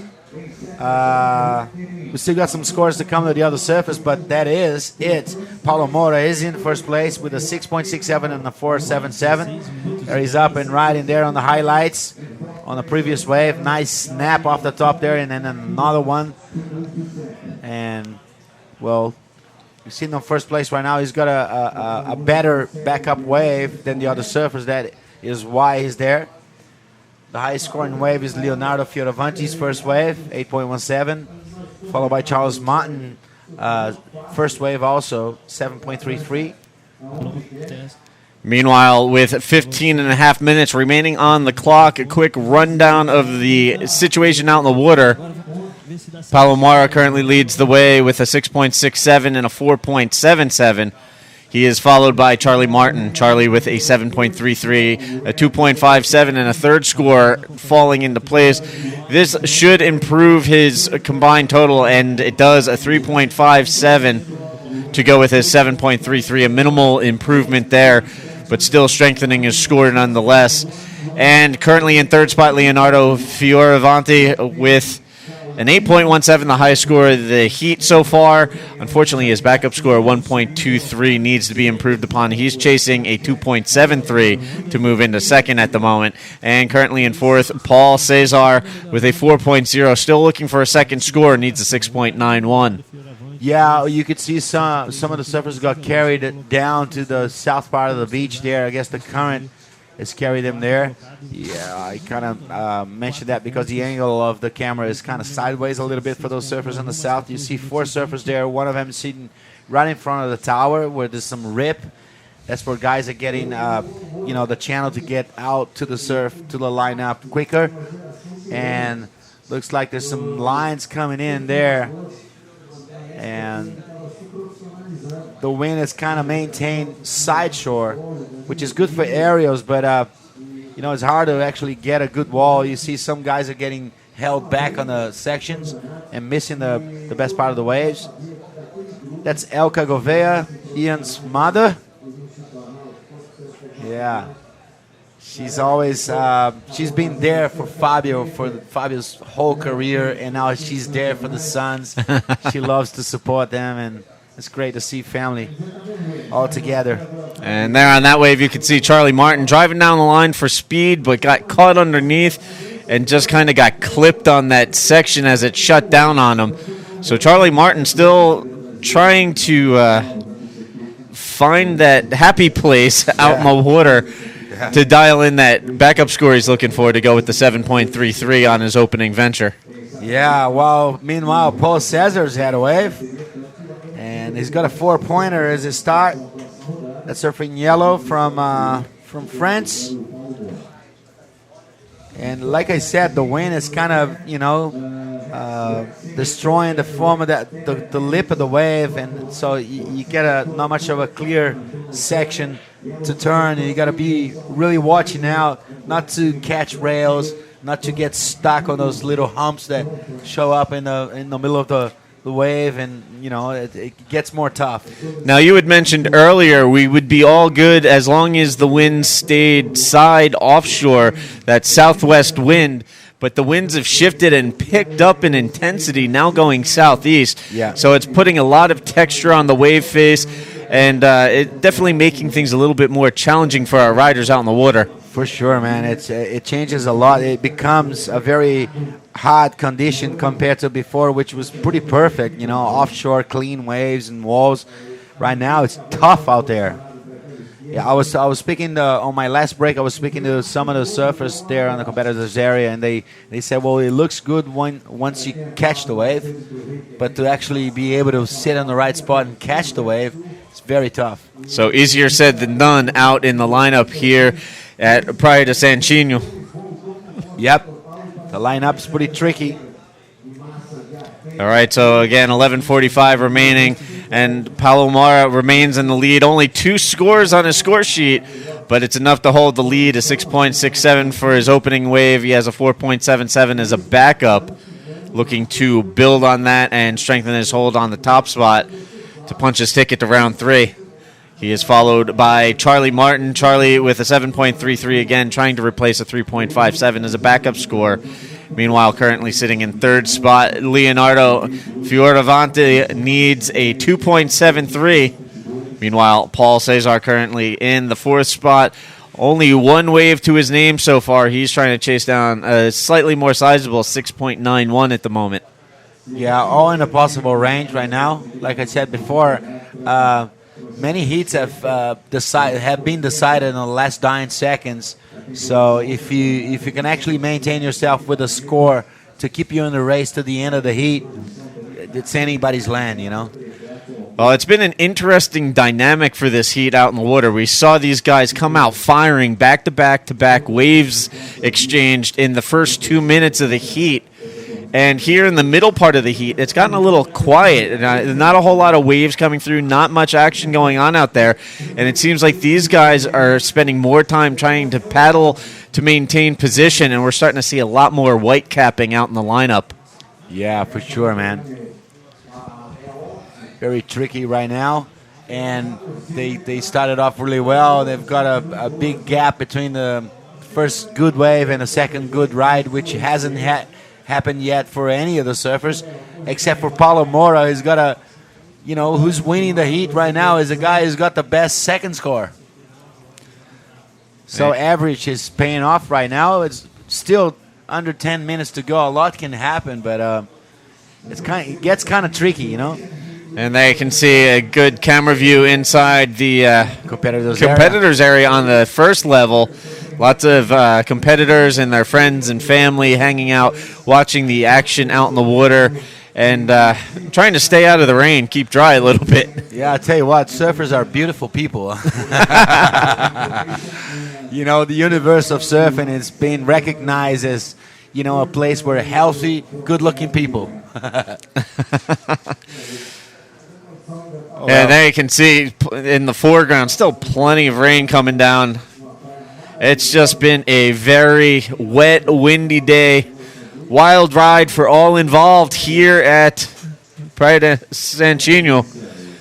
as we work our way through this heat, counting down the back third of this heat. Steve Action Jackson here in the booth with Teco Padarats, one of Brazil's surfing legends. Yeah, bro. Thanks very much. That's a happy Ian Gouveia talking to Jesse Mendes, another great surfer, sitting right at the edge of the qualification points and having a great time there. A lot of great characters in the sport of surfing. Jesse Mendes among them. Yeah. Great personality, really fun to hang out with and speak with. Meanwhile, getting some work done out in the water, Paul Cesar on his second wave of the heat. That'll help improve his situation, and he currently sits in fourth chase at 6.91. And here we have Charlie Martin currently in the second spot looking to back up a 7.33. And just comes unstuck there at the end. Well, talking about coming back on a heat, like before we said, you know, you guys are coming back on the last minutes of the heat. You see that wave of Paul Cesar, how sharp he was? That was really good, well surfed by Paul Cesar. He's sitting on fourth place with a 4-pointer, but he's looking good on the second spot. I mean, on the second score. And Charles Martin, that fell off there, he just cannot believe himself. He has a 7.33. He can't get a second wave, and so is Leonardo Fioravanti. 7 minutes to go. They probably got all their first waves in the first minute of the heat, and they'll be sitting out there. There's 7 minutes to go, and they still haven't caught a good second wave. Sometimes getting that backup score is easier said than done. A lot of mind game right now. Yeah, this is where, you know, being mentally tough pays off in the world of competitive surfing. I wonder if technology is ever going to get some sort of instrument to read the thoughts of people out there and see what their, you know, strategy that could be dangerous. Yeah. Imagine, like, you know, right now, what are they thinking? Look at this wave for yellow jersey. What a good sequence of turns, man. That's got to be a pretty good score. I'm going to say that's going to be the better of the two waves for Paul Cesar and should definitely help improve his situation. He might even be in the lead. I think he's going to jump from fourth place right to first place after his wave. Yeah, just waiting for this score to finalize, and it looks like Paul Cesar is going to flip the script. There it is, from fourth to first with an 8.33 to go with his 4.0. Best wave of the heat. Now he just needs to replace that 4.0 to strengthen his hold on the lead, but quick little flip-flop of the situation out in the water. Paul Cesar again dialing in an 8.33, propels himself from fourth into first. He takes the lead with 6 minutes remaining. That bumps Palomar to second. Charlie Martin now in third, looking for a 4.11. And Leonardo Fioravanti currently sitting in fourth. He only needs a 3.27. He just needs to dial in the right wave. Well, whoever's writing the script of today's competition is being very dramatic and with great innings. He's been writing pretty well. Anyways, we're having some excitement on the dying minutes of every heat for the last, 5 heats or something. Yeah, we've definitely had no shortage of suspense out in the water. Yeah. I mean, that last heat, we were literally waiting for the last for a couple of minutes after the heat ended for that score to drop. And then true to the pattern we've seen today, situation change in the closing moments. Yep. And in that one, of course, it was Ian Gouveia grabbing the second spot and advancing out. What about Leonardo Fioravanti? Now he gets a 4.2, and there he goes. He's in the lead now, and Paul Cesar is in second place. Paulo Moro has been leading the heat throughout the whole time. He's in third place right now. And Charles Martin is back to fourth place, and that's amazing, man. And here's a look at that wave from Leonardo Fioravanti. Again, the 4.20, it doesn't seem like much, but when you start off with an 8.17, you just need a minimal backup score. You know, it gets the job done. Yeah, it makes a difference for sure, man. And this is very typical of what we've been seeing. Yeah. A fast start to the heat, kind of slow in the middle, and then things really heat up in the last 5 minutes or so. For sure, man. That's Paul Cesar right there. A nice area to start off. Oh, no. Lost control. Yeah, Paul Cesar trying to take off the training wheels out there and go for broke. Yeah, and I think the wind has gone even more on shore right now. Yeah, so deteriorating conditions for these guys to battle it out with, along with fighting against the competitors out in the water with you. So it just makes things that more intense out in the water as time counts down. 3:45 left on the clock. Yep. Pretty exciting moments here at the Red Nose Pro 6000 WQS event of the World Surf League Tour. Meanwhile, just to take a quick look ahead, coming up on deck in Heat 10, we're going to see Tanner Hendrickson from Hawaii go up against Cooper Chapman from Australia, Yuri Gonçalves from Brazil, and Dimitri Ovry. He's listed as being from Belgium, but his hometown is Hossegor, France. We'll see those guys coming up in the next heat. But meanwhile, counting down to 3 minutes, we have an interesting battle out in the water right now. The Italian Leonardo Fioravanti leading the way with an 8.17 and a 4.20. You can see him there in the white jersey, kind of keeping tabs on Paul Cesar. And right now you're looking at 4/100ths of a point separating first from second. Yeah. Meanwhile, in third, Palomara needs a 5.67. Charlie Martin looking for a 5.01. 2.5 minutes remaining, and here we have Mora up and riding. Snaps off the top, drives around the bottom, throws the tail sideways off the top. It looked like he was going to pull it. He went for the claim, and then he goes down. Yeah. So maybe a little bit of an error there. Maybe he should have held off on the claim. I don't know, man. Paulo went too far on that last little section, and that's going to cost him. And, well, it's amazing how close that hit is. A 12.37 from first place, and then 12.33 for second place. That's too close. And That's guy in first place, the Italian Leonardo Fioravanti, up and riding. A couple of nice top turns there. A nice little snap. Kind of got stuck, but he's back riding on that wave, trying to connect to the inside. He's going to find something here. Might be exciting. Bang! Off the top. Well done by the Italian, man. He's a tall bloke. And there you can see a little time check at the end of that wave.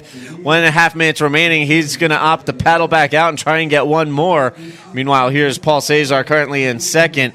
Bogs down as that one just got fat and messy on him.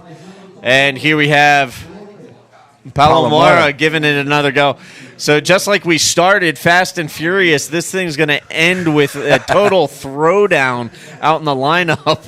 Sometimes judges are like having to score 8 waves in a row without knowing what's going on, and this has turned into a real wild ride here in the closing minutes as we count down the final minute here in this heat. And one more wave. Charlie Martin going for a Superman on that one, just pulling out all the stops. These guys are getting crazy out in the water right now, trying to battle it out. Again, Charlie looking for a 5.01. Well, I tell you what, I can't even keep track on how many waves this Charles got, and all the rest of the waves have just been ridden on the last minute. Charlie Martin easily has twice as many waves as the other competitors out in the water. He's been very busy out there. Yeah, I'm totally confused right now. Well, Leonardo Fioravanti got a 7-pointer. Oh, there's that big backup. Big bang on the gate. Nobody comes in anymore. He's safe and secure in first place, already inland, already on the sand. That's Charles Martin trying to catch his 1000th wave. He had about 285 waves in these heat. Here's a quick look at the highlights from Heat 9. Charlie Martin on this wave. Nice snap off the top and then hits there before the wave shuts down. And then here's a look at the man in white. The winner of the heat, Leonardo Fioravanti, he opened up with an 8.17. That's Paulo Mora, who leaded the heat for a while there. He had a 6.67, and he backed it up with a 4.77. He was looking good for a while, but then all these other guys had cut waves, and this guy here was in second place right at the end of the heat. Came from the back. That's Leonardo's last wave, I believe. Yeah, a couple of fast top turns there, another snap, and he goes to the inside and finishes off pretty well. And that was the 7.0, the solid backup he'd been looking for all heat long. Yep. That was enough to give Leonardo a combined heat total of 15.17. He takes the heat win. Paul Cesar, who trailed for most of the heat, came back and finished in second. We'll get into heat 10 in just a moment. We'll be back right after this commercial break.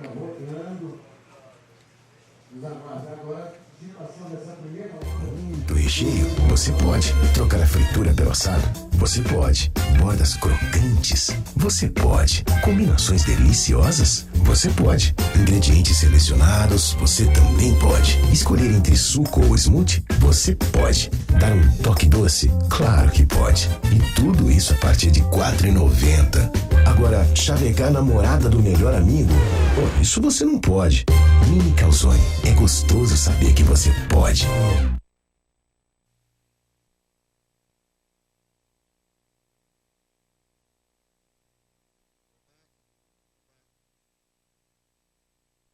Here, welcome back to day 2 here at the 2015 Red Nose Pro. Out in the water right now, underway, heat 10.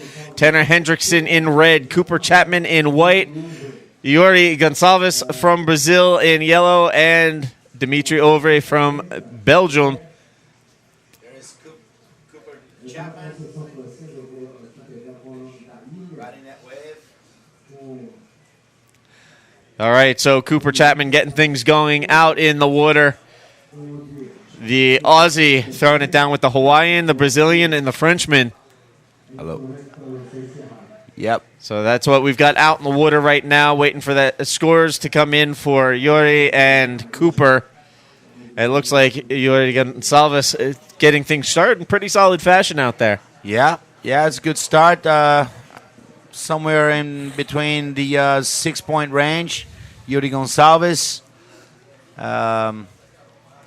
Very global heat right now. It's a Hawaiian, Australian, Brazilian, and Dimitri Ovre. Where's that?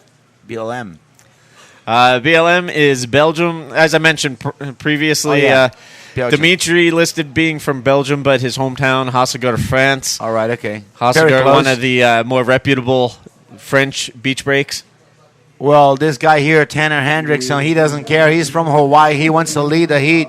He's going all the way in. He kicked out. But, we still got some scores coming for Yuri Gonçalves. And you're saying about Dimitri, he lives in Hossegor. That's pretty close to Belgica. His hometown, Hossegor, France. So, Dimitri, a Frenchman. Yeah, I got good memories of that place. Hossegor. Great memories, actually. Back in '94, I made a final with Kelly Slater, the man himself. It was a great time. I was really stoked. So the World Tour, the Championship Tour, actually just coming off of an event in France where we saw Gabriel Medina take the win over Bede Durbridge in the final. Unfortunately, during that event, one of the top-ranked guys on the QS, Alejo Muniz, suffering a knee contusion. He'll be out for the remainder of the season. Fortunately, he's sitting 4th in the rankings, so he should stay in the top 10 and qualify for the CT next year. Yeah, that was a bummer, but I'm glad that we've got enough time for him to recover, and he should be back soon. He's a great surfer, a great person, incredible heart that guy has. He's got to be on tour. Anyway, there is Cooper Chapman on a replay. Nice couple of snaps there, followed by a floater over there. He's looking really light on top of these waves, huh? Yeah, really moving along at a steady pace. There you could see hopping his way along, trying to stay with that right-hander as it died down on him. We've seen a lot of waves doing this on the right-hand side throughout the course of the day where it's really hit or miss. Sometimes it'll stand up for you again.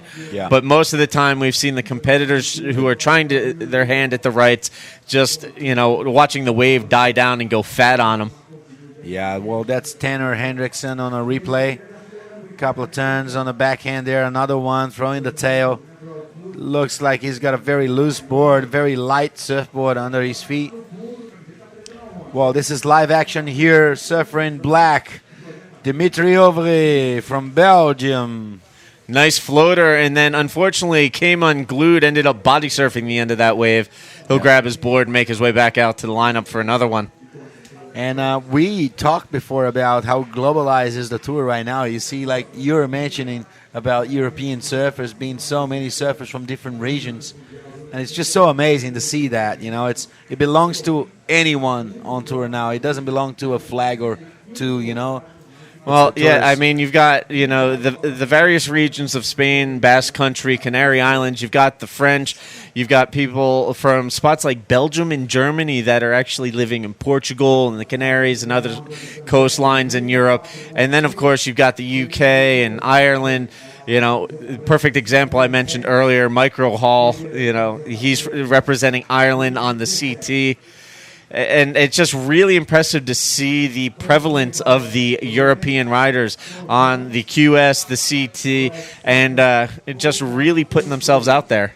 Yep, for sure, man. That's great improvement of the sport throughout around the world. You know, it's been a great moment, and especially here in Brazil, surfing has reached the top level compared to other spots, and lately we've been hearing Brazil, the country of surfing. Yeah, not football anymore. Yeah, it's probably a fun change of pace for a lot of guys. Instead of Brazil just being football, Yeah. you know, it's, you know, surfing, and it's appropriate because the lifestyle and the sport of surfing is so prevalent in Brazil, up and down the coastline, whether you're talking about Santa Catarina, Rio, or up in Bahia. You know, the surfing communities are big and they're strong and they're very talented. Yep. Meanwhile, very talented out in the water going to work, Tanner Hendrickson, floating that section before bailing. And wave action continues. Just to give you a quick update, initial scores coming in. Dimitri opened up with a 2.17, Ori Gonçalves with a 6.17, Cooper Chapman with a 5.67 and a 4.60 for Tanner Hendrickson. Those are the opening scores, now waiting for follow-up scores to register. Yeah, right on.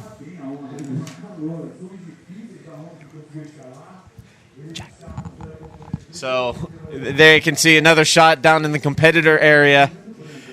You know, waxing up, making sure, you know, he got enough traction on the board. Yep. Meanwhile, the guys out in the water trying to make sure they have enough traction to get through this heat. 17 minutes remaining. And you know they're giving away waxes over the Beach Marshal. When you check in, you can actually get a bar of Magnet Wax, a local wax done here in Florianopolis. It's good to see that we're providing all the best equipment for the surfers and the best time they can have, even though it's raining like that. So, Lord knows everybody who chases waves has had that one moment where they forgot to bring wax. Yeah. And it's like, man, I'm going to be sliding off my board the entire time I'm out in the water. yeah. Here we have Cooper Chapman up and riding, hits that first section, gets around, cranks off the bottom, snaps it sideways, and then this thing's going to die down on him.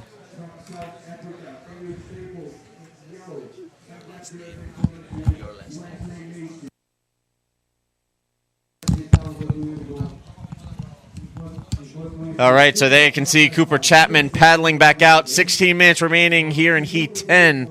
Steve Action Jackson holding it down in the commentary booth with the Brazilian surf legend himself, Teco Padarat. And we've been bringing you the wave-by-wave action out in the water, and we've seen some really interesting battles today. A lot of times with these heats, they start out really fast, they get a little quiet in the middle, and then they blow up at the end before we come to our conclusion. A lot of our heats, we haven't been able to determine who the top two guys are advancing on to round 3 until after that final horn is sounded and the judges have sorted it all out for us. Yeah, man. Yep, some great action. I just took my time here to do a little post on Instagram on my social media with a photo. I just took a photo with my friend here, Steve Jackson, which I just met this week. But it's been a great honor and pleasure sharing the spot here with you guys, you and Decio. Here we go, surfing yellow, Yuri Gonçalves. He's got a couple of decent scores. He's sitting on first place, huh? Yeah, right now he's got a 6.17, backed it up with a 5.57. So he's been the most consistent so far of the riders out in the water. As a result, he sits in the top spot. Meanwhile, Tanner Hendrickson currently in second with a 4.60 and a 4.07. Yep. And He's got the average. Cooper Chapman sitting in third, waiting for his second score to drop. So we could see him jump ahead of Tanner Hendrickson. Well, we talked about Alejo Muniz a little while ago that he's hurt. But he's got a representative right now. He's got his brother there. Yeah, so Santiago Muniz. So Santiago getting ready to hit the water in the next heat. Yep. Up against Connor Coffin from USA, Dale Staples from South Africa, and Wesley Leite from Brazil. All right, so that's coming up soon. Meanwhile, out in the water, just over 14 minutes remaining, and again, Yuri Gonsalves with a 6.17, 5.57 holds the lead. And here we have Dimitri Ovry. Wow. Throws the tail, takes to the air, but comes unglued. Maybe he needs to stop off and get some wax on his board. Some magnet wax, yeah, for sure, man. All right, so things getting interesting out in the water as we work our way through this heat. Counting down again, coming up on deck, we'll see Connor Coffin, Santiago Muniz, Dale Staples, and Wesley Leite. And before we were talking about Alejo Muniz and the knee contusion he suffered in France.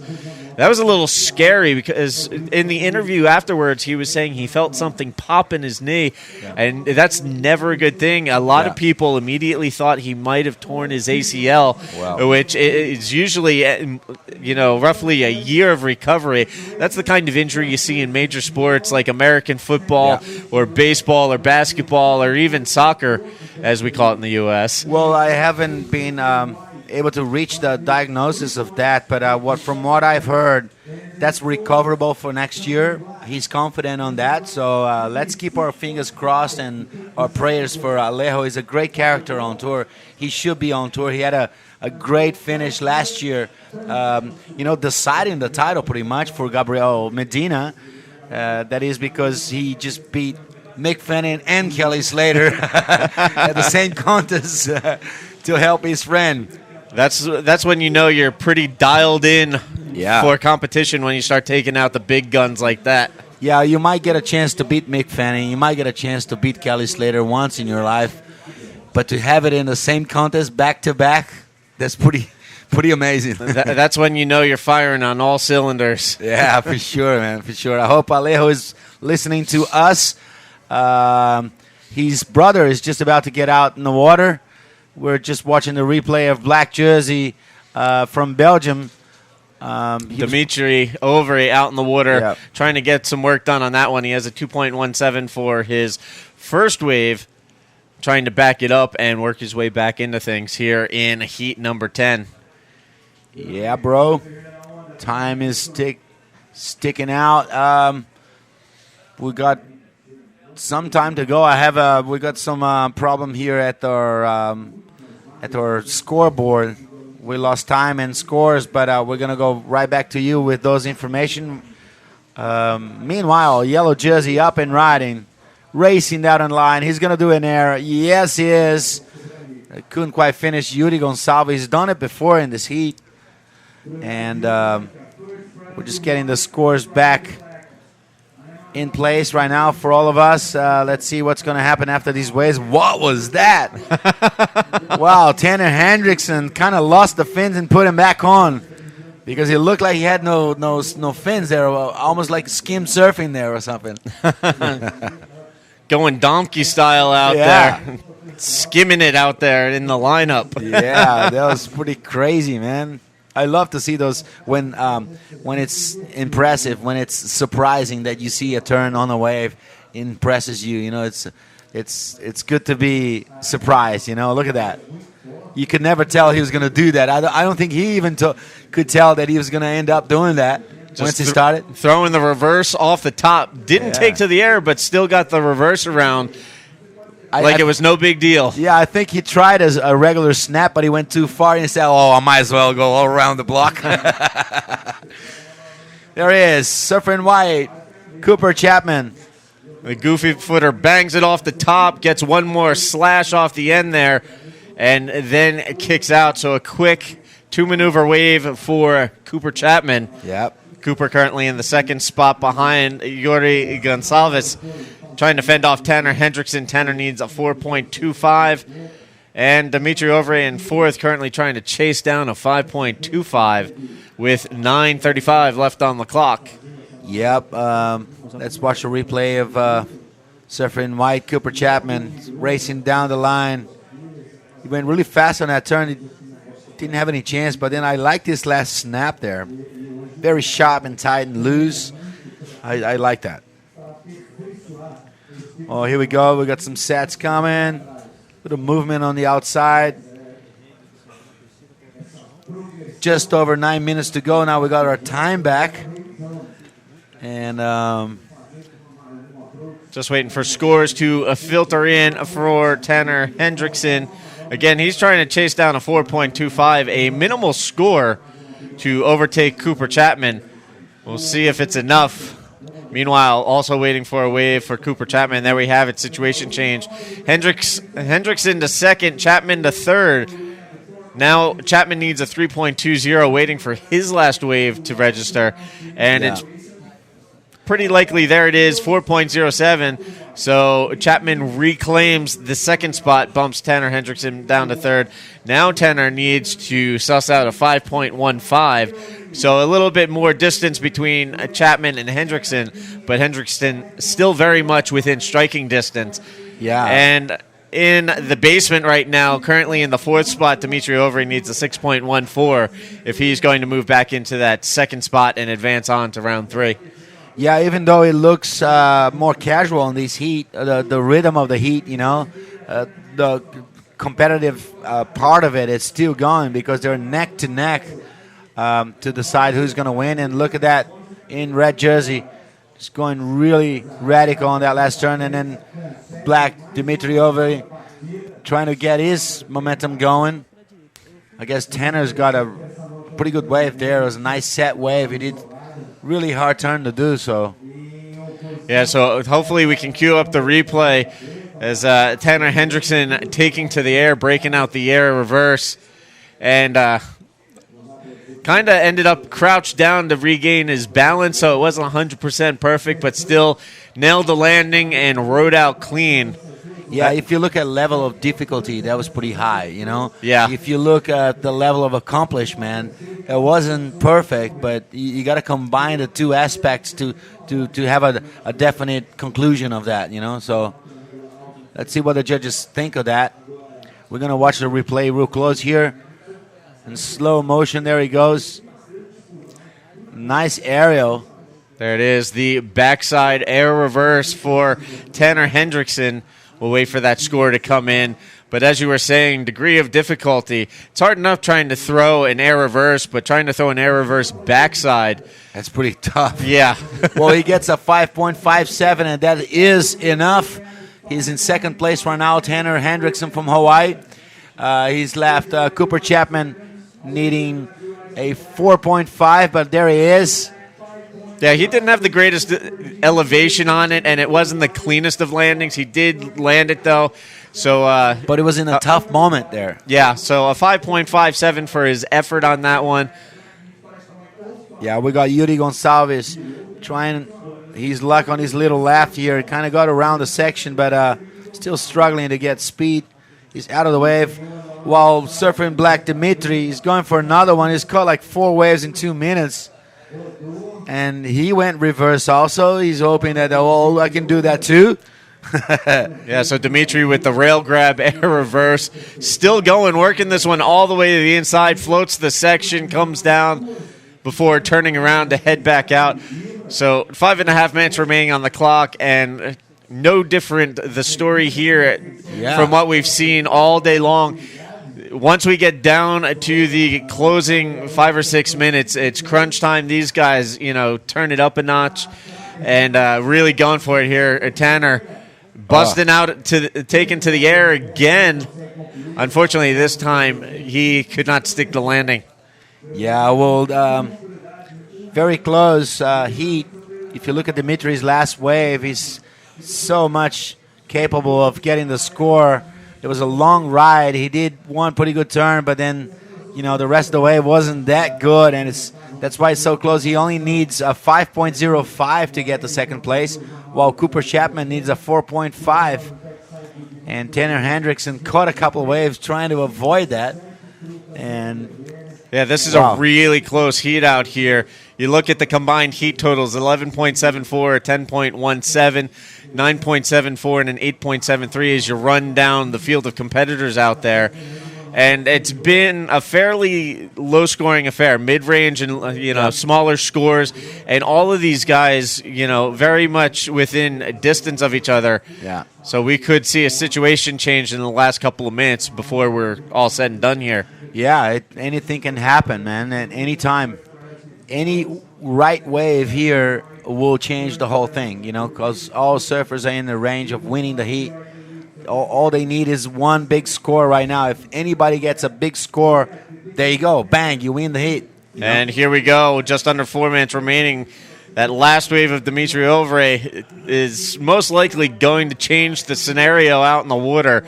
Yep. He needs a 5.05, and there it is. Back a 6.10. He jumps from fourth to second. So he goes from down in the basement to moving on up and out of the heat into round 3 at the moment. How many times have we seen that today? We kept repeating. So 3:20 and counting on the clock. And it's Yuri Gonçalves with the lead. Dimitri Ovre moving into the second spot now. Tanner Hendrickson bumped to third, needs a 5.67. Wow. Cooper Chapman in fourth, trying to chase down a 5.57. He's stressing right now. Tanner Hendrickson is being up there. This is stressing tight right now. This is tight right now. 5.67, 5.57. Both manageable scores. Time counting down. What's Mother Nature going to offer up to these guys? Are they going to get one last shot? We'll just have to wait and see what unfolds here in the closing minutes. Yep. I guess it's all about Mother Ocean right now. It has been like that for the last, at least 5-6 heats of today. And right now, Tanner Hendrickson is on the mission to get back to qualifying position, while Cooper Chapman is yet to catch, his good ride and make it up there. So let's see what happens. 2:20 left on the clock again. Yuri Gonçalves leading the way. Dimitri Ovre in second, trying to fend off Tanner Hendrickson and Cooper Chapman. Here's Tanner Hendrickson up and riding. He needs a 5.67. And that's not going to do it. Nah. And here we have the heat leader, Gonçalves, throwing the tail. Just for the fun of it. That wave is not going to take him anywhere, I think. Smaller looking wave. He's racing down the line. He's going for another turn. Might do another aerial here. Nah. 1:45 left on the clock. That wave will not factor in for Gonçalves. A 6.17 and a 5.57, his two high scores for a combined heat total of 11.74, and the heat lead with 1:30 left on the clock. It's these two guys, Tanner Hendrickson and Cooper Chapman, looking to get out of the bottom two spots. They're on the outside looking in right now. Tanner needs a 5.67, Cooper a 5.57. Just a minute to go. Wow. It's been some excitement here at the Red Nose Santino Pro 2015, the 6,000 QS event of the World Surf League. Wow. What a great finish. Let's see if anybody's going to be able to catch a wave to be in contention. Yeah, closing seconds. Gonçalves leads the way over in second. Hendrickson, Chapman desperately need a wave. I mean, 5.67, 5.57, like I said. They can nail this down normally in their sleep. But time counting down and, opportunities dwindling. Yeah. And here we have Cooper Chapman. Last-ditch effort, 30 seconds left on the clock. Couple of hits there. I'm not a judge, but I don't know if that's going to get a 5.57. Well, he's staying with it, trying to work this for every point possible. Yeah. But this thing got really small and foamy. And here we have Dimitri Ovre trying to firm up that second spot. Yeah, to get over 5.5, you got to do something. At least one of the turns got to be a little impressive, and I don't think that was. You look at Yuri's last wave. He got a little aerial reverse, a very small height aerial reverse. Went all the way in, 3 turns on the inside. Well, he's getting something around the 6-point range. And you knew that, look at Cooper Chapman, he needed a 5.57 on that last wave. I don't know. I'm not a judge. Yeah. Anyways, this is only my humble opinion here. So here's a look at the heat recap. Yuri Gonçalves taking the win. He opened things up with a 6.17, backed it up with a 5.57. That was enough to take the win. We're still waiting for his last score, which is actually going to improve his overall combined heat score. How fast he takes first. And this man here, Tanner Hendrickson, he gave it a solid go out in the water. But in the end, it looked like he needed a 5.67 and just came up a little short at the end of things.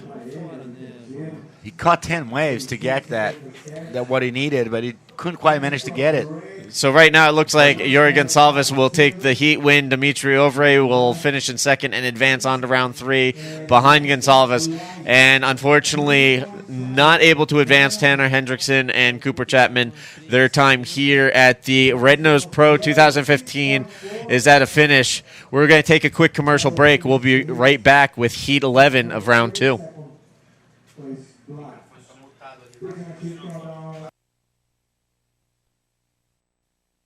Crocantes, você pode. Combinações deliciosas, você pode. Ingredientes selecionados, você também pode. Escolher entre suco ou smoothie, você pode. Dar um toque doce, claro que pode. E tudo isso a partir de R$ 4,90. Agora, chavecar a namorada do melhor amigo? Oh, isso você não pode. Mini Calzone, é gostoso saber que você pode. All right, and we are back here on day 2 of competition at the Red Nose Pro 2015, getting ready to go into heat number 11. Coming up in the water, we're going to see Connor Coffin, Santiago Muniz, Dale Staples, and Wesley Leachy. There you can see Connor in red, Santiago in white, Dale in yellow, and Wesley in the black jersey assignment.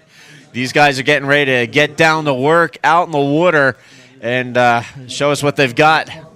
2 of these guys will be advancing on to round 3. Unfortunately, nature of the beast, 2 of these guys will be going home. Yes, what a shame because I know all of these guys. Well, I have watched all of these guys surfing, and they are amazing surfers. Connor Coffin from the U.S., you all know who he is. Santiago Muniz was in the finals last year on the QS. At the same time last year in Jokina. Those Staples from South Africa surfed brilliantly yesterday, or was it this morning? Wesley Leachy too. What a great surfer from Brazil. All right, so there you have the rundown out in the water. We are underway with Heat 11, Round 2. We started off the day with the remaining heats, the last 8 heats of Round 1, went right into Round 2, and we've been plugging along ever since. Lots of action out in the water. And we're underway with Wesley Leachy up and riding here in Heat 11, the first wave, throwing it out there and just lost control of the board. That's right. Sometimes it seems I am here at the airport because it's a takeoff spot. I'll tell you what. These kids are not playing around. They came here to do a serious job, and so they are. That was the first ride, the first wave in this heat. Wesley Leachy, Connor Coffin, Santiago Muniz, and Dale Staples haven't caught a wave yet. So the Brazilian launching his air there, not being very successful. Thanks for being here with me, Mister. It's such a pleasure to have you here. Stoked to be in the booth here with you, as well as Teko Padarats. Stoked to run some numbers and call the action out in the water, and go into some details with you guys here on the air. Well, it's a pleasure for us, especially for me. Flavio Padarats is a legend. You guys all know him from the World Tour. But we are from Brazil, me and Flavio. but English is our second language. So it's good to have you here, Steve, to correct us and weep us when we are wrong. Nah, you guys are pretty on it. And on my end, stoked to be a gringo cruise in Brazil, living here full time now, and able to jump into the commentary booth every once in a while to cover some WSL qualification series action. Wow, you are doing an excellent job, I should say. Meanwhile, out in the water, these heat 10. These are the guys doing the real excellent job, doing the real work as the competitors in this field. We started with 144 competitors yesterday, and we have been steadily narrowing the field, continuing onward. And, the riders in round 2, obviously, the top 2 guys will advance on to round 3, and we've seen some really fierce battles out in the water today. No, we have, for sure.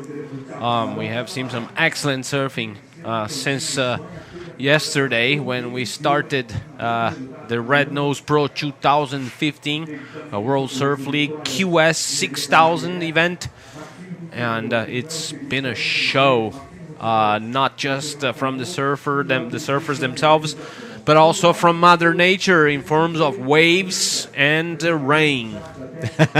Yes, there's been no shortage of precipitation here in Praia de Santinho. You can bet on that. Yeah, this is I can't remember the last time I worked commentary and got soaked to the bone going back and forth during the event. Wow. But you know what? It's all good. And it hasn't stopped the guys out in the water from putting on a show, getting the job done. As we've seen these guys battle it out, the wind, the rain hasn't really affected them at all out in the water. So you know what? It's a non-issue, the weather. As long as we've got action out in the water, we keep on moving along. That's right. All we need are the waves. So if the waves are here, they will be out there launching airs, getting barrels and big carves and, well... Something that used to make me laugh as a kid, and I'm pretty sure everybody who chases waves can relate to this. You know, that question you get from your parents and your relatives when you're a kid. You go surfing in the rain? I'm getting wet anyway. Isn't that right? So we have a rider up there. It's white. That's Mr. Santiago Muniz with 2 quick turns out the back. And now we have Connor Coffin in red. 1 turn. That's the second off the top he does. Another snap off the top. He keeps moving and kicks out off that left. In all seriousness, no joking about, surfing in the rain. We've been fortunate that the thunder and lightning moved off this morning, because when we first came up here, there were a couple of nasty bolts that came down and sent guys that were out in the water for an early morning free surf running for cover, because getting electrocuted, nobody's idea of fun. So fortunately, we didn't have to call off competition. The thunder and lightning moved out, and even better, none of our competitors were injured during that electrical storm. It was a little nerve-wracking first thing this morning. That's right. Santiago Muniz is riding live there with that. Wow. That's amazing. Santiago Muniz chucking it out there. Unfortunately, couldn't keep the handle on it. That's right. Alejo's little brother is not afraid to take off. He's not afraid of heights. Meanwhile, in black, that is Wesley. Wesley Lachley chucking it out there as well. Unfortunately, gets caught on the rotation, only got about halfway around, and he will collect his board and head back out to lineup. But yeah, these guys having no qualms whatsoever, going for the air reverses, just chucking it out there. And there you can see what we've been contending with all day today. Gray, rainy, windy, and these guys have still been out in the water, battling it out, getting the job done, and half the field anyway, advancing on to round 3, which we should be getting into sometime tomorrow. Meanwhile, scores filtering in. Connor Coffin with a 5.83 on his opening wave, a 4.67 for Santiago Muniz. And here's Dale Staples getting into the fray. Well, there was a South African wearing yellow. I believe that was his first ride. Santiago Muniz has ridden 2 waves. Wesley has done so too. And Connor scored 5.83 in his first one, and I believe he's in second place. That's right. Santiago Muniz is winning. He's got 2 rides under his belt with 16 minutes, 20 seconds to go. There's the replay for white. There is Santiago Muniz's first wave. Quick left with 2 good turns. That's where he scored the 5.83. I'm sorry, the 4.67. 5.83 was Connor Coffin in red, I believe. Yes, and there you can see a nice shot looking down to the south from the contest site. And as we've been talking about, everybody been walking back and forth in the rain. It's actually a little chilly once you get wet and the wind gets on you. There you can see one of our judges on a little break making his way back to the booth. He was looking a little chilly there. Yes, well, actually that was our head judge, Sergio Gadella, who's probably going for a break into his room in Costão do Santinho, who's co-sponsoring this contest. Well, there's a replay for Red's wave, I believe. That is his. I believe it's his first wave. That was the replay from his first wave, and that is yellow, Dale Staples. Yeah, so a quick little run through the opening exchange of waves out in the water. We saw Connor Coffin there. You saw Dale Staples waiting for Dale's last wave to score. Still plenty of time in the heat, just under the 15-minute mark in this 25-minute heat. Connor Coffin looking for a backup score, as is Dale Staples, waiting for his secondary score to drop. Wesley Leite struggling a little bit. He's got 2 waves on his score sheet, but both of them minimal scores thus far. There you can see a quick replay of Dale Staples. So again, just a real quick rundown. 14:25 on the clock. Santiago Muniz leads the way. He's got a 4.67 and 2.07. A couple of minimal scores, but he came out firing. He's really been aggressive out in the water so far. He's got the minimal scores, but he's been going big. He's trying to dial in something massive score-wise out there. And if he gets the rotation on one of those maneuvers, he may very well get it before all is said and done in this heat. But at the moment, again, sitting on minimal scores, it's enough to have the lead at the moment. He is followed by Connor Coffin with a 5.83 opening wave, waiting for a secondary score. Wesley Leite currently in third. Dale Staples in the 4th spot, waiting for his last wave to come in from the judges. That's right, Steve. I believe it's in his blood. Meanwhile, Dale Staples has scored a 4.67 and moved to second place. So Connor now needs 0.71. And there's a pedal out there. There is. Wow, the screen has just shut. So a quick wave exchange out in the water as our riders continue to battle it out as we get down towards the halfway point of this heat. So a quick wave exchange out there. We'll see if we can queue up a replay in just a moment. I believe it was Connor Coffin riding that left. And here we have Santiago launching the gang, and he makes it. And like I was alluding to, sooner or later he's going to nail one of those and get the score. There he got the rotation. We'll wait to see what the score is.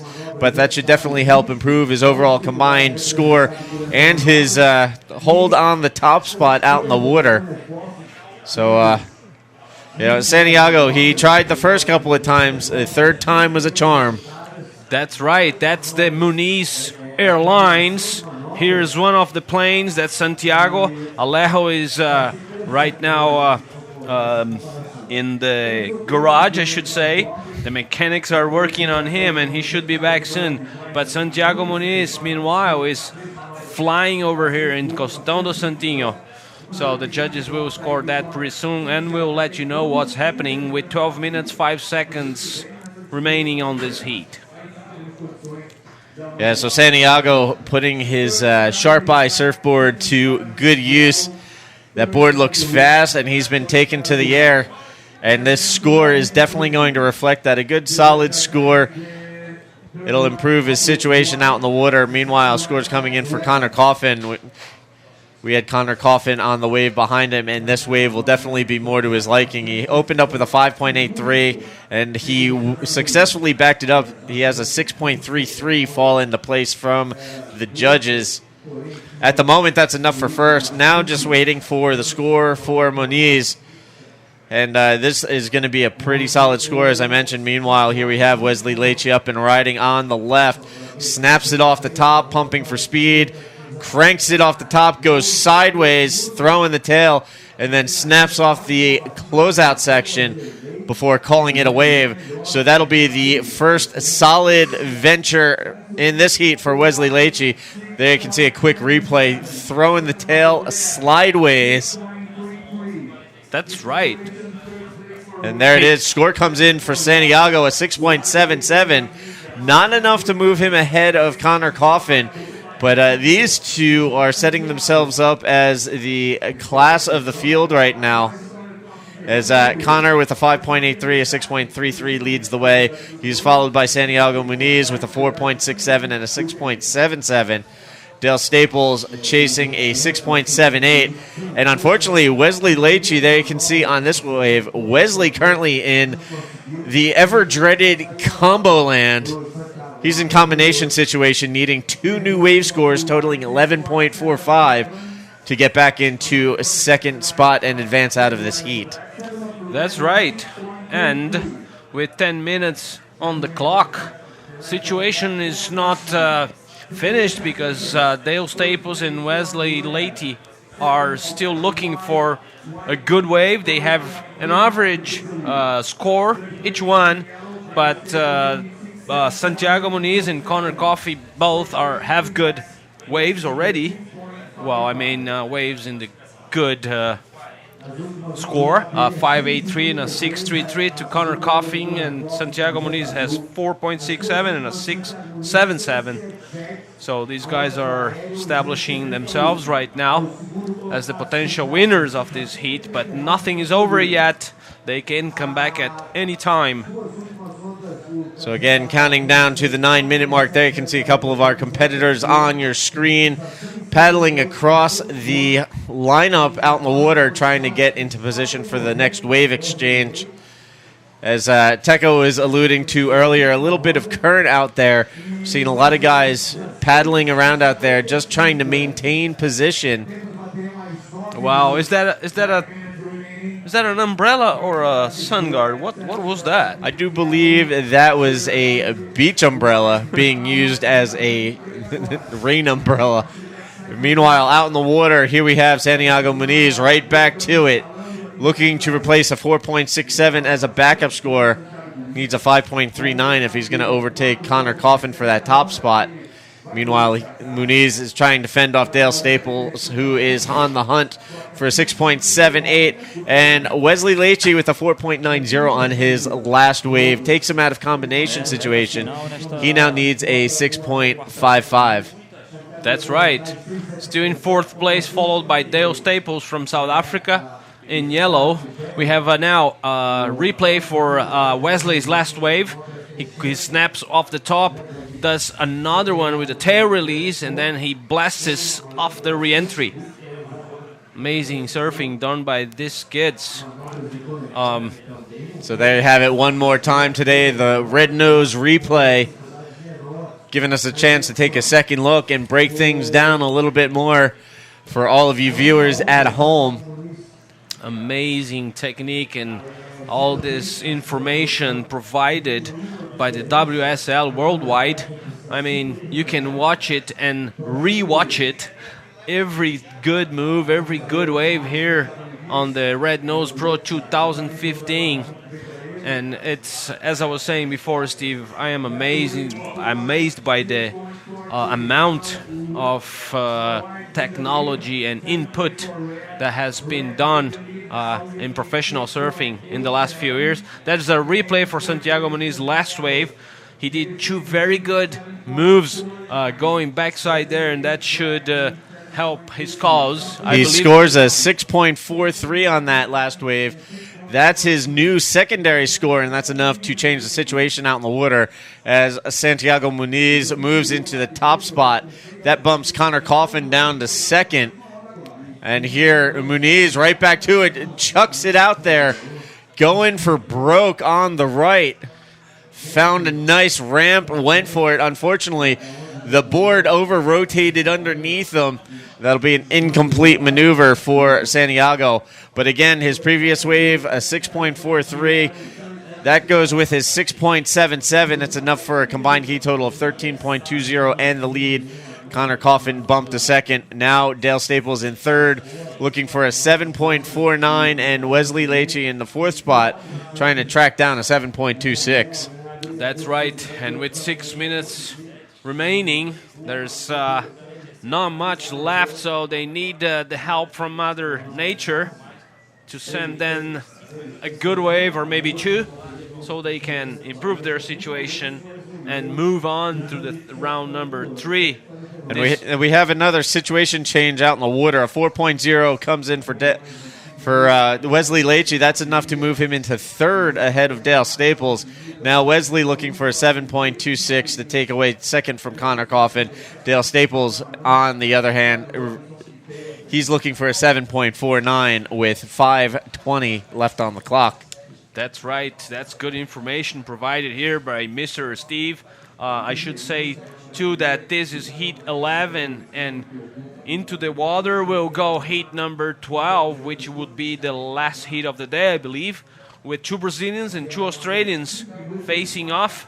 José Mendes will be in this heat wearing red, I believe. Thiago Camarão will be white.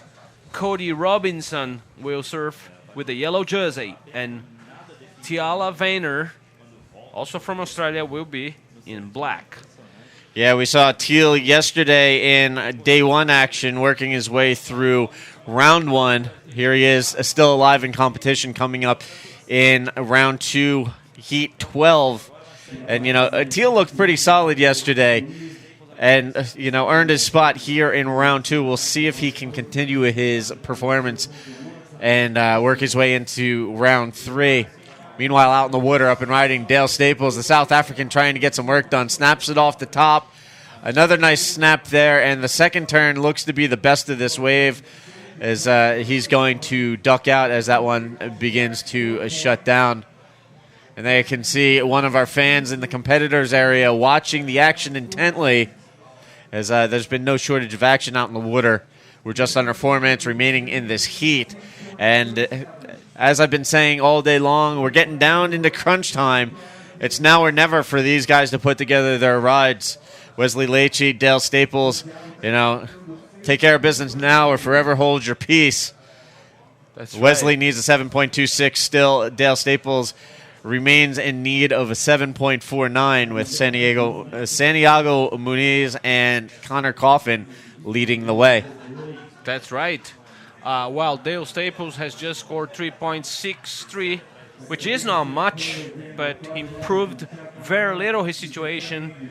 He now needs only 7.49 to take second place. Wesley Leite is still in third, needs 7.26 to advance in this heat. Meanwhile, Santiago Muniz and Connor Coffin still have the same situation. Santiago leads, and Connor needs 6.87 to And here you can see out in the water, Wesley Leite paddling away from Connor Coffin. Connor, meanwhile, keeping an eye on Wesley. Connor currently with the second spot, takes this wave, comes off the bottom, gets one quick hit, and then he's one and done. Ducks out on that one, but Connor trying to fend off Wesley Leite. Meanwhile, here's the heat leader, Santiago Muniz. He just has been unrelenting out in the water. He's got a 6.77 and a 6.43 as his high scores.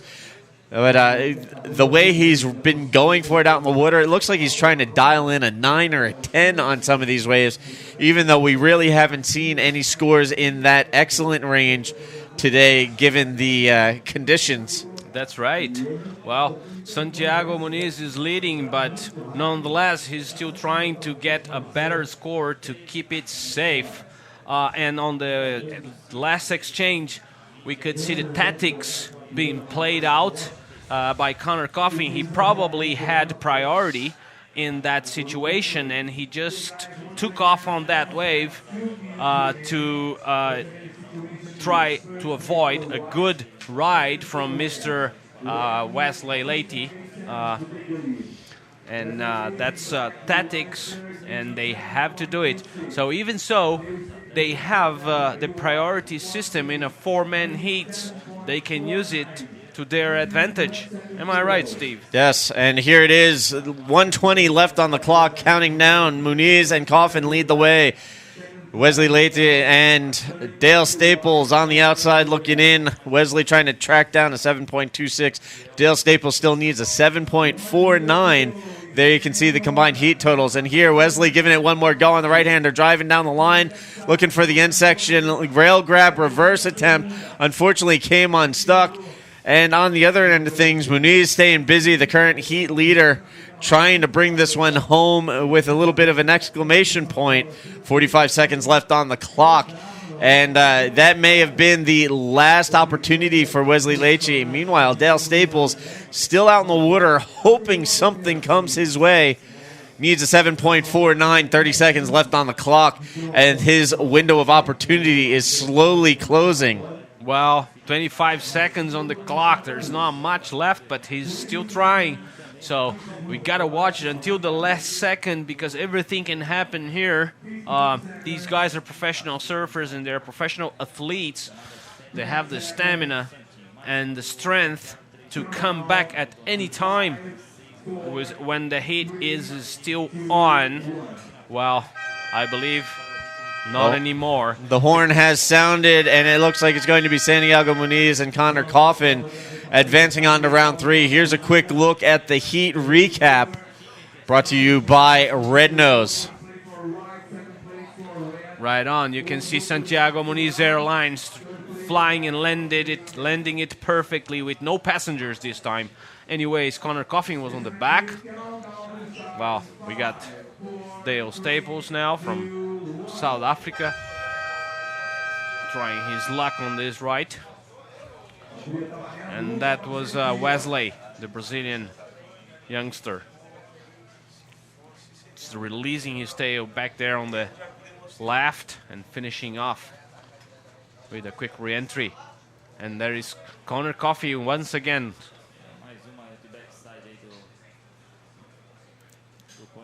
All right, so here we see one more time Santiago Muniz snapping it hard off the top. He just did not give up. He was giving it 110% the entire time he was out there. There you have the Red Nose heat cap. The horn has sounded for Heat 12, and we're going to go into a quick commercial break, and then we'll get into Heat 12. We'll be back right after this.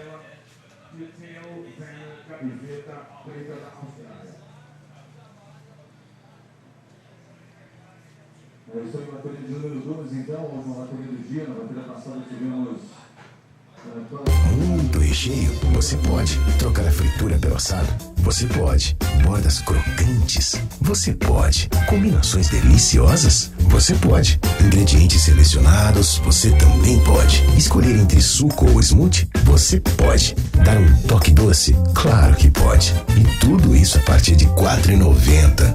Agora, chavecar a namorada do melhor amigo? Oh, isso você não pode. Mini Calzone. É gostoso saber que você pode. And welcome back to round 2 action here on day 2 at the 2015 Red Nose Pro. We've already got action out in the water here in Heat 12. There you can see the rider in white, Thiago Camarão, taken to the air. Unfortunately, could not land. And right behind him, Teal Vanner in black going to work on this right-hander. We already have waves ridden for Teal Vanner, Cody Robinson, and Thiago Camarão while we were away at break. Now just waiting to hear from Jesse Mendez, the man in the red jersey, out in the water. So as you were mentioning, we have 2 Brazilians and 2 Australians out in the water right now. There you can see the breakdown. Teal Vanner in black, Thiago Camarão in white, Cody Robinson in yellow, and Jesse Mendez in the red jersey. And these guys getting right to it. Last heat of the day, as far as I understand, we ran the first 8 heats. the last 8 heats of round 1 to start with, and now we're into heat 12. So this is the 20th heat of the day. We've had plenty of nonstop action out in the water all day long, despite the inclement weather. And these guys really going for it out there today in round 2. That's right. They have to take advantage of the conditions because we had a very good day of surfing here in Costão do Santinho with the waves since early this morning, even though the storms almost caused some problems. But fortunately, we were lucky enough to be safe here in this structure here. So non-stop action, as Steve mentioned before, because that has been radical, very good surfing being performed out here today. Yeah, when we first came up here this morning, there were bolts of lightning coming down, thunder rolling in the distance, and it was a wild start to the day. Glassy, perfect conditions to start with, but a nasty storm. Fortunately, the thunder and lightning moved along, and you know what? The rain and the wind, we've been able to deal with that. It really has not phased any of our competitors out in the water, and these guys have been battling it out all day long. And here we are, 20th heat of the day, heat 12, round 2. We're still going at it. That's right.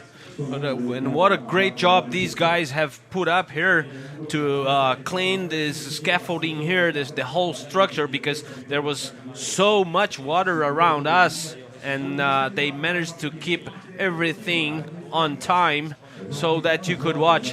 While the previous heat, Santiago Muniz is right there with a fan. He won his heat.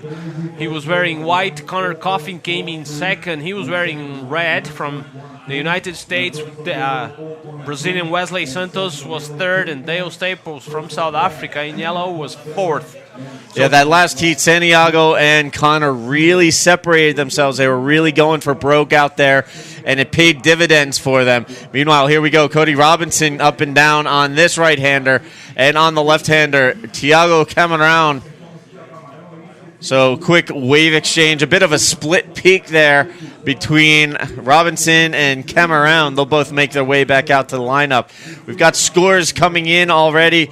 A .43 and a 1.13 for Thiago on his first 2 waves. Now we'll wait for his third score, see if he improves the situation any. That's right. Only average scores up until now. But Thiago Camarão, we're probably going to watch this. There it is. Quick snap off the top and a good turn to finish off the left. So that is probably going to be the best exchange, the best wave so far in this heat. Yeah, a handful of minimal scores on the board for 3 of our riders. Still waiting to hear from Jesse Mendez, as we are already 6 minutes deep into this 25-minute round 2 battle. Heat 12, as we said, most likely the last heat of the day. And here, Cody Robinson giving it another go on this right-hander. This one's getting a little small on him. Not a lot to work with, but still doing the best he can. And there we can see the tail end of the first wave for Jesse Mendez.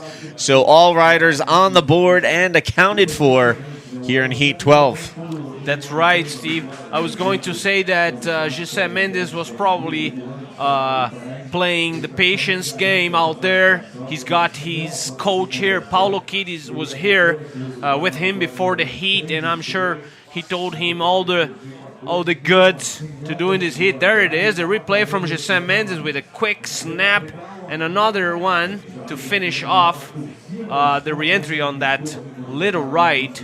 Very good surfing done by José Mendes, even though it was a very small wave. Short wave there, but that opening turn off the top really throwing some spray. And that was going to be the bulk of the score. He finished off banking that end section. But that's enough to get Jesse on the board with his first wave and get into the mix of things. That's right. 17 minutes, 40 seconds on the clock. Thiago Camarão is in the lead. And, well, there we have. Teal Vanner on the right-hander takes to the air. Little nose pick reverse on that one. He really didn't get that much elevation, but he did get the rotation round clean and kept on going. Not much else to work with on that small right-hander. As we've seen all day long, those rights are very difficult. It's really hit or miss whether or not you get a good ride on the right-handers. Most of the time they get a little small, they get closed out, and a lot of foam on the face. They have not really produced that many high-scoring waves today. That's right. Well, Meanwhile, on the other side of things, we've seen guys busting out some pretty solid scores on the left-handers all day. That has been the wave direction of choice with our field of competitors here in round 2. that's right. Well, needless to say, they can choose it the way they will go, but sometimes there's no option, so they gotta go right and try to improve their scores on the board. So they have to play with what's on offer. So I'm pretty sure the lefts were the key this morning and this afternoon, but I believe the conditions are changing. The wind now is coming from north, I believe, or northwest. It's just different. It's not south anymore, southwest, like it was 2 or 3 hours ago. Yeah, it had gone from southwest to southeast, and now it seems like it's swung around and it's coming from the north now. So the ever-changing conditions here in Santa Catarina today, no different. Wow. El Nino is, that's what they say, it's causing all this. The temperature change in the Pacific affects the Atlantic and the whole South America. South Brazil is being flooded in the rain in the last 2 or 3 weeks. Meanwhile, up north, northeast, there's a big drought. So it's just something we cannot control. 15 minutes, 10 seconds on the clock. And we'll be heading up to the northeast for the next event coming up next week. We'll all be heading up to Bahia to the legendary surf spot Itacaré for the Mahalo Surf Eco Festival. And whoa, Cody Robinson taken to the air, slides out on the landing, but going for broke on that one. Here, Jesse Mendez with a quick up and down look. And here we have Teal Vanner working this right-hander. Not a very big wave, but still a couple of nice hits off of that. 14:35 and counting. And just to give everybody a quick situation update out in the water, Teal Vanner leads the way. He currently has a 3.50 and a 3.17, but waiting for that last score to come in. Cody Robinson currently in second with a pair of threes to his name, a 3.0, a 3.2 as well. And currently in the third spot, Tiago Camarão with a 1.13, a 4.83 as his high score. He needs a minimal score of 1.37 to improve his situation. And currently in fourth, Jesse Mendez with a 4.67 opening wave and a 0.30 on his second attempt. Just under 14 minutes remaining. And as we're seeing, a lot of minimal scores on the board as we're in that mid-range portion of this heat. But these guys will be looking to build upon those scores, and I'm sure things are going to pick up intensity-wise as we get down to the closing minutes. I'm sure they will, because we haven't seen scores like we had in the last heat. But as soon as a new set approaches, we will have some action in the Heat 12, Round 2 of the Red Nose Pro 2015. And you can see the rain picked up in intensity. If you look on screen, you can see the texture of the waves and all the droplets hitting the water as the rain is really starting to pick up now. And I'd be curious to see what the wind banners are doing, whether or not the wind has picked up in intensity as well to go along with the rain. But it seems like it would be a safe assumption the wind is driving the rain and adding a little extra texture out there for these guys, but not stopping them from quick wave exchange. Here you see Jesse Mendez. Foam climb really shot up vertical on that one, but unfortunately the bottom dropped out on him on that one, just unable to complete the maneuver. So these guys staying busy despite the increase in the wind and the rain and just the messy conditions we've had all day weather-wise. That's right. well, the forecast doesn't look very good if we speak about humidity and rain, because it looks like we're going to have some rain until Friday, but the weekend looks better. So, needless to say, we will have waves. So, hey, as long as we have waves, the rain doesn't matter. That's for sure. Just keep away the thunder and lightning. Thank you very much. 12 minutes on the clock. Till Venner is still leading. José Mendes is in second place. He needs 3.5 seconds to take the lead. Cody Robinson from Australia is wearing yellow. He needs 3.25. He sits in third place. Meanwhile, Thiago Camarão from Brazil is wearing white, and he's in fourth place right now. He needs 1.61. And there he is with, wow, the first move was very good. He finishes off that. He was kind of caught in the lip there. Quick in and out for Teal. And there's José Mendes pedaling for that left. He takes off, bottom turn, strong off the top, and he goes again. He releases the tail and tries to go into that section, hopping through. And, well, you can see there he's going to make it into the inside section. Let's see what he can do. With, well, not much. The wave kind of died out.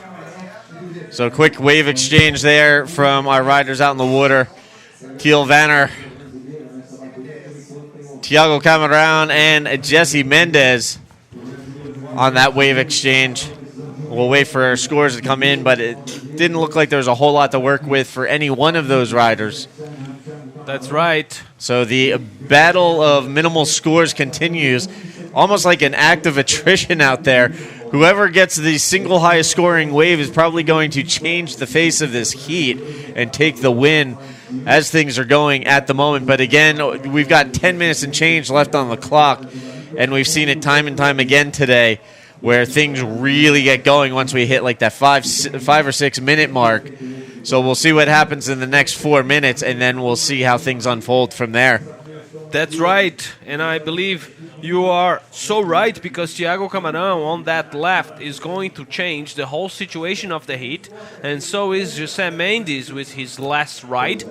I believe the situation will change completely in this heat, but that's all pure mathematics, and that's something I cannot do it. So there it is, a 5.57 for Jesse Mendes. That moves him up into the top spot momentarily. Still awaiting the last score of Thiago Camarão. So we could see a situation change once again with 9:25 left on the clock. Meanwhile, here up and riding, Cody Robinson.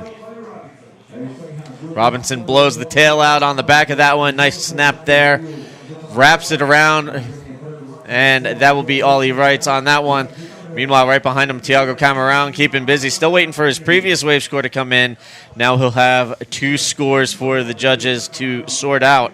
Thiago Camarão currently sitting in the 4th spot, trying to climb the ladder and take over one of those top 2 advancing positions with under 9 minutes remaining. That's right. Thiago Camarão and José Mendes from Brazil battling it out against Cody Robinson and Teal Venner from Australia. So it's a battle between 4 surfers in 2 countries. And there it is, a 7.0 comes in. That catapults Thiago Camarão into the top spot. So situation change out in the water. The Brazilians have taken hold of the 2 advancing positions. Thiago Camarão now with a combined heat score of 11.83. Jesse Mendes in second with a combined heat total of 10.24. And there you can see up in the top of your screen in the corner, Teal Vanner needs a 5.52 individual score. And Cody Robinson trying to dial in a 7.04 as Camarão and Mendes have created a little bit more distance between themselves and the Australians out in the water here in this heat. Under 8 minutes remaining. Again, Vanner chasing a 5.52. Cody Robinson on the hunt for a 7.04. That's right. And this is heat 12, the last heat of the day today. We are on round 2, and we'll be back here tomorrow to start probably at 8 o'clock. So just to let you know that this is the last heat of the day. We still have a full 4 days of competition until Sunday, I hope. And there is a lot more action to be seen here in Praia do Santinho in the north of the island of Santa Catarina, where Florianopolis is located.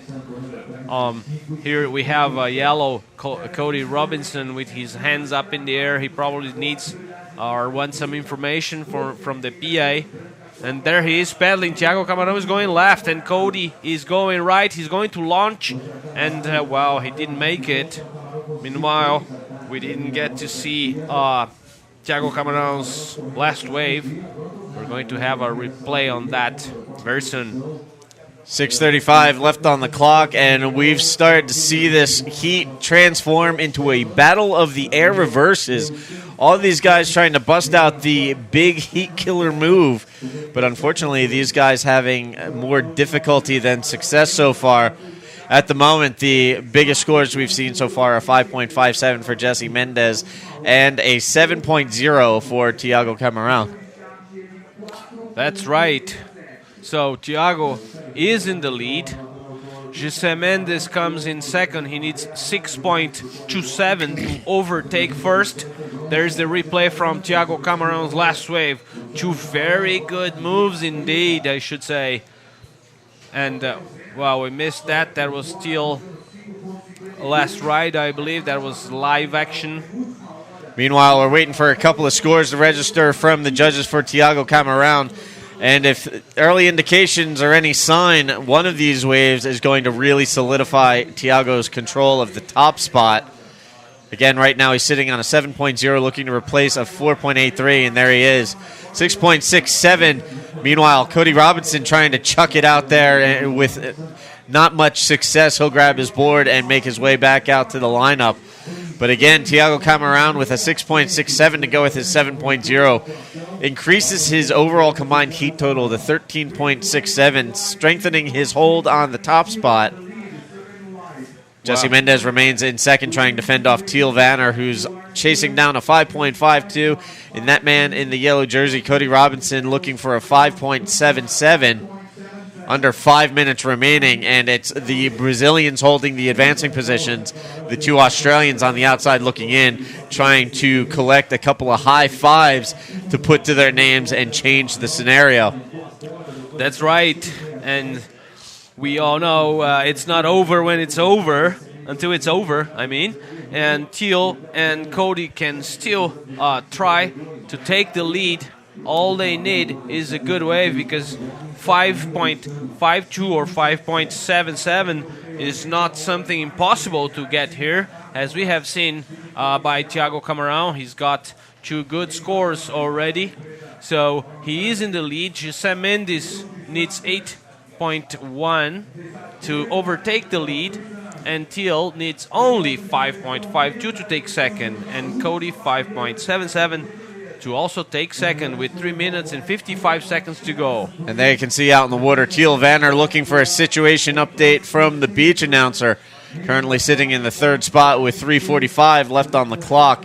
Again, Teal needs a 5.52. Very much attainable. He just needs to dial it in appropriately. 3:35 left on the clock as we get down to the tail end of things here in Heat 12, Round 2, as we look to wrap up today's action with this final heat of the day. 20 heats today. Considering we had a little bit of a delay because of the thunder and lightning, that's a pretty sizable amount of heats to run through today.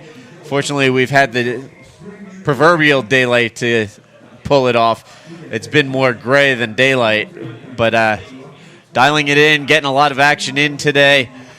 We hope all of you viewers at home have enjoyed the ride as much as we have. Yes, and I take the opportunity here to thank you all for watching the best surfing in the world done by these young surfers here. And there's more action to come tomorrow. Not just here, but you can also watch the WSL event in Portugal. I'm not sure if they will be holding it tomorrow, but we'll be here to assess the conditions early in the morning. Meanwhile, white, that is Thiago Camarão, a quick in and out, and there's Teal on that left, Steve. Teal trying to put together a 5.52 with the smaller left-hander. A few hits off of there, wraps it around, nice carving turn. Now he's going to hop and try and get the reform, but a lot of foam on this face, a smaller wave, not much to work with there. He'll finish that off as best as possible. I don't know if that's worth the 5.52. We have less than 2 minutes remaining. We'll wait for that score to come in from the judges, but right now it's the Brazilians leading this heat. Thiago Camarão in first, Jesse Mendes in second. And real quick, before we hit the end of this heat, while we wait for scores to come in, here we have Cody Robinson, one last ditch effort, looking for a 5.77. And just real quick to finish my thought, lots of action coming up in the next few weeks with the WSL QS events here in Santa Catarina, next week in Bahia, and then the Sao Paulo 10,000. Also, we have the CT event in Portugal. Meanwhile, these guys with the last-ditch Hail Mary efforts out in the water, trying to dial it in. We're going to throw into a replay. Here's one last look at that last wave from Teal Vanner. We'll let you decide while the judges sort that out upstairs. Was that enough for a 5.52? We'll wait for the score to come in as we get down to the last couple of seconds out in the water. That's right. We see Gisele Mendes. He's up and riding on that left, going very fast indeed, and he does a quick re-entry to finish off. Nice finishing wave there for Jesse Mendes, currently in second spot. That one was a little insurance wave, I guess you could say, trying to hold off Teal Vanner and Cody Robinson, waiting for scores to come in for both of those riders. I don't know if it's going to be enough for either competitor, but we'll wait for the judges to finalize their scores as we count down the final 20 seconds of the heat. There you can see Jesse Mendes coming in. We're going to throw into a quick red nose replay. Here's a look at that last wave from Thiago Camarão.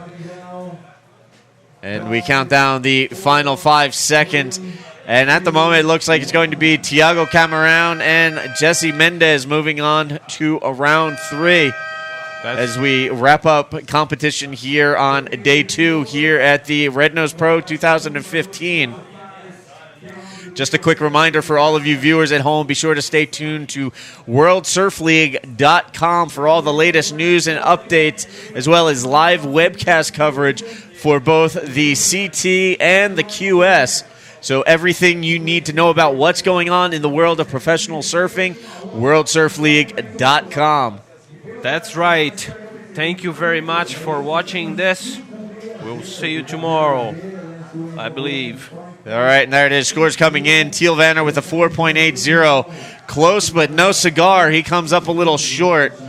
And the scores finalizing for Cody Robinson. He will come up short as well. So it will be Thiago Camarão winning the heat. Jesse Mendes finishing second. They both will move on to round 3 competition, which we should be getting into tomorrow.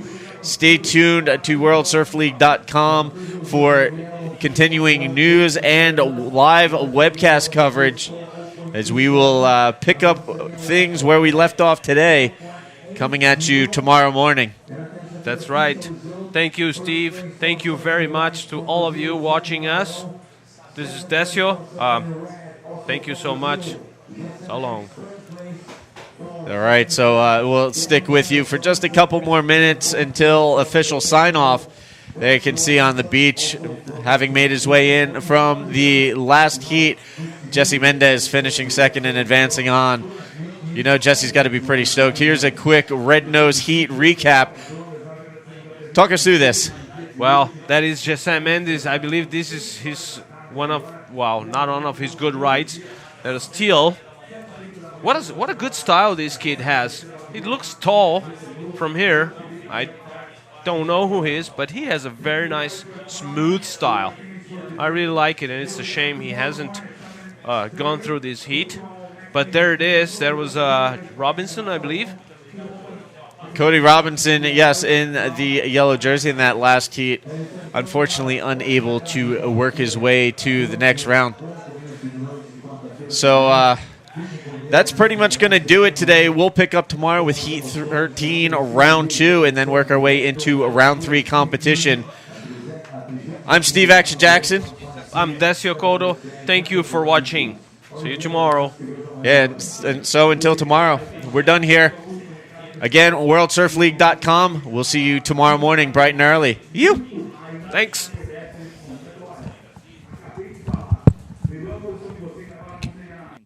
Sobre o que fez, o que deixou de fazer nessa última bateria de hoje, mas está classificado. É isso então.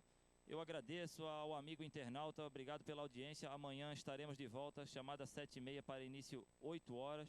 Um bom descanso a todos e aquele abraço. Muito recheio? Você pode. Trocar a fritura pelo assado? Você pode. Bordas crocantes? Você pode. Combinações deliciosas? Você pode. Ingredientes selecionados? Você também pode. Escolher entre suco ou smoothie? Você pode. Dar um toque doce? Claro que pode. E tudo isso a partir de R$ 4,90. Agora, chavecar a namorada do melhor amigo? Isso você não pode. Mini Calzone. É gostoso saber que você pode.